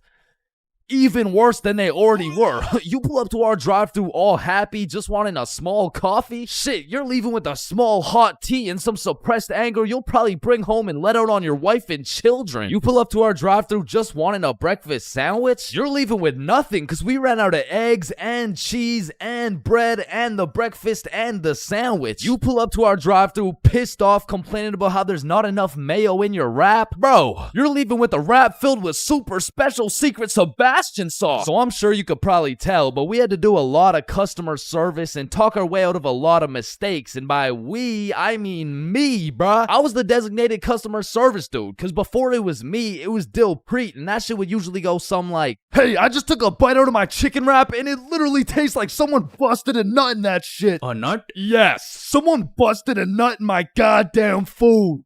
You want a donut? No! And then before Dilpreet, it was Linda. "Hey, I just took a bite out of my chicken wrap, and it literally tastes like someone busted a nut in that shit." Oh my heavens, that's horrible. I'm sorry, I'll get you a refund right away. Thank you. Hello? Hello. Welcome to Jim Jordan's. What can I get for you? God damn it. And before Linda, it was Sebastian. "Hey, I just took a bite out of my chicken wrap, and it literally tastes like someone busted a nut in that shit." Oh yeah, that was me. Now, of course, our elite Jim Jordan's crew had a manager, Magnus. Now, Magnus was strict as hell, but she would only show up like once a month. But whenever she did show up, she was running this Jim Jordan's like it was the military or some shit. Because usually I'd be 54 minutes into my 30-minute break playing Clash Royale. But when Magnus was there, bruh, shit, I'd clock into my break, make eye contact with her, shit my pants, and then clock right back out. She was so intimidating that whenever she would show up, I would never spill a drink. Sebastian used real mayo. Dilpreet spoke fluent English, and Linda would be so stressed out she'd forget to forget. She was running this place so much like the military, she had my ass waking up at 4:30 every day. And when Magnus was teaching me to do customer service, she really loved to say, "The customer is always right." So of course I listened, but it was low-key a crazy statement, cause honestly, the customer is never right, bro. It doesn't even matter what we're talking about. It could be like, "Hey, how you doing?" "Hey, I'm doing good, can't complain. I mean, it's a nice sunny day outside and all." Damn, this chicken wrap is good as hell. I am 100% sure nobody busted a nut in this. And I don't know about you, but I personally have never complained about my fast food order ever. I usually just get my order, check the bag, realize instead of a Big Mac, they gave me a McChicken with a bite taken out of it, cut my losses, and I keep it pushing. But some of these motherfuckers in the Jim Jordan's drive-thru come in like you just murdered their entire family and then took a shit in their coffee. Oh shit. Hey you, there's not enough sugar in my fucking coffee. Oh, okay, yeah, sorry about that. Do you want me to add more sugar in? No, this is unbelievable. Now, I swear these angry customers love to throw around the word unbelievable. But I'm not gonna lie, we forgot to put sugar in your coffee. It's pretty fucking believable, bruh. I mean, look at the staff. We're getting paid minimum wage. The guy who took your order doesn't speak English. The guy who made your order's a 15-year-old running off 2 hours of sleep. And the rest of our staff is playing fucking patty cake. You're lucky we even had enough brain cells to get you the coffee. And I'm gonna be honest, it was a blessing that I was broke as shit and really needed that job, because if I didn't, I would have crashed out for sure. "Hey, some dumbass forgot to put cheese in my fucking grilled cheese." Oh, hell no. Yo, Linda, you hear this ungrateful piece of shit? Oh, hell no. You keep running your mouth, I'm about to grill your cheese, bitch. "What the fuck is your old ass gonna do?" Do not talk shit about Linda. Like that, and I busted in your sandwich last week. Wait, what? Listen, bro, in this world, there's levels to clout. You could get yourself some Instagram followers. You could stack up a few bands. You could even be famous, but there's only one spot in life that is superior to the rest. A spot so glorious and sought after that they are idolized like no other. It's me. I've got the infinite money glitch. Come on, Jimmy. You know it's me. I need a max win. Man, shut the fuck up, Drizzy. I'm literally Kanye West. Nah, but I'm the top G. All right, low bro. Let's go band for band then. It's me. But But I'm the fastest kid in my school. Bro, I don't know who decided speed would be the deciding factor for who's the king of the school, but all I'ma say is that motherfucker's the GOAT, bro, because I was the fastest kid in my school. I was clapping everyone in races, I was breaking track records, and I had all the 9-year-old baddies, man. I wish I could still pull like that. Alright, it's just a miscommunication, you know, like when I say 9-year-old baddies, I didn't mean like... Explain it to the judge, buddy. Sick fuck. And because I peaked in elementary school, come with me and we'll take a look back at some of the first years of our lives and maybe some of the best, am I right? Kindergarten. Coming into kindergarten, kids were either excited or terrified as fuck for their first day. I mean, I would be pretty fucking pissed too if I knew this was the beginning of me being locked up every day for 13 years. But kindergarten was funny as hell because these kids had no clue what was right and wrong, so they'd be saying the most outrageous shit for no reason at all, bro. Hey, buddy with the hat, can you pass me the skin color crayon? I mean, at this age, kids were just walking NPCs, and I can't even blame them. I mean, they haven't developed consciousness yet, bro. Like, at this age, recess consisted of catching bugs, playing on the monkey bars, and fucking eating sand. And I've talked about the high school bathrooms and all the wild shit that happens in there, but to be honest, the elementary school bathrooms blow that shit out the water, bro. Because these kids aren't hitting vape tricks, no, they're hitting toilet trick shots, trying to set some world record for the farthest piss taken from the toilet. And let's just say even Stephen Curry couldn't splash that 3-pointer. So essentially, motherfuckers was just pissing on the ground. Like, you need to walk into that bathroom 110% alert, or else the next thing you know, you're getting that R. Kelly treatment, bro. And I remember my kindergarten had those green, yellow, and red cards to show how good you were that day, but there was always that one kid with the permanent red. I'm talking the teacher didn't even bother to change his shit the next day, because everyone knows as soon as he walks into class, he's doing some fuck shit. For me, it was this kid we'll call Dennis, because he was a menace, bro. He was always loud, always throwing shit, but besides being a menace, he was also a truth speaker, a fact spitter, for better or for worse, because this little guy had no filter. Okay, Leah, you're up first for our show and tell. Okay, I brought my favorite painting of mine. This right here, this one's me, and this is my dog, Peanut Butter. That shit is ass. Dennis, what did we say about saying the truth out loud? I mean, not the truth. I'm talking about, like, he was the only dude I knew who could talk over the quiet coyote. I mean, to this day, if I see one of those things, I just can't I just can't talk over it. I mean, maybe he's gonna eat me. I don't fucking know. But there was one thing that could shut Dennis up, and one thing only. Boy-girl seating arrangements. Dennis always had so much to say until you put him beside Isabel and Leah, and all of a sudden it's like, hey, what are you drawing? Nothing. Aw, is that your dog? Maybe. Shit, he's just like me for real. Like, to this day, you know? Oh shit. And then we go outside for lunch, and don't get me wrong, eating sand for fun was great and all, but as kids got older, everyone started to play games, some of which consisted of tag, manhunt, soccer, basketball, grounders, red ass, kickball, jump rope, tetherball, and what is possibly the most goated game of all time, Foursquare. This game was legendary, bro, but this shit used to get heated as fuck. I mean, kids were making truces, making whole clans, and that right there was real beef. Like, if you caught the ops lacking at nap time, it was on sight, bro. Psst, what? Oh, no, wait. You're a poopy head. But man, crushes were everything in elementary school. Like, if you told anyone you had the smallest crush on a girl, word's getting out fast, and the entire class is gonna be organizing a wedding for tomorrow. But some kids just didn't use their words, like this one girl in my elementary school who most definitely had a crush on me. I mean, once again, I was the fastest kid in my elementary school, so...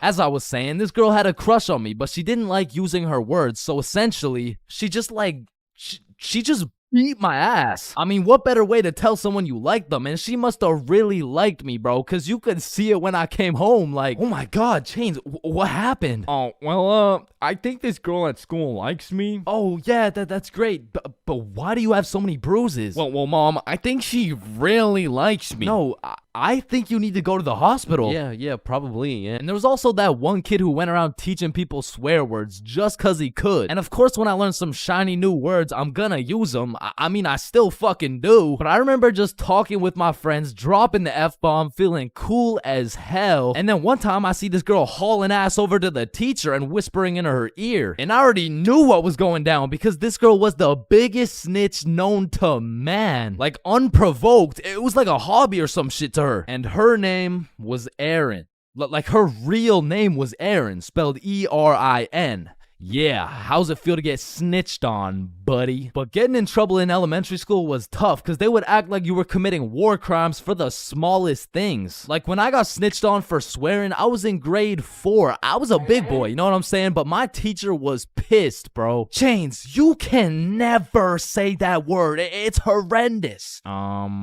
What does horrendous mean? It's not good, okay? Ah, shit, my bad. Chains! Oh, sorry, it's just stuck in my fucking brain. Chains, cut it out right now or you get detention. Okay, I'm sorry, motherfucker. What? And I'm not gonna lie, the most cursed part of elementary school was the talent shows, bro. Cause the teachers expect you to be all quiet and serious and shit, but it was literally a real life try not to laugh. Like, how am I supposed to be serious when Jimmy's up there shitting out Minecraft parodies like it's comedy gold? I mean, at my school, it was less of a talent show and more of a come on stage in front of the entire school and do whatever the fuck you want for 10 minutes type of show. And man, that shit was brutal. It was like watching paint dry.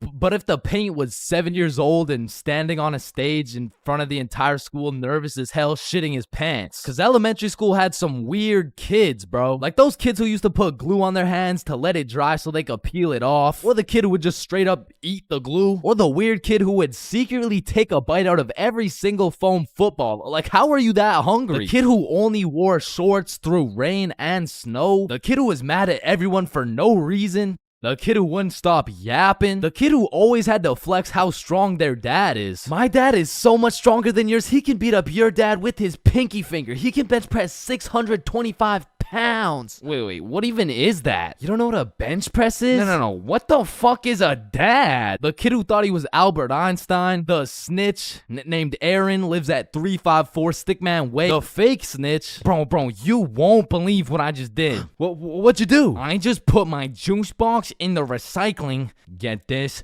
with the straw inside. I'm telling the teacher. Bro, chill. Teacher. Jackson. Yeah, can I go to the bathroom? The teacher's pet named Aaron, E-R-I-N, postal code 3310. And of course, the fastest kid in the school. You know what I'm saying? That was me. I was him. I was the fastest kid in my... Imagine putting in hard work, time, and dedication into saving up for some new shoes. You go to Foot Locker and find the perfect pair. You try them on. You check them out. And you cop them.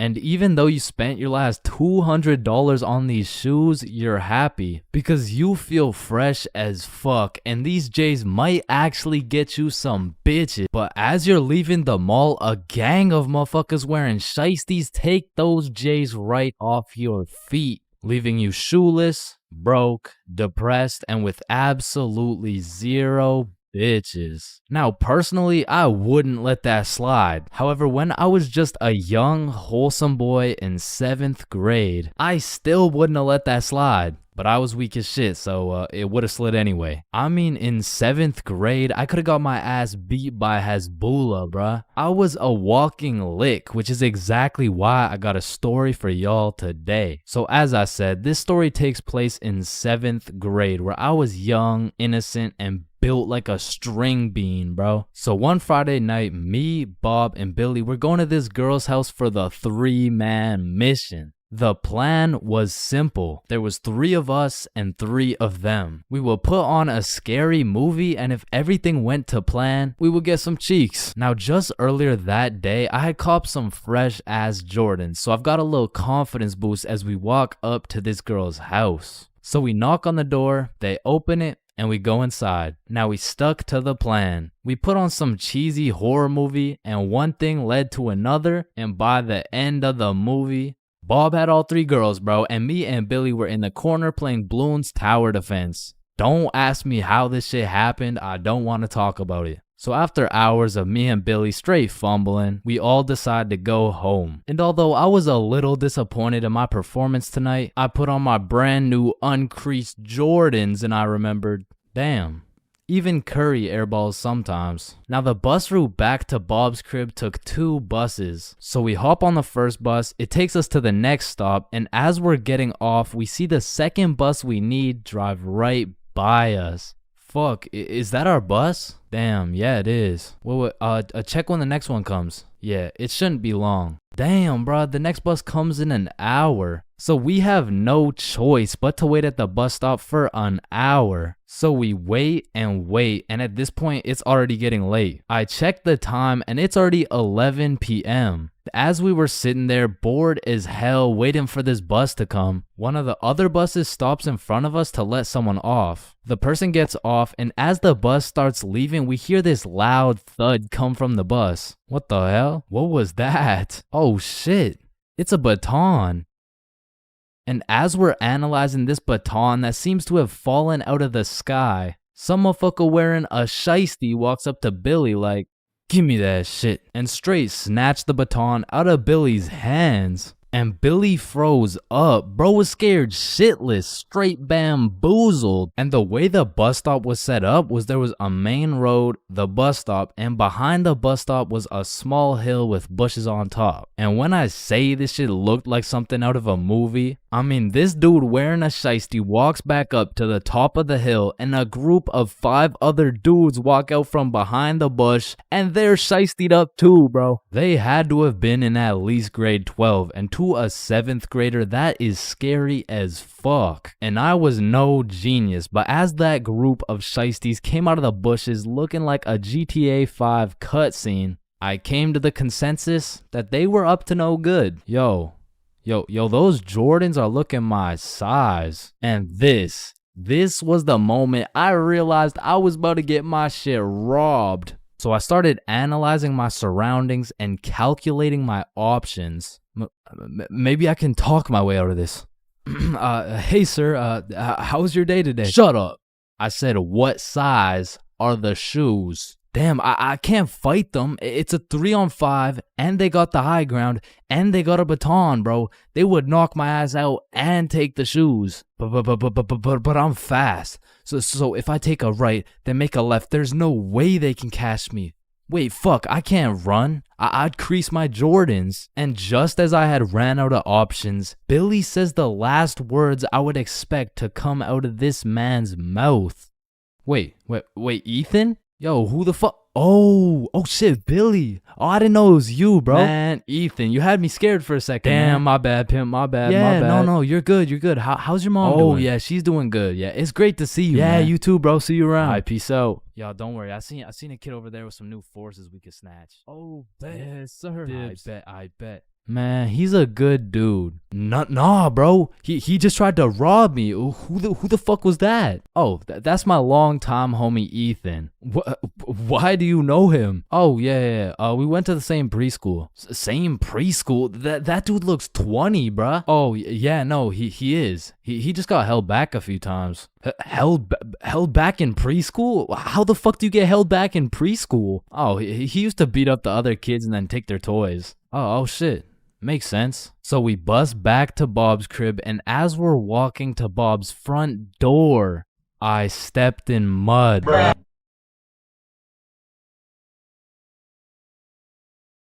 Yo, Chains, I'll pay you $5 if you pull that fire alarm right there. Oh, Run. Chains, do you know why I've called you into my office today?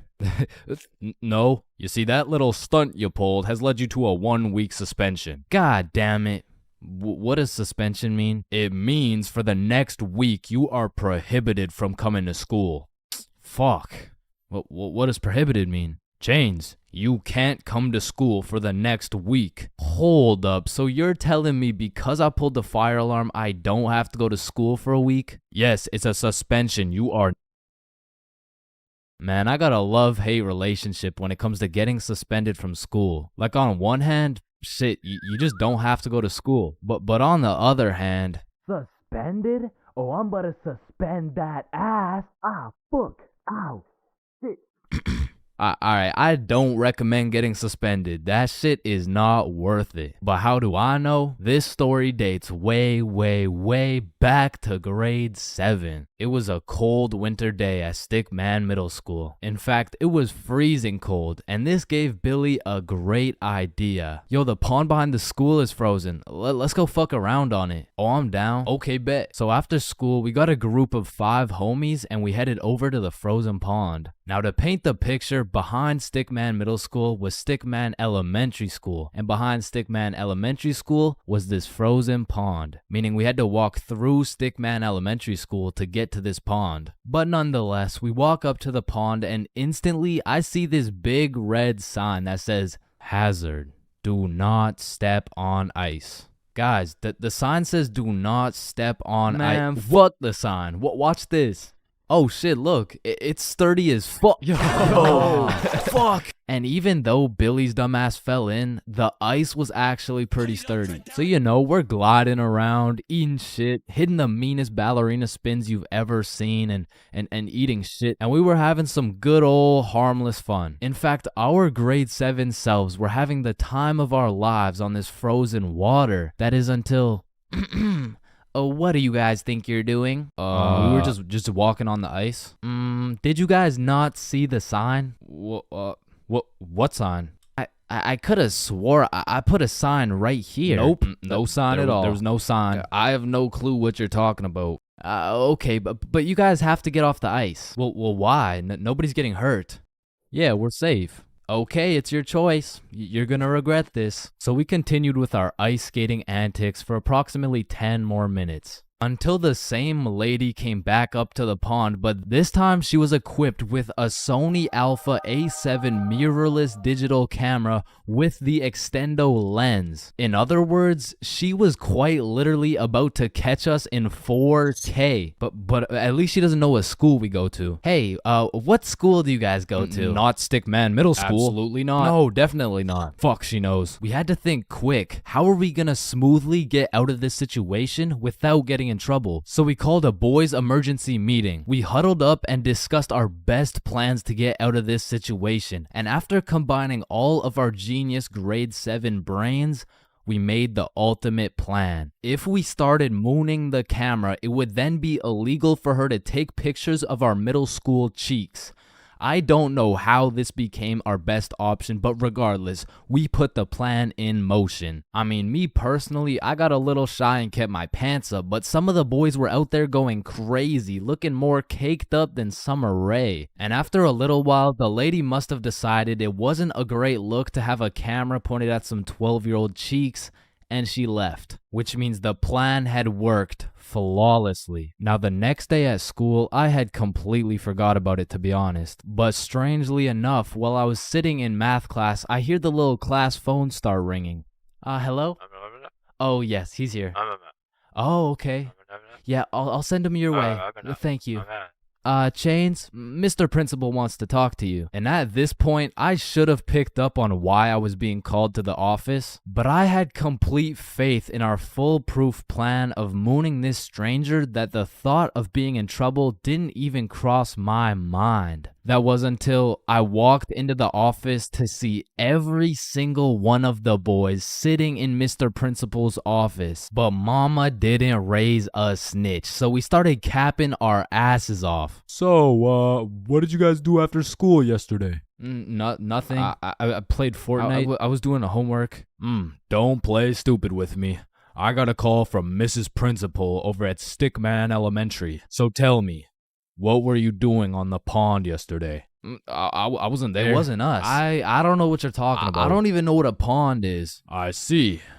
Well, I've got evidence. And as he shows us this undeniable evidence, you can see this dude Billy's cheeks in the corner of one of the pictures. So I slowly look over at Billy, and he looks over at me.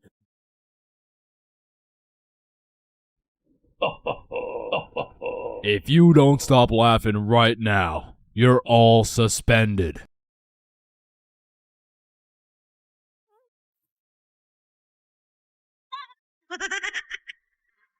That's it. You're all suspended. And as I explained the situation to my mom, Let's just say Mama Chains was not happy.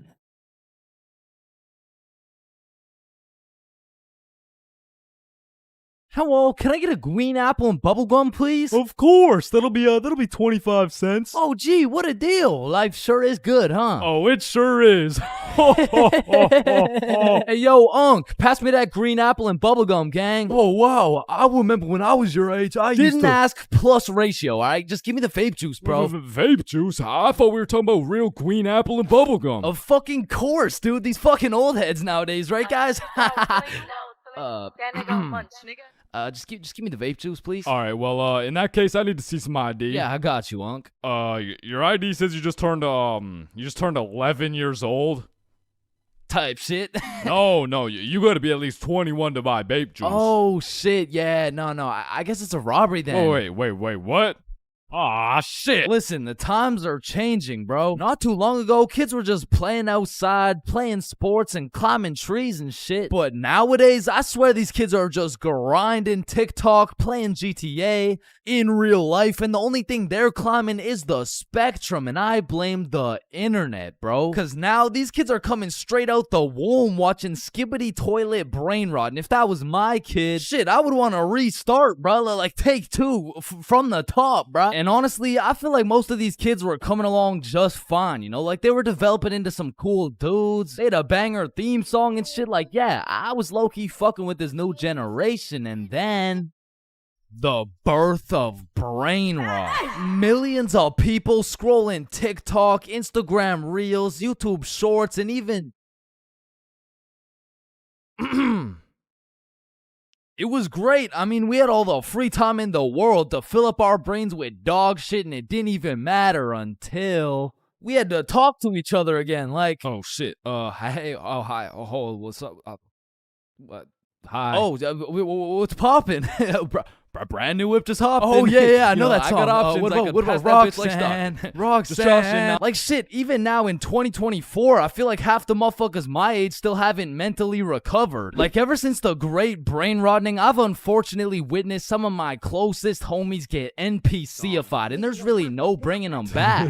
Yo, bro, you've been watching a lot of TikTok recently, huh? Oh yeah, nah. I mean, this shit's fire, bro. Just look at this one. We can go gut for gut. Fuck that, we can go wrist for wrist.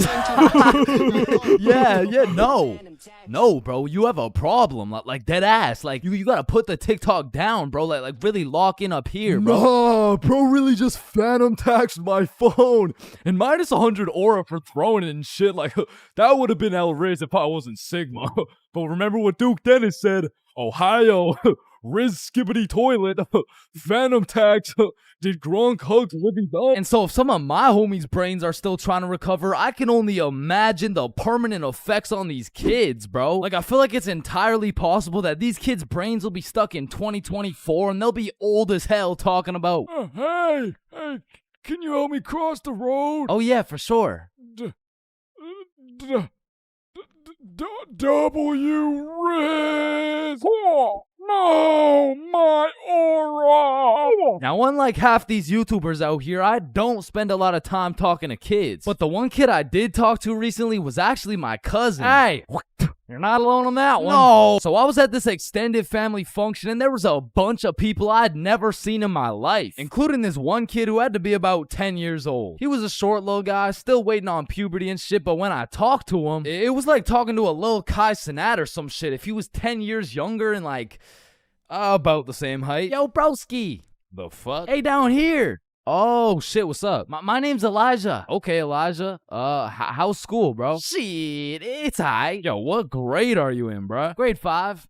Type shit. Damn, I remember being in grade 5, bro. I was actually the fastest kid in my school. Yeah, but you probably had no hoes, bro. I already got a girlfriend and she's bad as hell, bro. You should see the gyat on that shit. Nah, what? And I never thought I'd be saying this, but back in my day, grade 5, we were still running from cooties and shit, and is this motherfucker vaping? What the fuck? I feel like kids these days just skipped a part of childhood, you know? Like they're fresh out of elementary school, chiefing some coconut watermelon ice. Like, bro, your little ass should be watching Coca melon twice. Chat, did that hit? Yeah? No. Shut the no, fuck up, Grandpa. Okay. It's because when I was born, everyone was given a good 10, 11-year grace period where you could be as cringy as you wanted. Like, you could make shitty YouTube videos. You could wear those smart-ass t-shirts. You could even get away with saying shit like, man, yo mama's so stupid. She brought a spoon to the Super Bowl. Oh, yeah? Well, yo mama's so fat. When she walked in front of the TV, I missed 3 episodes. Okay, but yo mama's so fat, she takes selfies in panoramic mode. Well, yo mama's so nasty, she got fired from a sperm bank for drinking on the job. What's a sperm bank? Shit, I don't even know. And I feel bad for this new generation because they don't got no cringe grace period or anything, bro. They just pop straight out the womb like, and it's a boy. Yeah, I'm a dude, whatever. Now snip me up, bro. I can't have the host seeing my foreskin, dog. And maybe I'm just jealous, but to me, it's wild that these kids are getting new-ass phones in elementary and middle school. Because they'll never understand the absolute crucifixion I would get every single time I whipped out my phone, bro. Like, that shit was staying in my pocket unless it was 100% necessary. All right, class, everyone get your phones out for our end-of-year Kahoot. Oh, let's go!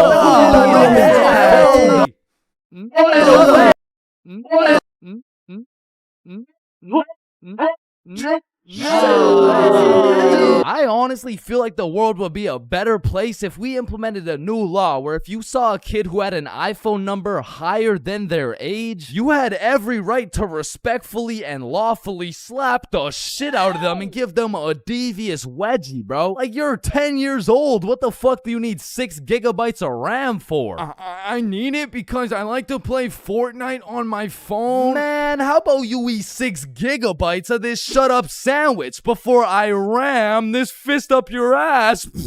Alright, chat, I know that one hit, bro. What do we think? Stickman Police Department donated $1. Wait, what? Look behind you, Chains.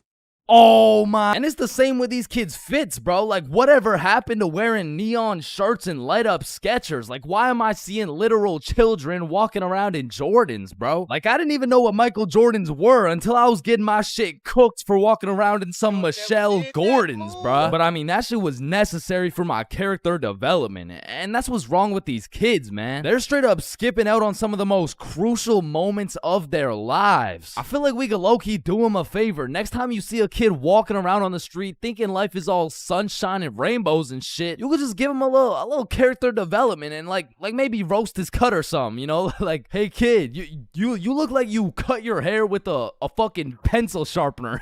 or no, you look like Peter Griffin if he never hit puberty. You look like... Yo, we giving kids some character development? Did he? Now, I don't know why I'm talking like I was born in the 1900s or something, because for the homies who are around my age, we were low-key in the same boat as these kids, bro. They're growing up on some skibbity toilet brain rot. We had MLG brain rot. They're always scrolling TikTok. We had Vine. These motherfuckers are out here looking up to I Show Speed, bro. We had fucking Jake Paul. So the moral of the story is, even if these kids nowadays are absolutely cooked, I was once cooked too, bro. So worst comes to worst, these kids will just end up like me. Oh, fuck no, please, no.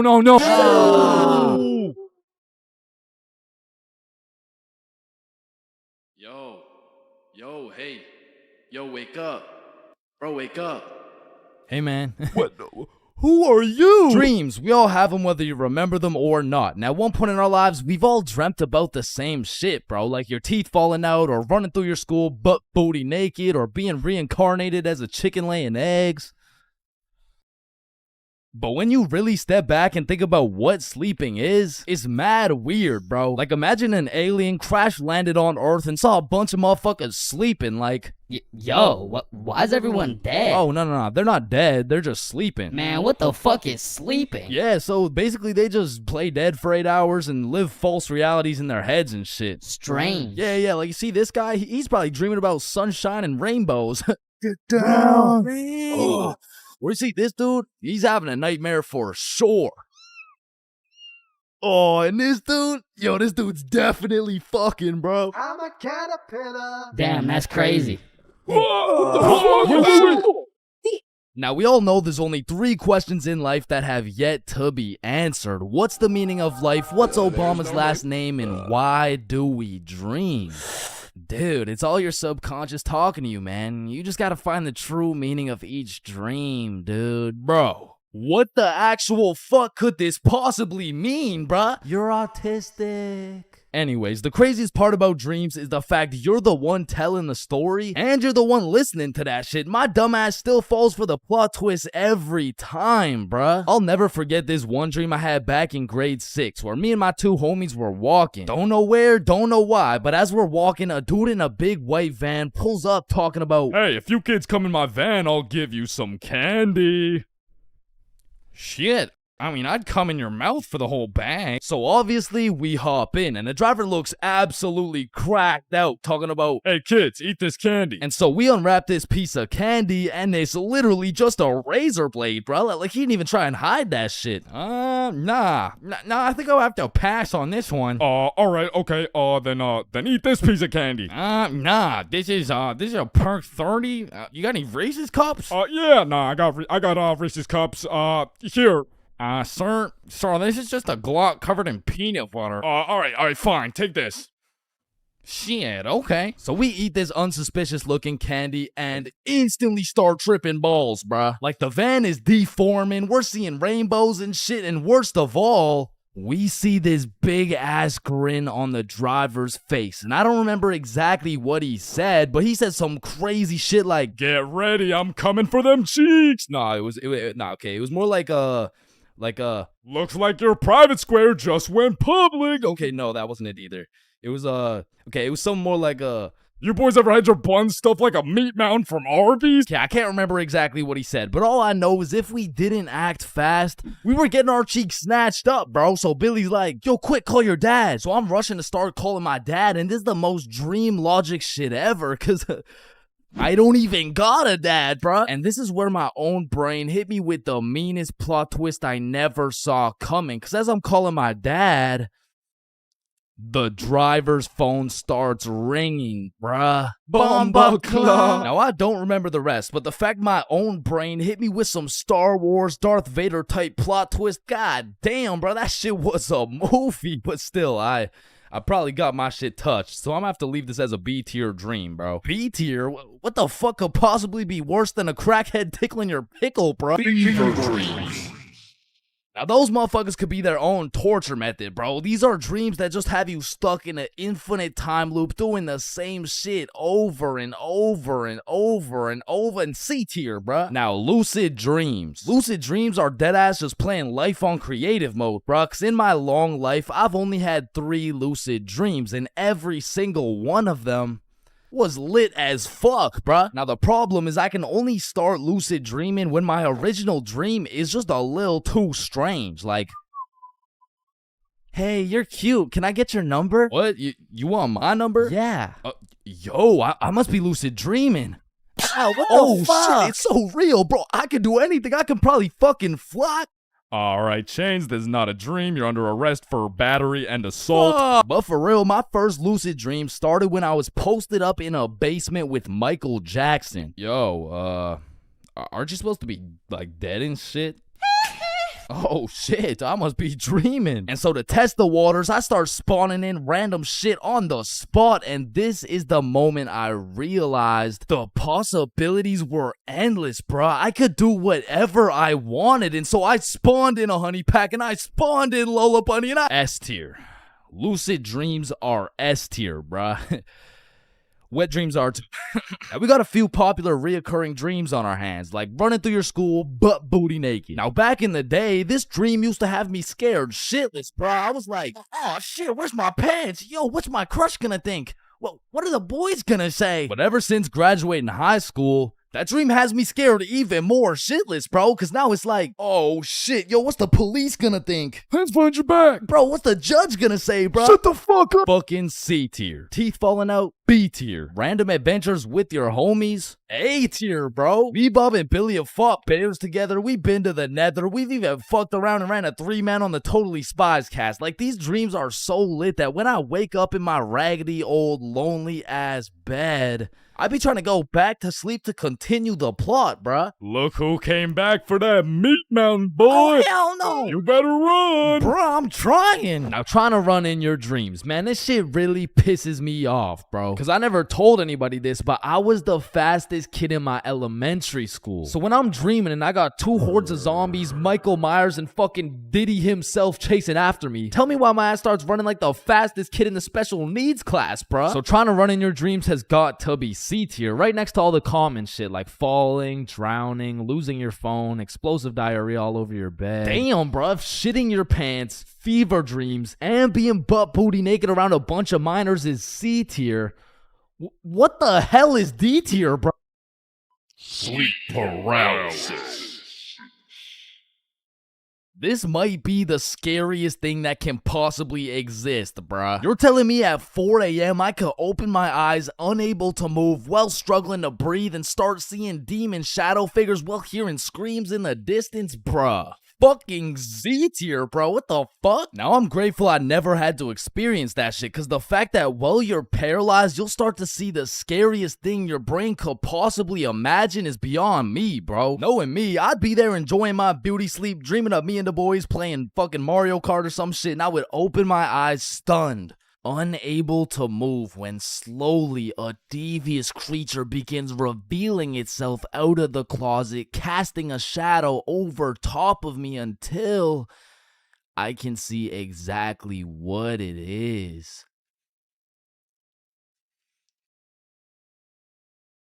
Looks like someone ordered a meat mountain.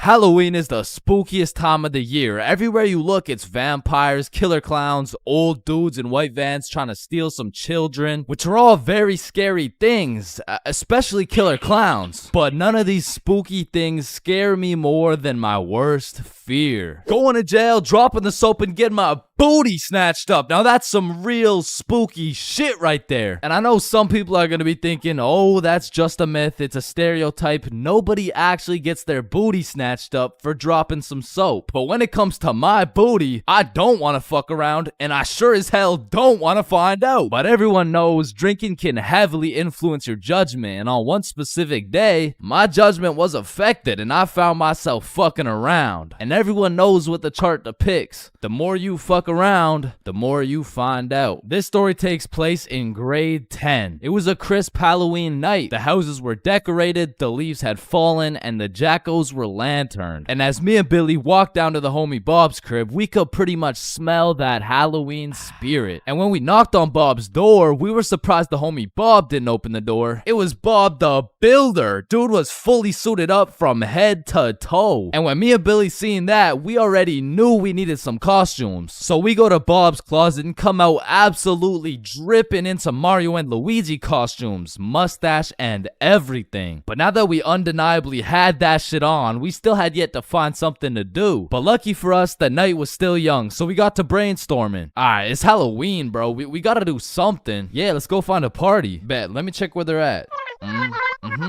Okay. Yeah, there's no parties, bro. Fuck. I mean, we could trick or treat. Shit, we might have to, bruh. And just as 3 15-year-olds decided we would knock on strangers' doors asking for candy, our Halloween was looking grim. And not in a good way. But you know what they say. Can we fix it? Yes, we can. Because Bob pulls through and sets up a goddamn 3-man mission. And just like that, Halloween goes from an L to a W night. And I thought the homies and I couldn't get more hype, that is, until Bob pulls out a bottle of Hennessy. And you would have thought Peach took the kids the way I was abusing that bottle. And we passed it around until we were all tipsy. Then we started walking to Chloe's house for the little Halloween 3-man. And it was already 9 p.m. at this point, so we're walking through the neighborhood admiring these decorations when we see the creepiest house of them all. It was Chloe's crib. So we walked through a whole graveyard just to knock on the door, and Chloe opens it looking like a whole angel. I mean, like literally, like she had the halo and the wings and shit. So we go up to her room where her two friends Lucy and Mia were, and we sit on her bed. And I'm not gonna lie,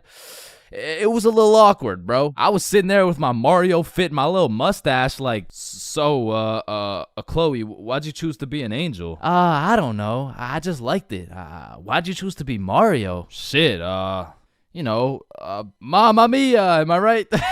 Shit. Fuck. Then Chloe whips out some tequila, and all of a sudden we're playing drinking games and shit. But honestly, I was just trying to get drunk, so it'd be like, haha, drink up. Oh no. Alright, it's your turn. Wait, you're supposed to get it in my cup. What the fuck? And after purposely selling multiple games of tequila pong, I was feeling what some would call completely and utterly drunk as fuck. And next thing I know, we're playing spin the bottle, and I was up. So I spin the bottle, and it spins and spins and lands on Chloe. And in my head, I'm thinking... And just as Mario's about to get some peaches, we hear the door open downstairs, and Chloe's like, oh shit, my parents are home, hide. So me and the homies run into her closet with a bottle of tequila, and we can hear her dad come into the room. Hey, what's going on up here? Oh, you know, we're just watching scary movies. All right, I'll be downstairs watching TV. Let me know if you need anything. Thanks, Dad. And once her dad went downstairs, we all came out of the we exited the closet, and Chloe said, you guys gotta sneak out through the front door. Just be super quiet. And so we creep down the stairs and peek around the corner, and Chloe's parents are right there with a clear sight of the door. So we know what we have to do. We take a shot for good measure and then run to the door. And my drunk ass couldn't even figure out how to unlock this fucking door. Hey, who is that?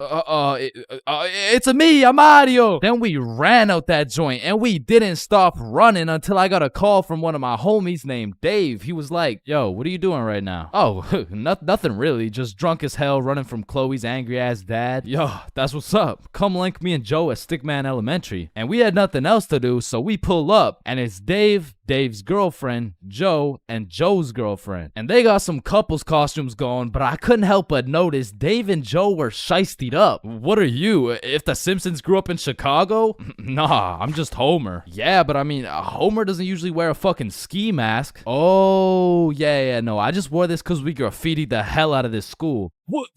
Joe was here and Dave was too? Bro, what the fuck were you thinking? What? Oh, you want me to include your name too? No, hell no. And just as we become guilty by association, 4 cop cars come zooming down the street. Oh shit, it's the cops, run! And the cops hop out of their cars and start running at us with flashlights. So we head for the forest, but to get to the forest, we had to run across this long ass muddy field. And in the middle of this field, there was a huge pothole. And how did I know that? Because I seen Marge absolutely eat shit right in front of me. And don't get me wrong, I was absolutely plastered, but as the cops got closer and closer, I could practically see myself getting caught and dropping the soap, and you know I wasn't gonna let that happen. And so with all that adrenaline, I Mario jumped that fucking pothole and hauled ass into the forest. And right when you get into the forest, there was this deep creek with a log going across it. But when I look back, I see the cops' flashlight getting brighter and brighter, so I say fuck it and take a run at this log. I get a good 2 steps and then my drunk ass slips. Boom, right into the muddy creek. But I don't have time to give a single fuck. So I run through this waist-high muddy water, and then we regroup and check who made it. I see Bob, Joe, Dave, and Dave's girl. Yo, where the fuck is Billy? No, where's my girlfriend, bro? Oh, she ate shit a few yards back. Wait, what? Is she okay? Did she get caught? Wait, shut up. Billy's calling. Yo, where are you? I'm hiding behind a tree right now.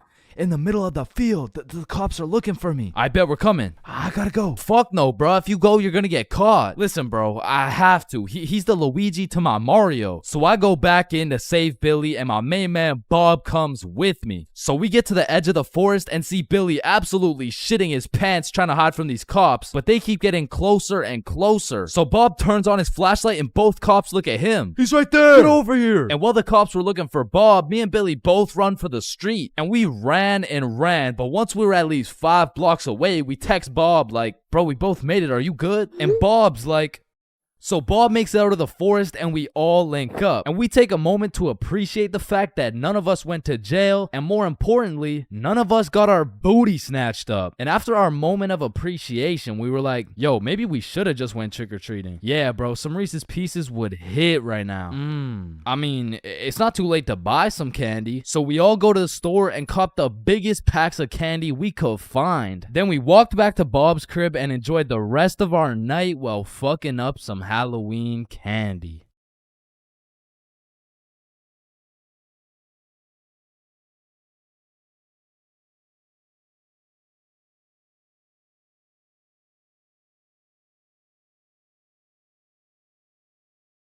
Here at Stickman High, we understand the importance of learning. That's exactly why our new curriculum has been perfected to accelerate the learning of each and every student. Like, hey, look at this kid. Wait, what? Look how big his head is. It must be full to the brim with all that knowledge we provide. Hey, it's not that big. No, it's pretty fucking big. Anyways, let's take a look at how the new curriculum pushes our students in the weight room. Oh, wow, impressive. See, I didn't even know legs could bend like that. They can't.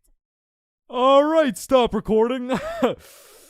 Stop the recording. Stop the recording. Stop the recording. All right, Stickman High, welcome to the new curriculum, and let's study those textbooks. All right, class, are we ready to learn about this new curriculum or what? Or, we could just do a Kahoot? Yes, sir! That's what I've been waiting for. That's what it's all about. Man, I fucking love Kahoots, and I don't study for shit. Bro, I feel like Kahoots are the exact equivalent of the good old here comes the airplane trick. Like, yo, you want a Brussels sprout? Aw, hell nah, bro, those are disgusting. Oh, shit. Alright, but here comes the airplane. Hey, Chains, you need to study for this history test. Hell nah, bro, that shit's boring as hell. Okay, yeah, but... What? The Declaration of Independence was signed on the joint. Because personally, I didn't give a single fuck about what we're learning in school. But I swear they infused the Kahoot music with Adderall or like crack or some shit. Because a game of Kahoot used to have me all the way locked in. And I would be grinding my way up those leaderboards. Like I'd make it to 3rd place and then 2nd place and then 1st. And then the teacher would throw in some bullshit like, now what position was Abraham Lincoln conceived in? So I go for the safe answer, and all of a sudden I dropped 14 places, and I'm getting passed by goddamn Dildo and Duncan McCawkiner. And the teacher's over here yapping about, yeah, guys, you should know this one. It's chapter 13 in your textbooks. Like, bro, why the actual fuck should we know this one? But in these Kahoots, people were coming up with the most outrageous names of all time, bro. I remember any time a teacher would pull up a Kahoot, the first names would start off normal as hell. Jessica, Eric, maybe a little Bartholomew. But as soon as one dude drops a name that's ever so slightly comical, every single name after that ends up being more and more out of pocket than the last. It's like a competition to see who's gonna push that shit the furthest. Like Richard Long quickly turns into Ben Dover, which nicely parlays into Hugh Janus, which passes it over to I Swallow Cum, who alley-oops it for Wilma Dickfit, which eventually somehow always ends up with the teacher just catching mad strays. Like somewhere along the line, that shit goes from Dixie Normus to Miss Jackson's built like Mike Wazowski. Alright, who said I'm built like Mike? I remember I had this teacher who used to love Kahoots. Shit, she loved her Kahoots so much, we'll call her Miss Cahooters. Nope. Nah, we're not actually doing that. We're not calling her that. I think we'll just go with Miss Kahoot. You know what I'm saying? I think Miss Kahoot works just fine. And every Friday or so, we would walk into Miss Kahoot's class, and she would have a Kahoot pulled up smiling from ear to ear. Which I'm not gonna lie, was really sad to see. Not because she was smiling, but because I knew in 20 minutes tops, that smile would turn into straight anger, bro. Hey class, happy Friday. We're gonna do another Kahoot because I know it's a class favorite. Just please, everyone be appropriate. DJ Bustanut? Are you serious? In my like 22 years of teaching, I have never. And I felt bad for Miss Kahoot, you know, like I really did, but it was low-key her fault for running it back so many times. Cause DJ Bustinut just couldn't stop catching these dubs, bruh. He was a dog. But nah, I really do feel Miss Kahoot, cause sometimes even Kahoot pisses me off, bruh. Cause picture this, I'm here grinding out these answers, giving it my all, even cheating a little off that one smart motherfucker with the big ass laptop, but I still get a few answers wrong, you know, nobody's perfect. But imagine my pain as I read my screen and find out I'm 76 points behind fucking Sebastian, bro. And I look up at Sebastian and this motherfucker doesn't even know what he's playing. He's just happy to be here and shit. But there's only one feeling worse than being 76 points behind Sebastian, and that feeling always came from the easiest questions. It would be like, oh, what? This is a little too easy? How do you say hi in English? And you're trying to speedrun this shit, so you click the first thing that kind of makes a little bit of sense and the answers come up, and you're the only motherfucker to get that shit wrong. No, who's dumbass? And everyone's looking around for who got it wrong. Like, yo, whose dumbass got that shit wrong, bruh? Facts, bruh, type shit. Dumbass type shit. The fucking dumbass. Chains? Were you the dumbass who got that shit wrong, bro? Me? The dumbass? Nah, shut up. Shut the fuck up. Nah. It was probably it was probably Sebastian, bro. Just look at that motherfucker. And I feel like there's only 7 types of people in class when you're playing a Kahoot. And the first is Dover. Bend over. We all know him and we all love him. He's got a smart name, but not a smart brain. He might get the first answer right, but then he falls off the face of the leaderboards, never to be seen again. But on the leaderboards, we got Genius George, because George actually studied the material like a well-prepared and studious nerd, bruh. Because George was the type of dude to be like, calculate for the common denominator. Oh man, this one is too easy. Like, bro, if you don't shut the fuck up, I'm about to commonly dominate that ass.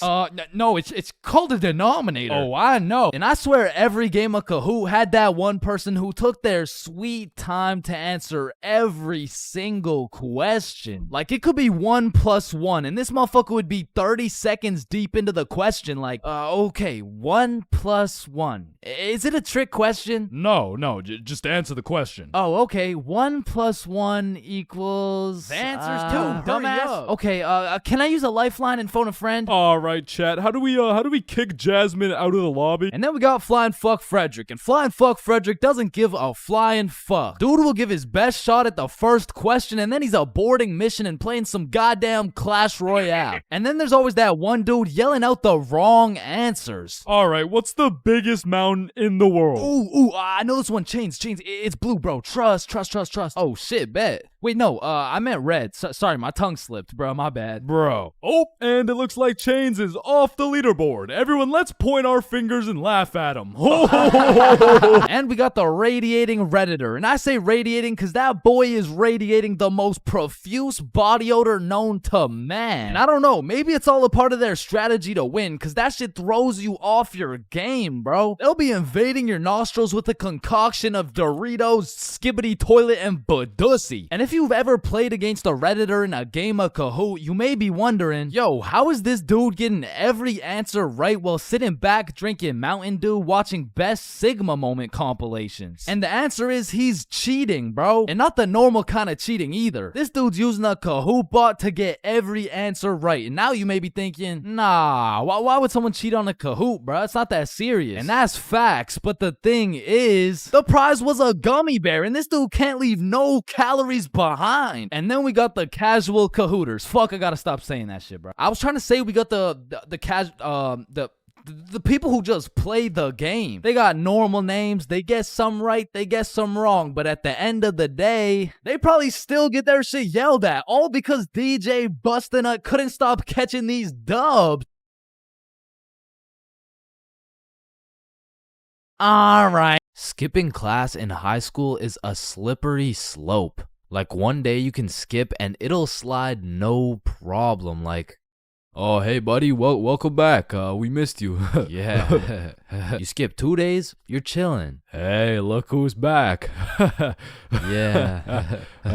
But when you go to class after skipping 3 days, all of a sudden shit is serious. Chains, why haven't you been here, huh? Well, you know, it was some family stuff. Oh, yeah, family stuff. What family stuff? What I don't really want to talk about what family stuff. It was my grandma's funeral. Damn. But that is no reason to miss a test. And Lord forbid, if you miss a whole week, the school board turns into the FBI. Like during the whole pandemic, one of my homies refused to go to any online classes. And one day he was enjoying his extended vacation while smoking up outside his crib. Next thing he knows, he's making direct eye contact with his science teacher while smoking grass. And because they started going FBI mode when you skip your classes, the homies discovered a top secret method so we could skip classes with 0 consequences. So when you would skip a class, the teachers would instantly hop on their laptops and whip up an email along the lines of, Mrs. For real, are you aware that your son Chains has missed his science class today? If this is continued, Chains' grade will continue to drop, which might ultimately lead to him failing my class. Mr. Perkinson. Now, Mr. Perkinson would write these emails with the hopes of my mom reading them and then beating my ass. When it really went like, my mom would read it and she would politely ask me how my science class was today. I would cap my ass off and then she would proceed to beat my ass. And one day after I got my shit whooped, I was talking to the homie Bob. Yo, we're going to Chipotle next class. You trying to come? Man, I don't know. I'm getting real tired of these ass whoopings, bro. Ass whoopings? You're getting ass whoopings? Yeah, bro. Mr. Perk never fails to type up an email that results in the leather belt. Oh, what? Nobody ever told you about the secret method? Secret method? Oh, you mean like wearing extra pants so the belt doesn't hit so hard? No, I'm talking about the secret method so Mr. Perkinsons can't email your mom.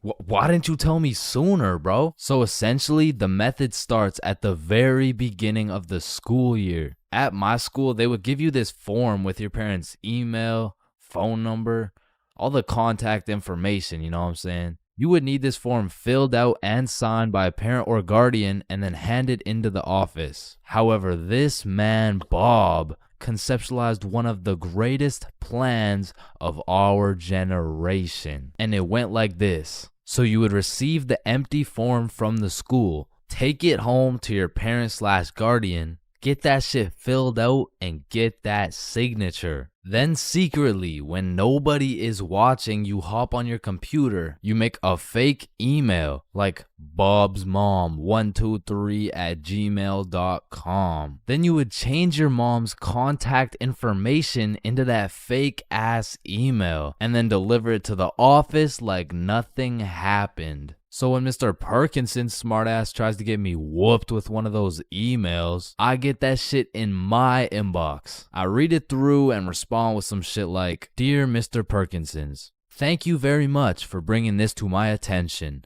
I was unaware of my son's absence in pursuing his educational prowess. I will discipline him with a punishment that may or may not involve me whooping the absolute shit out of his tushy. Thank you, Mr. Perkinsons. And I already know this dude, Mr. Perkinsons, was reading that email like, oh, yup, he is definitely getting his ass beat tonight. Meanwhile, I was typing that shit up in bed while munching on some nachos. So you best believe I was abusing this newly found secret strategy. I mean, I was missing every other class. And it was just all sunshine and rainbows. But you know what they say, it's not all sunshine and rainbows. I mean, I really don't recommend using this strategy. And I'm not saying that to be some mature role model. I say that because there was one flaw in the strategy Bob forgot to tell me. And that was as soon as my mom saw my report card with all those absences, god damn, she made up for every single beating I missed. Man, I don't know about y'all, but for me, having an older brother is like, Oh, chin check. damn, bro, El Chin, am I right?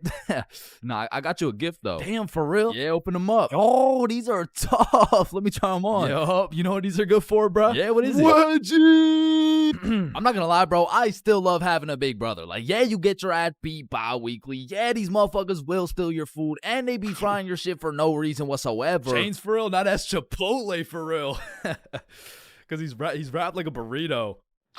But let's think about it, bro. What is the alternative? A big sister, bro? Hell nah. These motherfuckers will force you to do your makeup and shit.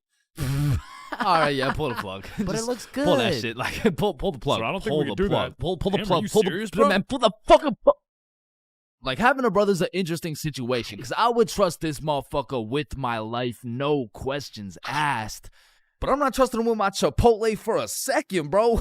Like, I was born with my very own #1 hater and my #1 supporter who just happens to have the same mom as me, bro. But listen, nowadays, I'm a grown-ass man. My brother, a grown-ass man. Now that we're both grown, we get along like PB and J. Yo, that's what I was about to say, bro. For real, though. We get along like chicken And waffles. Okay. Yes, sir, bro. We get along like salt and vit. Nah, I don't get it, bro. I don't know what you're trying to say. Nah, I mean, what I'm trying to say is if I'm eating, Right. worried, Oh, and yeah. If he gets into a fight, we get into a fight. Yeah. If someone reads my search history, we searched up Lola Bunny furry buns, lubed up, shaking it wild Bro. style. Yeah. Nah, hell nah. No. What are you doing, We, bro? we didn't do that? Fuck no. Okay, yep, no, that's fine. But a lot of shit has changed throughout the years, man. Back in the day, me and my brother were ops, bro, because this motherfucker's sole reason for living and breathing was to rage bait my ass. And I was like 5 years old, still figuring out who's milking the chocolate cows and shit. And big bros hit me with shit like, Yo, what's 9 plus 10? it's 19. Get a load of this dipshit. Bro, it's literally 19. Man, what the fuck? Okay, why are you so mad, bro? Bro, you literally. Tired. Relax, bro. Just sit down, take a deep breath.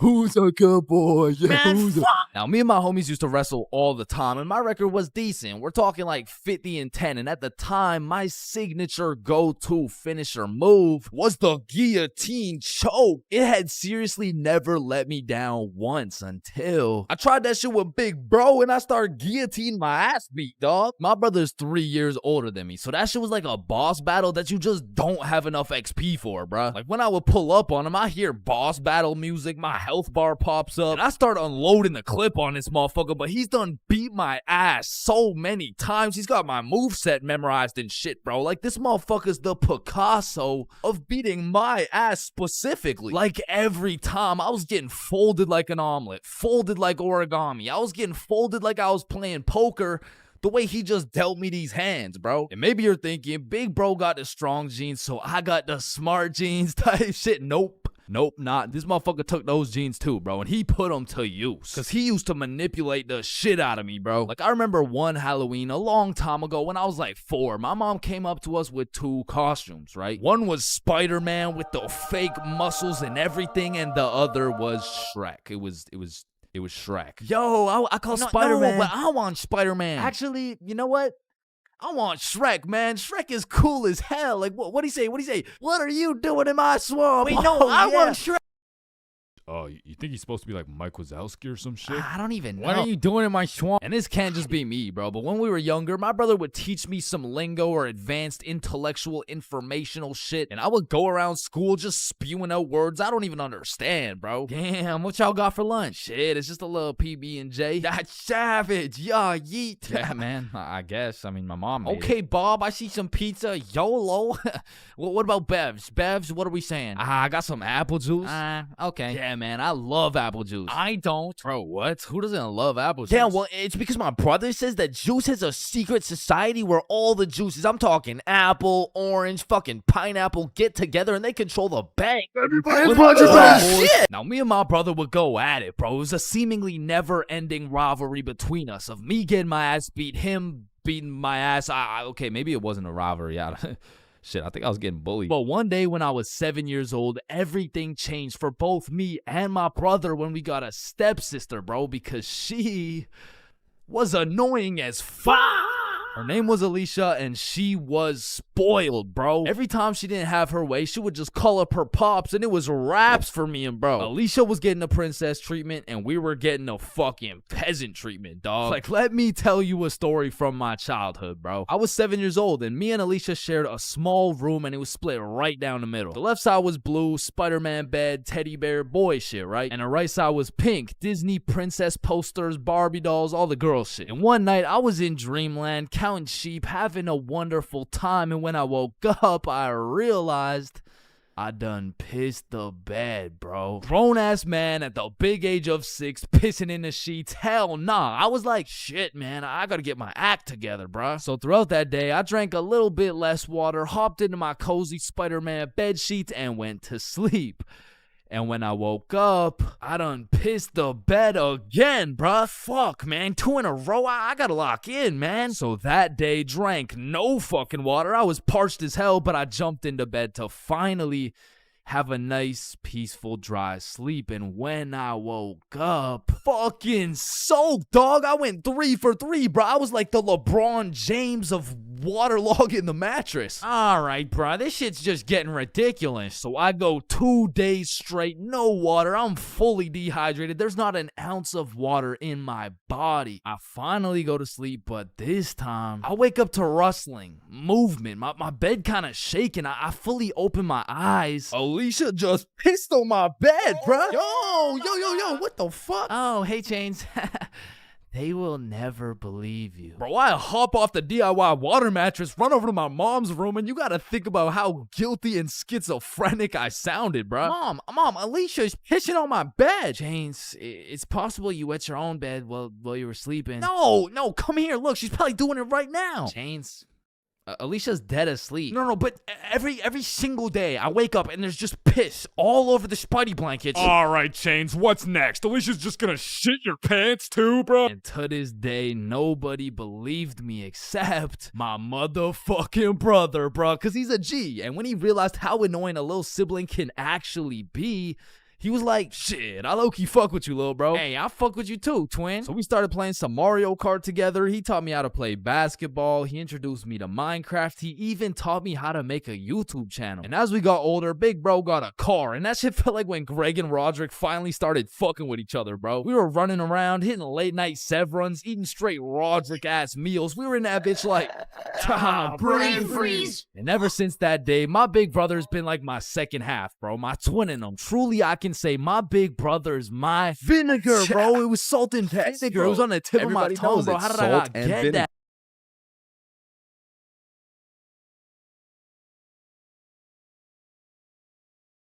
What are you doing in my swamp? Man, family functions have the weirdest dynamic, bro. Like, how have you known these people your entire life, but have still never gone past the surface level conversation?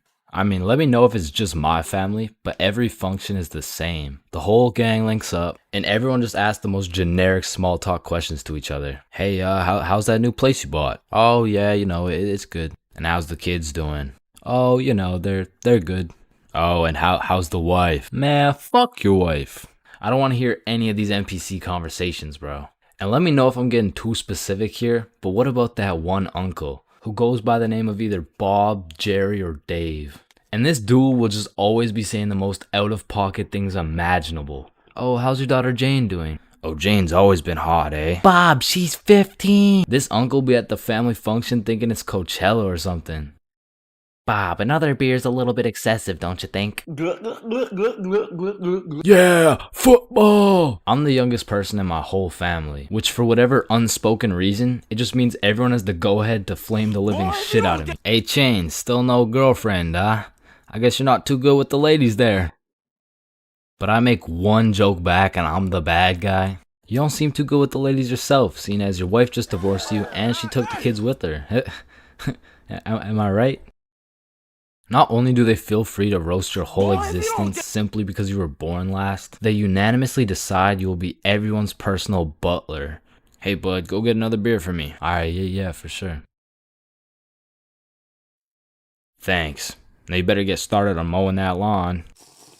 Grass isn't gonna cut itself, am I right? Oh my god, bro. And coming into these family functions, you would think your mom is your closest ally. But as soon as she gets the chance, she will expose your biggest secret for a little bit of parent clout. You guys will never guess what I found under Chain's bed yesterday. Oh my god, what is it? Yeah, tell us. What? No way. Sometimes when my family tries to make small talk with me, they just miss the boat completely. So, buddy, how's those swimming lessons going for you? The swimming lessons I took when I was 5? Yeah, right, those ones. They're good. I finished them a little while ago. Oh, is that right? Good for you, buddy. And bro, don't get me started on those recycled ass jokes. Well, looks like you got your workout for the day. Oh, looks like you've gotten so tall. What are you feeding this kid, am I right? Oh, Bob, I think you got some food in your beard. Oh, don't worry, I'm saving it for later. Good one, Bill. Oh, Bob, he's so funny. Thank you. I guess everyone at the function must have Alzheimer's or something. Because these jokes will have them cracking up like they haven't heard the same joke the past 15 functions. But cousins, man. Cousins are the saving grace of family functions. Without cousins, you would have no choice but to participate in the tomfoolery of small talk. I'd be walking in the function just praying to see that one cousin. And bro, I have a family function survival tip for you. You always have to stay within arm's reach of either your siblings or your cousins. Because whenever some bullshit goes down, you just give each other the look and flee the scene. And because when you get caught lacking on your own at the function, you get jumped. Metaphorically speaking, of course. Bro, when I was in middle school, every time I would walk by the high school, the freshmen deadass looked like adults to me, bro. The sophomores looked like tax-paying citizens. I saw juniors as grown men with a wife and kids, and seniors, bro. I couldn't tell the difference between a senior and a senior citizen, bro. And that's because in grade 7, I saw me and all my homies as fully developed, mature, and respectable humans, and that was simply cat. Because now when I look back at a picture of us in grade 7, I see a bunch of little babies, bro. Yada, yada, yada. What does this have to do with stealing a guy's vape? We stole a vape from a senior in high school, and we were in grade 7, bro. And when I say we, I mean Billy. Billy stole that shit, and me and Bob were accomplices. Now, if you ask me back in the day, James, for real, you're awfully small. Scrawny, weak, ugly, chopped. yeah, okay, sir, what's the question? How do you expect to win this fight against such a bigger opponent? Listen, Joe Rogan, it's not about the size of the dog in the fight. It's about the size of the fight in the dog. Thank you very much. Thank you. And then I saw Jake Paul versus Anthony Joshua, bro. Okay, guys, so I'm not doing this fight. I quit. I'm retiring. Because I don't care how many years of karate, taekwondo, pad thai, jujitsu, or teriyaki a kid takes. I can beat their ass easily. But I won't, because that's morally wrong and I have honor. Hey, everyone. I heard Chains talks to minors. What the fuck? And I heard he fakes all his stories. Man, I do not fake my stories, bro. Sorry, anyways, as I was saying, this story takes place in grade 7. It was a summer day, and it started off pretty slow. You know, me and the boys were just chilling at Bob's crib, playing a little Rocket League and whatnot until we got bored. And when me, Bob, and Billy get bored, it's a problem, bro. Because every time we were bored, we would do one of 5 things. Light public garbage cans on fire, ding-dong ditch houses, light more shit on fire, buy things from 7-Eleven, with the 100% discount, or climb our middle school, bro. Yo, let's go let some garbages on fire. Yo, I don't know if there's any left at this point. Alright, let's ding dong ditch. Man, I'm not really trying to do all that running right now. Shit, should we climb Stickman Middle? Yes. So we pull up on a scene, shiesties activated. We scan the area for witnesses, nobody. We identify all security cameras and move forward with the plan. So, Stickman Middle rooftop was about 20 feet up, far too high to reach. However, it had a playground with one of those spiderweb johns, and this playground was fenced off, and this fence is what we call the method. So one at a time, we climb up this metal fence, stand on top of it so we were just tall enough to jump and grab the roof, and we pull ourselves onto the rooftop. So Bob and Billy got up first. I jump and get my hands on the rooftop, pull myself up, and the view was insane, bro. Sun setting and everything. So me and the gang are sitting on the roof of our school. Bob brought some of those good old sweet heat Doritos, and we have ourselves a nice little romantic afternoon. When all of a sudden a car pulls up to the courtyard. A dude hops out of the driver's seat. 3 girls hop out of their whip. They're probably 19 or 20, and one of them looks up like, Hey, what the fuck? hey. Yo. Oh shit, how'd y'all get up there? Shit, it's easy. I mean, we just climbed this fence. You want to try? Yeah, okay, yeah. What do I do? You just gotta stand on the right side of the fence. Okay. Which side's the right side? It's the opposite of left. Is this guy retarded? Oh, okay, yep, okay, I got it. All right. Okay, now what? Okay, yeah, just bring your feet up to the little crossbar, but be careful. Careful? This shit's easy, man. I know a ton of 12-year-old girls who could do this. Right, okay. Why does he know a ton of 12-year-old girls? Okay, what do you think I do from here? Dude, I don't think I know what to do. Oh, shit, man. I don't think I know what to do either. No, I'm saying I know. Like, damn, man, how is he so retarded? Ooh, I'm up, boys. Let's Yes, go. sir. Yeah, let's go. Anyways, what's y'all's names? I'm Billy. That's Bob. And I'm Chains. BBC, is it? Yeah, my name's Cooper. It's nice to meet y'all. Yeah, nice to meet you, man. You want some Doritos? So he just abandons the girls down at the courtyard, and we go back to our spot, sit down, and Cooper's vaping and shit. Billy's bumming a few hits. And I'm not gonna lie, he was a nice guy. I mean, you could tell he had a good heart, but god damn did that motherfucker like yapping, bro. I think me, Bob, and Billy got off a total of 3 sentences, bro. And so I was telling her, if you mess with the bull, you get the horns. Damn, that's crazy. Bruh, for real? Dead ass? I mean, bro yapped the day away. The sun went down. It was getting cold, so Billy was like, Yo, y'all trying to head back? yeah, bro, it's getting cold. Yeah, yo, great conversation though, boys. Right. So we all climb down the roof, make it to the courtyard, and say our farewells. Peace out, Alright, Cooper. see, bro. Yeah, y'all have a good one, man. We head back towards Bob's crib, and to get there, we gotta walk up this small path with a super steep uphill, and as soon as we get to the top of the hill, Billy stops. And he looks back. Yo, what's up? I should have taxed his vape, bro. What? Yeah, like I should have finessed his vape. That shit was nice. Bro, like you're not doing that. Let's go back to Bob's crib. Say I won't do it right now. Bro, you won't. Bob, you know I would do that shit. Keep it a buck. Alright, watch this then. So Billy, completely alone, walks back down the hill to the courtyard and starts talking to the dude through the driver's window. Yo, Cooper, you think I can have one more hit for the road, bro? Damn, man, you really came all the way back? You're a fiend, huh?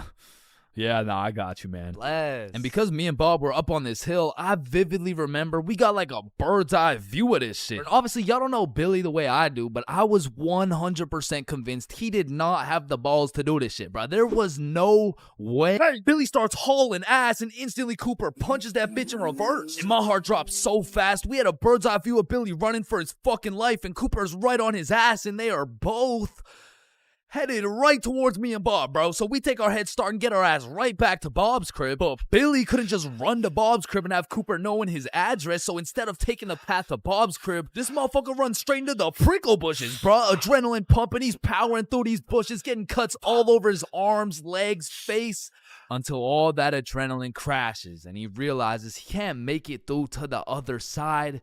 He was stuck. Oh, no. You fucking idiot! Come back down here and give me my fucking vape! So Billy walks back out of the bushes, walks over to Cooper, hands over the vape. The girls in the back are all laughing and pointing and shit. Billy's aura is decreasing by the second, and just as Billy cuts his loss and starts walking away... Hey, yo, come back. What? Bro, the coil's missing from the vape. You owe me $70. I know what school you go to, man. You got a week to pay me back.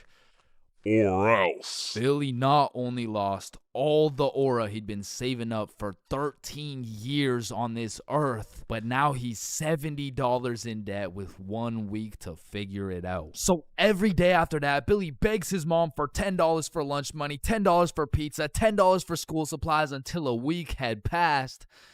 And Billy had his 70 bones saved up. So as agreed upon, me, Bob, and Billy are posted up in the parking lot 1 week after the incident, and just as expected, Cooper pulls up. And this time he's got like 4 shorties in the car. Like, genuinely, how the fuck? So Billy hands over his life savings. Cooper pockets that shit, and with the most shit-eating grin I've ever witnessed, he mutters, "Hey, look, it looks like we got some pizza money for tonight, am I right?" Yeah, look at this dumbass. Billy got scammed, bro. He got his shit rinsed. $70 could have bought this dude like 3 whole vapes, but I mean, truthfully, that's karma. And the moral of the story is don't steal from people, but more importantly, just don't vape, bro. Yo, Billy just posted his first YouTube video ever. Go check that shit out. Yes, sir. And I just posted a video of me and Chains talking about this story, the raw, uncut, unedited version. So click this link right here if y'all want to tap in. Click that shit. Stole that shit. That's what I do, nigga. Fuck, nigga, I stole that shit. Alright, I already touched on the unspeakable things that go down in the high school bathrooms, bro. But there's only one place on earth that is more foul than those bathrooms. And it's the goddamn locker rooms. That room smells like complete and utter dog shit mixed with Axe spray. Like maybe I just went to school with a whole lot of Discord mods, but the rancid smell of the boys' locker room would contaminate anything in a 50-foot radius. And shit, Lord knows what goes down in that questionable place. Like you'll walk in there and see anything, bro. Motherfuckers will be having fights, chicken fights, group fights, sword fights. Like any laws and rules simply don't apply to the boys' locker room. Motherfuckers will be throwing hands, selling drugs, committing arson, committing several counts of fucking tax evasion. Shit, you name it. It's pretty much a GTA lobby in that bitch. Like I remember one day I walked into PE and my teacher was like, "Hey, where's your PE strip?" And I was like, shit, it's in the locker room. So I walk into the locker room and there's just two motherfuckers throwing hands and they just stop and look at me like, oh shit. I'm gonna just get my backpack and shit. So yeah. Alright, y'all be safe. And then they just went back to beating the shit out of each other. Now listen, I don't spend too much time in the girls' locker room, but anytime I walk by there, that shit smells like rose petals and rainbows. So I can only imagine there's no group fights, no chicken fights.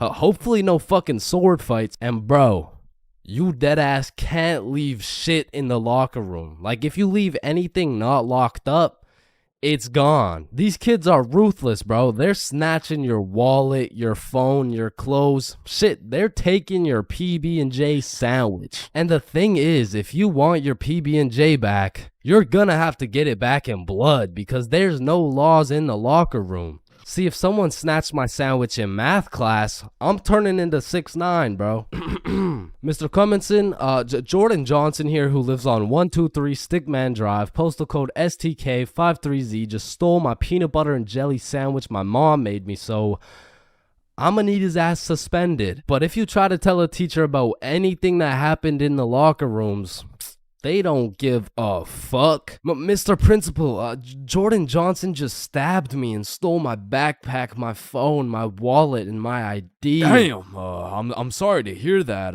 Where did this happen? It was in the locker room after PE. Oh, you said the locker room? You're just gonna have to get it back in blood. Back in blood? What are you talking about? Yeah. I'm not gonna lie. The way you're snitching right now, you kind of look like a bitch. But yo, one time me, Billy, and Bob were coming back to the locker room after some good old dodgeball, and Billy notices a dude rummaging through his backpack. So he's like, yo, what are you doing, bro? But when he turned around, Billy was bamboozled to find out the kid rummaging through his bag, he was special. And there was just this moment of silence. Yo, am I supposed to like beat his ass right now? Or bruh, I'm sure you didn't take anything. Just politely ask for your bag back. All right, yeah. Oh, hey man, can I get my bag back, please? And the kid just hugged Billy, and then he left.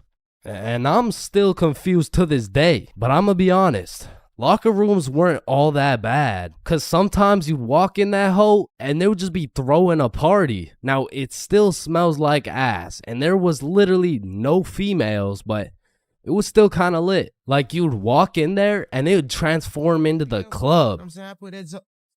Shout out my label, that's me. I'm in this bitch with TP. I'm in this bitch with Ultra. Or you'll walk in there and they'll just be giving out free pizza. Like walking into the locker room is a gamble. You might walk in there and get robbed, or you'll get some fucking pizza. I don't know. But what I do know is there's only 10 types of dudes in the locker room. Starting with that one kid who must have thought it was the 1800s the way he was whipping motherfuckers.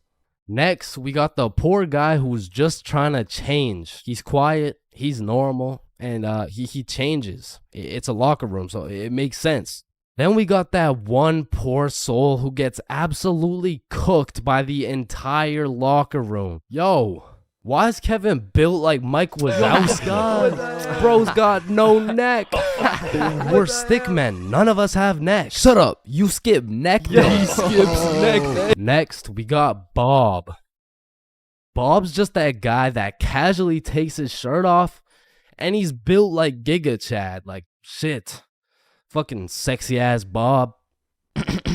And I don't know why, but there was always that one guy who thought it was a good idea to just whip his nuts out. Unprovoked, uncalled for, completely out of pocket. Like, what do you look like with your nuts out in a room with 30 half-naked sweaty dudes? Like, personally in that situation, I'm keeping my balls in my boxers. Thank you very much. And bro, tell me why there was always one kid who was just dousing himself in Axe spray. And it's always the mustiest motherfucker doing it too. Like, who's gonna tell him that Axe spray doesn't replace taking showers, bruh? And I don't know about your locker room, but for mine, there was always a dude eating. Like, out of all the places on earth, why are you eating in the locker room? Like, for some reason, there's something about eating around a bunch of dudes in their boxers that just doesn't sit right with me. I mean, simply by bringing that sandwich into the locker room makes it contaminated. That sandwich will be tasting like wet dog and Axe spray. And next,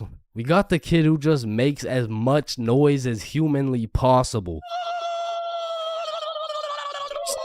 Shut the fuck God up. damn. And then there's that one dude who decides he's having a shower. And all power to that guy, but personally, there is no fucking way I'm showering in school. Like, I can't trust this little door to stop these menaces from breaking into my shower. Cause remember, there's no laws in the locker room. Like, it's no jail, but I'm sure if you drop the soap in there, you're gonna get violated. And of course you got the fiend. There's always a dude fiending for a vape in every locker room. And it's low-key worse in the locker room than the bathrooms. Like, these locker room fiends would do a little bit too much for some nicotine. I've seen them pay $5 for a single hit, and fuck, I don't want to know what they'll do for a hit when they run out of money. And still, I'm not gonna lie, the high school bathrooms get wild. They'll be hotboxed, there'll be fight clubs, but the thing about the bathrooms is a teacher can walk in at any time and get every student suspended. Like, even the poor kid taking a piss will probably get suspended just by association, which is exactly why the high school locker rooms get so fucking rowdy, because there's truly no teacher strong enough to stop the buffoonery that goes on in these locker rooms. So they don't even try. Shit, I don't care if your teacher is John Cena. There is no single man who can put a stop to the fuck shit that goes down in the locker rooms. But there is one thing that can: a female.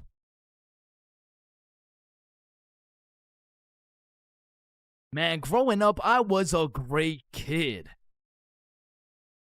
No, I was a good kid. Man, growing up, I was a kid, bro. And as a kid, you hit a certain age where your own parents become your number one up. Like, hey, mom, can I go to this girl's house? No. Hey, mom, can I sleep over at Billy's crib? No. Hey, mom, can I go do crack under the bridge with my new friend Jorge? Hey. Hell no. Come on, all my friends are allowed to. Yeah. Okay, well, if all your friends jumped off a cliff, you're not just gonna... Now, to be fair, my mom wasn't the strictest parent out there. I mean, I've seen motherfuckers get the belt for speaking too loud, speaking too quiet, bro, for speaking at all. Like, one time, me and my friend wanted to have a sleepover, so homie went inside to go ask his mom, and he came out looking like he got a whooping from Prime Goku, bro. Yo, what the fuck happened back there, man? She said no to me, but... I think if you asked her, she would say yes. Bro, are you fucking insane? I'm not asking her shit. Like, I really can't complain, because some of my friends' parents were so strict, they had a fun limit, bro. Yo, George, we're gonna hoop after school. You wanna pull up? Damn, dude, I'd love to, but, man, I watched a movie yesterday. Okay. So do you want to play basketball? Dude, I want to, but my fun meter's maxed out, man. My mom won't let me leave the house till Monday. Holy shit, fun meter maxed out for a week off a movie? Yo, what's this movie, bro? Yeah, what? Yeah, no, it was good, man. It's called the Veggie Tale movie. Yo, George, I feel bad for you, bro. Because don't get me wrong, I've seen a lot of kids with super strict parents turn out to be straight A students, go to good colleges, stay with a good crowd of people. But with that being said, a lot of these kids whose parents were too strict to let them watch fucking SpongeBob, they end up going to college and catching Krusty Krabs after letting a dude named Patrick explore their bikini bottom, bro. Ah! Nah, but for real, my mom was far from one of those parents. I mean, she was reasonable, but the thing was, all my friends were a year older than me. Now, mentally, we were all dumb as shit. But when you hit that 12, 13, 14-year-old age, that 1 year is the biggest difference, bro. Like, us doing shit together just didn't look right. Yo, Bob, can you pass the Zot? Yo, Billy, let me hit that. Yo, pass me that shit, cuz. And cuz of this, I wasn't allowed to do a lot of the shit that my friends were allowed to do. Like, these boys could stay out past 10:30 p.m. on a weekend. I could not. They could have a sleepover on a weeknight. I could not. They could all go to a girl's house without having to call her goddamn parents. I could not, bro. Because have you ever pulled up to a function, motherfuckers are drinking, motherfuckers are doing drugs, and you gotta ask the host to speak to her parents? Hey, Kelly. Hey, killer party you got here. Like, by any chance, can my mom talk to your mom so I can stay and, like, turn up and shit? Oh, shit. And when you're 12 and all your friends can do shit that you can't do, you're left with just two options. You can either be a good kid, follow the rules, do your homework, eat your broccoli, or you could be a bad kid, break the rules, fuck your homework, and smoke that broccoli. And boy, did I make the wrong decision. I remember the first time my mom caught me lying was back when I was in grade 7. It was just an average Saturday posted up at Billy's crib. Yo, y'all boys know Rosa? Yeah, I know Rosa. What's up? Bro, she's throwing a birthday party at her crib tonight. Oh, shit, man. We about to get freaky deaky on Boy, these I'm about to hoes. get so drunk I forget how to speak. Yo, on God, bro. Dead ass. That's facts. For real. Hey, Mom, I'm just calling to remind you how much I love you. Oh, I love you too, Chains. What do you want? So, me and my closest friends got invited to a small little get-together at my friend Rose's house. Can I go, please? Let me talk to her parents. Okay, now, I was actually friends with Rosa, but she was 2 years older than me. So, I swallowed my pride and text Rosa something along the lines of, hey, Rosa, my mom wants to talk to your mom before I can come. And she's like, aw, baby boy needs permission. Fuck. And then she sends me her mom's number. So, I connect my mom with Rosa's mom. My mom gives me the green light, but says, you have to be home at 10:30 p.m. sharp. Say no more, Mom. So me and my homies start getting fresh. We're all up in Billy's dad's expensive cologne collection. I take the coolest looking bottle, little spray here, little spray there. Had me smelling like Tom Ford, still looking like Thomas the Tank Engine, but after looking as fresh as possible, we head to Rosa's crib. So we hop on the bus, hop off the bus, walk up to her house, knock, and the birthday girl opens the door. Happy birthday! Hey, Billy, Bob, and Chains. I was waiting for you guys. Happy birthday, Rosa. Oh, damn, Chains, you smell good. Appreciate it. That's that Thomas Fordinson, you know what I mean? So Bob, Billy, and I go inside and we realize the gravity of this situation. Oh, shit. God damn. Rosa invited like 10 of her girlfriends and like 2 of her cousins, bro. We were completely outnumbered in the greatest way possible, bruh. As I'm just doing some quick math on the ratio, there's a knock on the door. Rosa opens it, and it's Dennis holding a bottle of vodka. Now, we're friends with Dennis. Rosa's friends with Dennis. But to put it simply, Dennis was a bad kid, bro. This motherfucker was living life with no precaution, no regrets, no morals. But to be fair, he was fun as fuck, bro. Because when Dennis pulled up, the party got lit, bro. We were taking shots, dancing, playing beer pong, taking more shots. We were having a marvelous time, and I was drunk, okay? Not too drunk, but not just tipsy. I had hit the perfect sweet spot of drunk. I got all the stat boosts of being funnier, more confident, more smiley, but I still had full control of my body, so I started applying that pressure, bruh. Hey, don't y'all both have ugly boyfriends? No, what the fuck? No. Shit.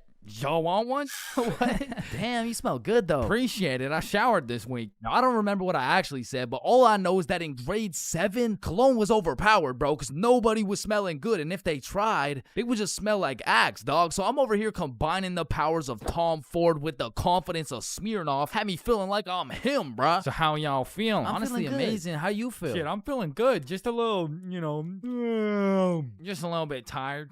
I vividly remember sitting on that couch with these 2 girls, never wanting this moment to end, bruh. But when I look up, I see one girl crying, one girl looking for something, Dennis helping her look, and Billy and Bob are all ready to dip. So I hop off the couch for a second like, yo, what's going on? Yo, so Dennis just finessed like 3 of these girls' vapes, and we're not trying to get blamed, so we're about to dip. Bruh, for real? Yeah, you coming? Bro, but like, bro, I'm not ready to leave yet. Yeah, nah, it's cool. Don't worry about it. Just text us when you leave, bro. Ah, shit, all right, peace, bro. Peace out, dog. So Bob and Billy dip. I see Dennis's ass sneak out through the back door, and at this point, I have no clue how long I've been here, bro. But the party had died down to essentially just the girls who are gonna sleep over and me, bruh. So I go to check what time it is on my phone. And it's 10:15, bro. My curfew's 10:30, and I'm a 30-minute bus ride from home. But if we're keeping it a buck right now, I don't even want to go home, bro. I made it to the girls' sleepover, and I didn't even have to ride the group dildo or nothing. This is a once-in-a-lifetime opportunity. So I text my mom, and I lied, bruh. Bob, Billy, and I are almost at Billy's house. Can I sleep over at his house, please? Then I threw my phone away, hopped back on the couch, and went right back to my happy place. So I'm posted up with these two, laughing, cracking jokes when Rosa walks up like, yo, Chains, where'd your friends go? They abandoned me, Rosa. They left me here stranded with no way home. Shit, I mean, you could just stay here if you want. Say less! So... Appreciate it. And eventually, all the girls gave up on trying to find their vapes. They all gathered around to play Truth or Dare, and I prayed for times like this, bro. I was deep in enemy lines, and I didn't want it any other way until one of the girls sees my phone on the ground and is like, hey, Chains, I think someone's calling you. So she tosses me my phone. I check it. And I got 20 missed calls from fucking everyone in my contacts, bro. So I'm trying to be strategic with it to find out what's going on. I called Billy first. Yo, what's happening? Bro, so your mom called my mom and asked if you were here yet at my house. And my mom told your mom that you're not even here, bro. Aw, shit, what do I do? Bro, I don't know. And everyone knows when you get caught in a lie, you should just fess up, tell the truth, and apologize. But I doubled down, bro. So I called my mom and I'm like, hey, mom, we're almost at Billy's house. We just missed our second bus. Where are you? I'm at Stickman Middle School bus stop. You know, like, we're super close. We're just waiting for the bus to come. I'm picking you up right now. Fuck me, bruh. Now, not only is she expecting all three of us to be together at this bus stop, shit, not a single one of us is there, bro. To put this in perspective, my house is right here, Billy's crib is right here, and Rosa's crib is all the way over here, bruh, and Stickman Middle's somewhere near the middle. And so I pull up the bus app on my phone and see the next bus is coming in 2 minutes. And with all that adrenaline pumping through my veins, I jump up out the couch, steal a piece of gum, and haul absolute ass to the bus stop, bruh. I get there right on time, hop on the bus, and I call Billy. Yo, dog, I think I'm cooked. I told her I'm at Stickman Middle with you guys. Dude, why the fuck would you do that? Shit, bro, I don't know. I'm busting there right now. Bro, if she sees you there without us, you're cooked beyond belief. I know, bro. Yo, we're on our way. So Bob and Billy hop on scooters and start hill bombing their way down to the bus stop to save my ass. And this shit was a race to get to the bus stop before my mom does, because if she catches me there alone, I'm cooked. If she catches Bob and Billy there before me, I'm cooked. If she gets there before anyone, I'm fucking done, bruh. I'm on the bus just praying, and when I finally get to the bus stop at Stickman Middle, I get out and take a deep breath because my mom's not here. But I'm shitting my pants because neither is Bob or Billy. And so I'm calling them, no answer. And I look down the road, I see some headlights. And this was not a busy street, bruh. And as the car is getting closer and closer, I can feel the anger radiating from the whip. I can almost hear the belt making contact with my cheeks. And the car pulls up, and it's just some random dude driving by. Yo! These motherfuckers, Bob and Billy, come flying down the hill. They get to the bus stop, throw their scooters in the bush, and pretend like we've been waiting here for an hour. Oh, gee wilkers, man. I can't believe we missed this bus, dude. Billy, pray for me, bro. Get in the car. I get in my mom's car. I'm stone fucking sober. My heart is pounding. Why did you lie to me? Well, I honestly wanted to spend more time at my friend's house because we were just having fun. I'm not mad.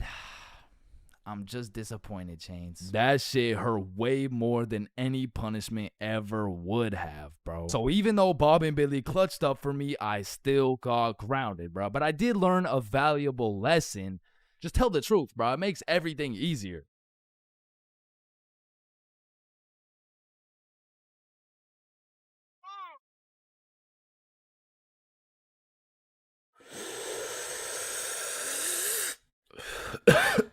Space isn't empty.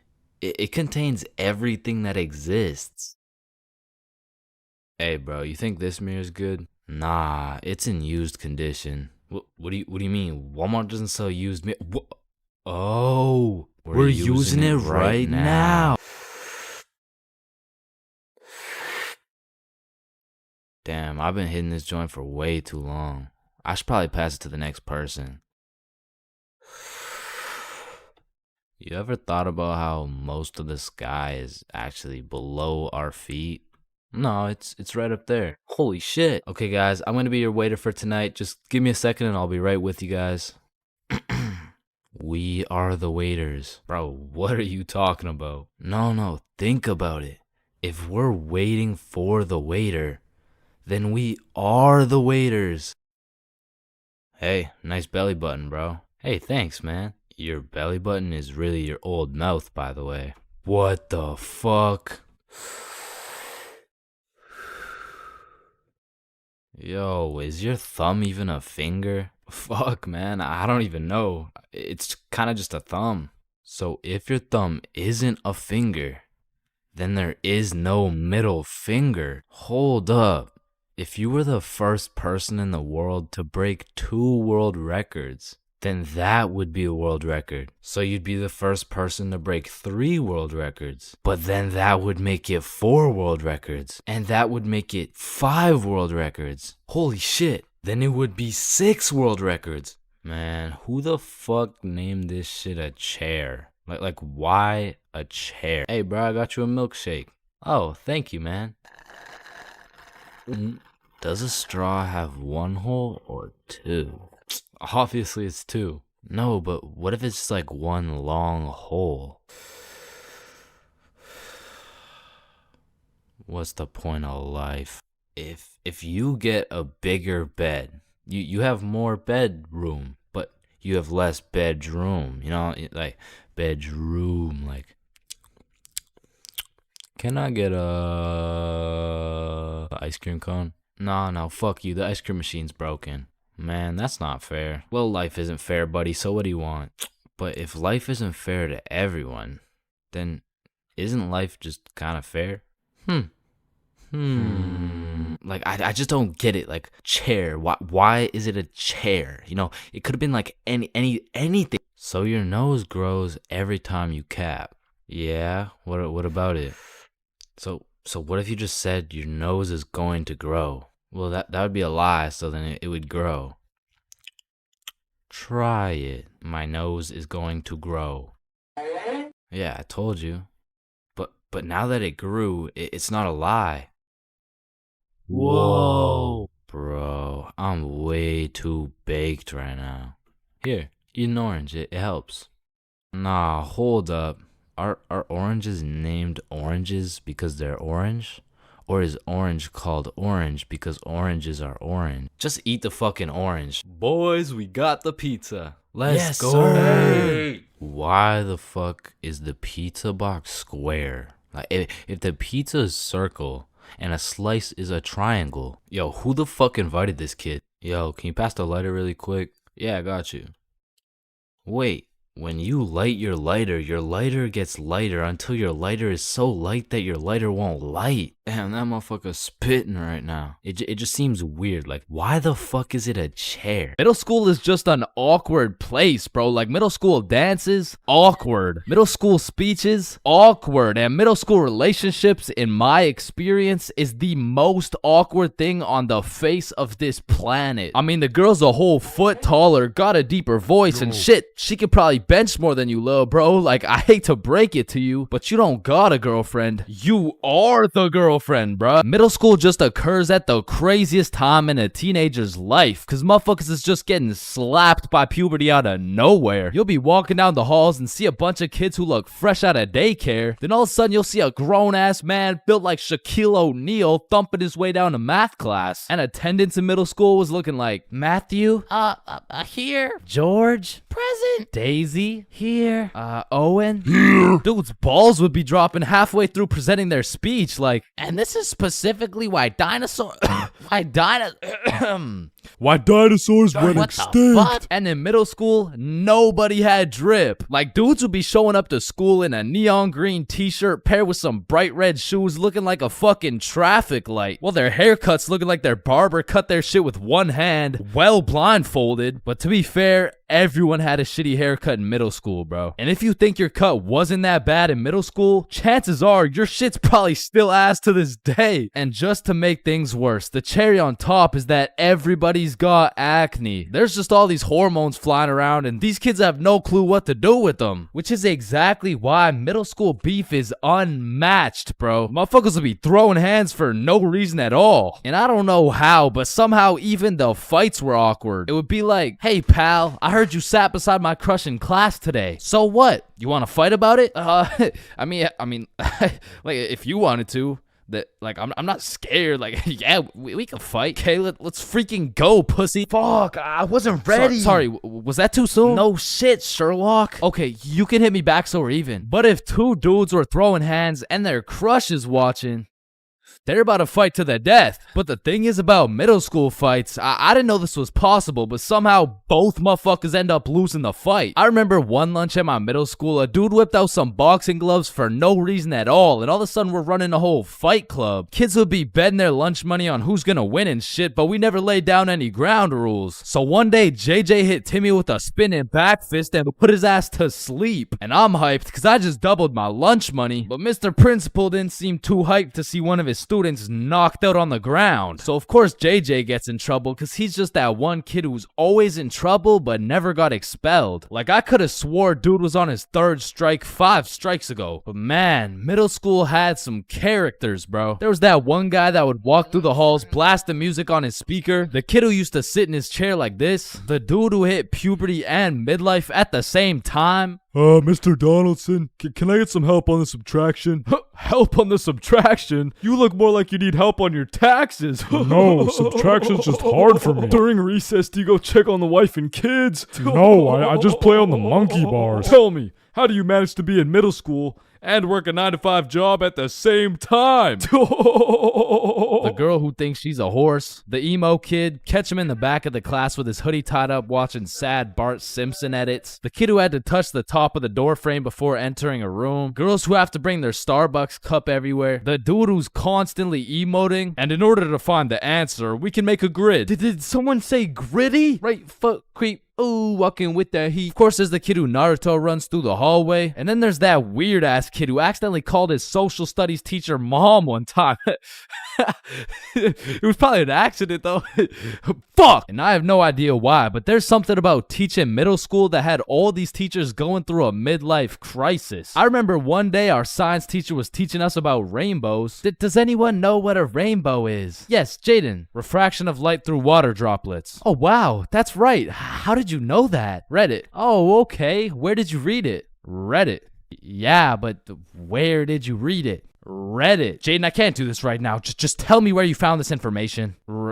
Reddit? God damn it, Jackson. You're the reason my children get their shit whooped every night. Now, I don't know what she had going on in her life, but the way she broke down talking about beating her children to a group of 12-year-olds really gave me the impression that she shouldn't be teaching middle schoolers, bro. And I don't know who was in charge of hiring these teachers, but I also had a deaf teacher, which, you know, it's cool and all, but it did make it a little bit harder considering the fact that, you know, she was the fucking music teacher, not to mention the fact that she was also half blind. And I think the idea there was that she could somehow feel the vibrations of the guitar or something, which didn't seem to work too well considering the fact that I got a fucking A in music and I can't play the guitar for shit, but I guess I just like I smelled good or something. I don't know. And I don't know about Shaw's experiences, but I feel like kids were just mad touchy in middle school. Like you'd be sitting in math class minding your own business, then for no reason at all, a motherfucker would tase you in the side of the ribs. And I remember when kids first learned about these pressure points, it was all fun and games. Someone would just poke you in the ribs like,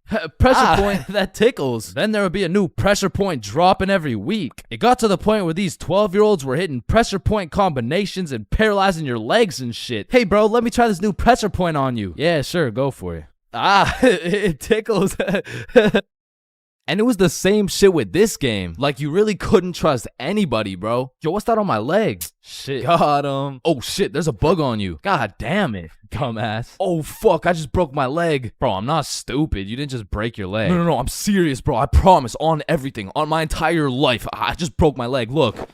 Bro, I remember I got punched so many times, my arm was on life support. It was about to fall off, like, And thinking back to middle school, there's just so many things that make me cringe, bro. But by far the cringiest of them all is the relationships, man. And believe it or not, I had my fair share of middle school relationships. I remember one day I was sitting in class and this girl came up to me and said, Chains, I have a crush on you. And that's really all it took to have a young Chains in love. Head over heels. We went to the movies together. We went to my house and watched movies. Well, we went to her house and we also watched movies. Now that I think about it, all we really did was watch movies. We didn't really talk that much. I mean, I didn't really have a way with my words at the age of 12.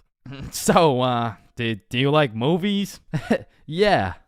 Yeah, I like movies too. That's why we're here at the movie theater. I also like popcorn with the butter. It tastes like I like how it tastes. And one day we went to the mall and I took a good look at my girlfriend of 2 weeks and thought, man, I don't even know this girl. Like who are you? I remember we were inside Zoomies at the time and I said, hey Jessica, you're a great person and all, but I don't really think we're compatible like that.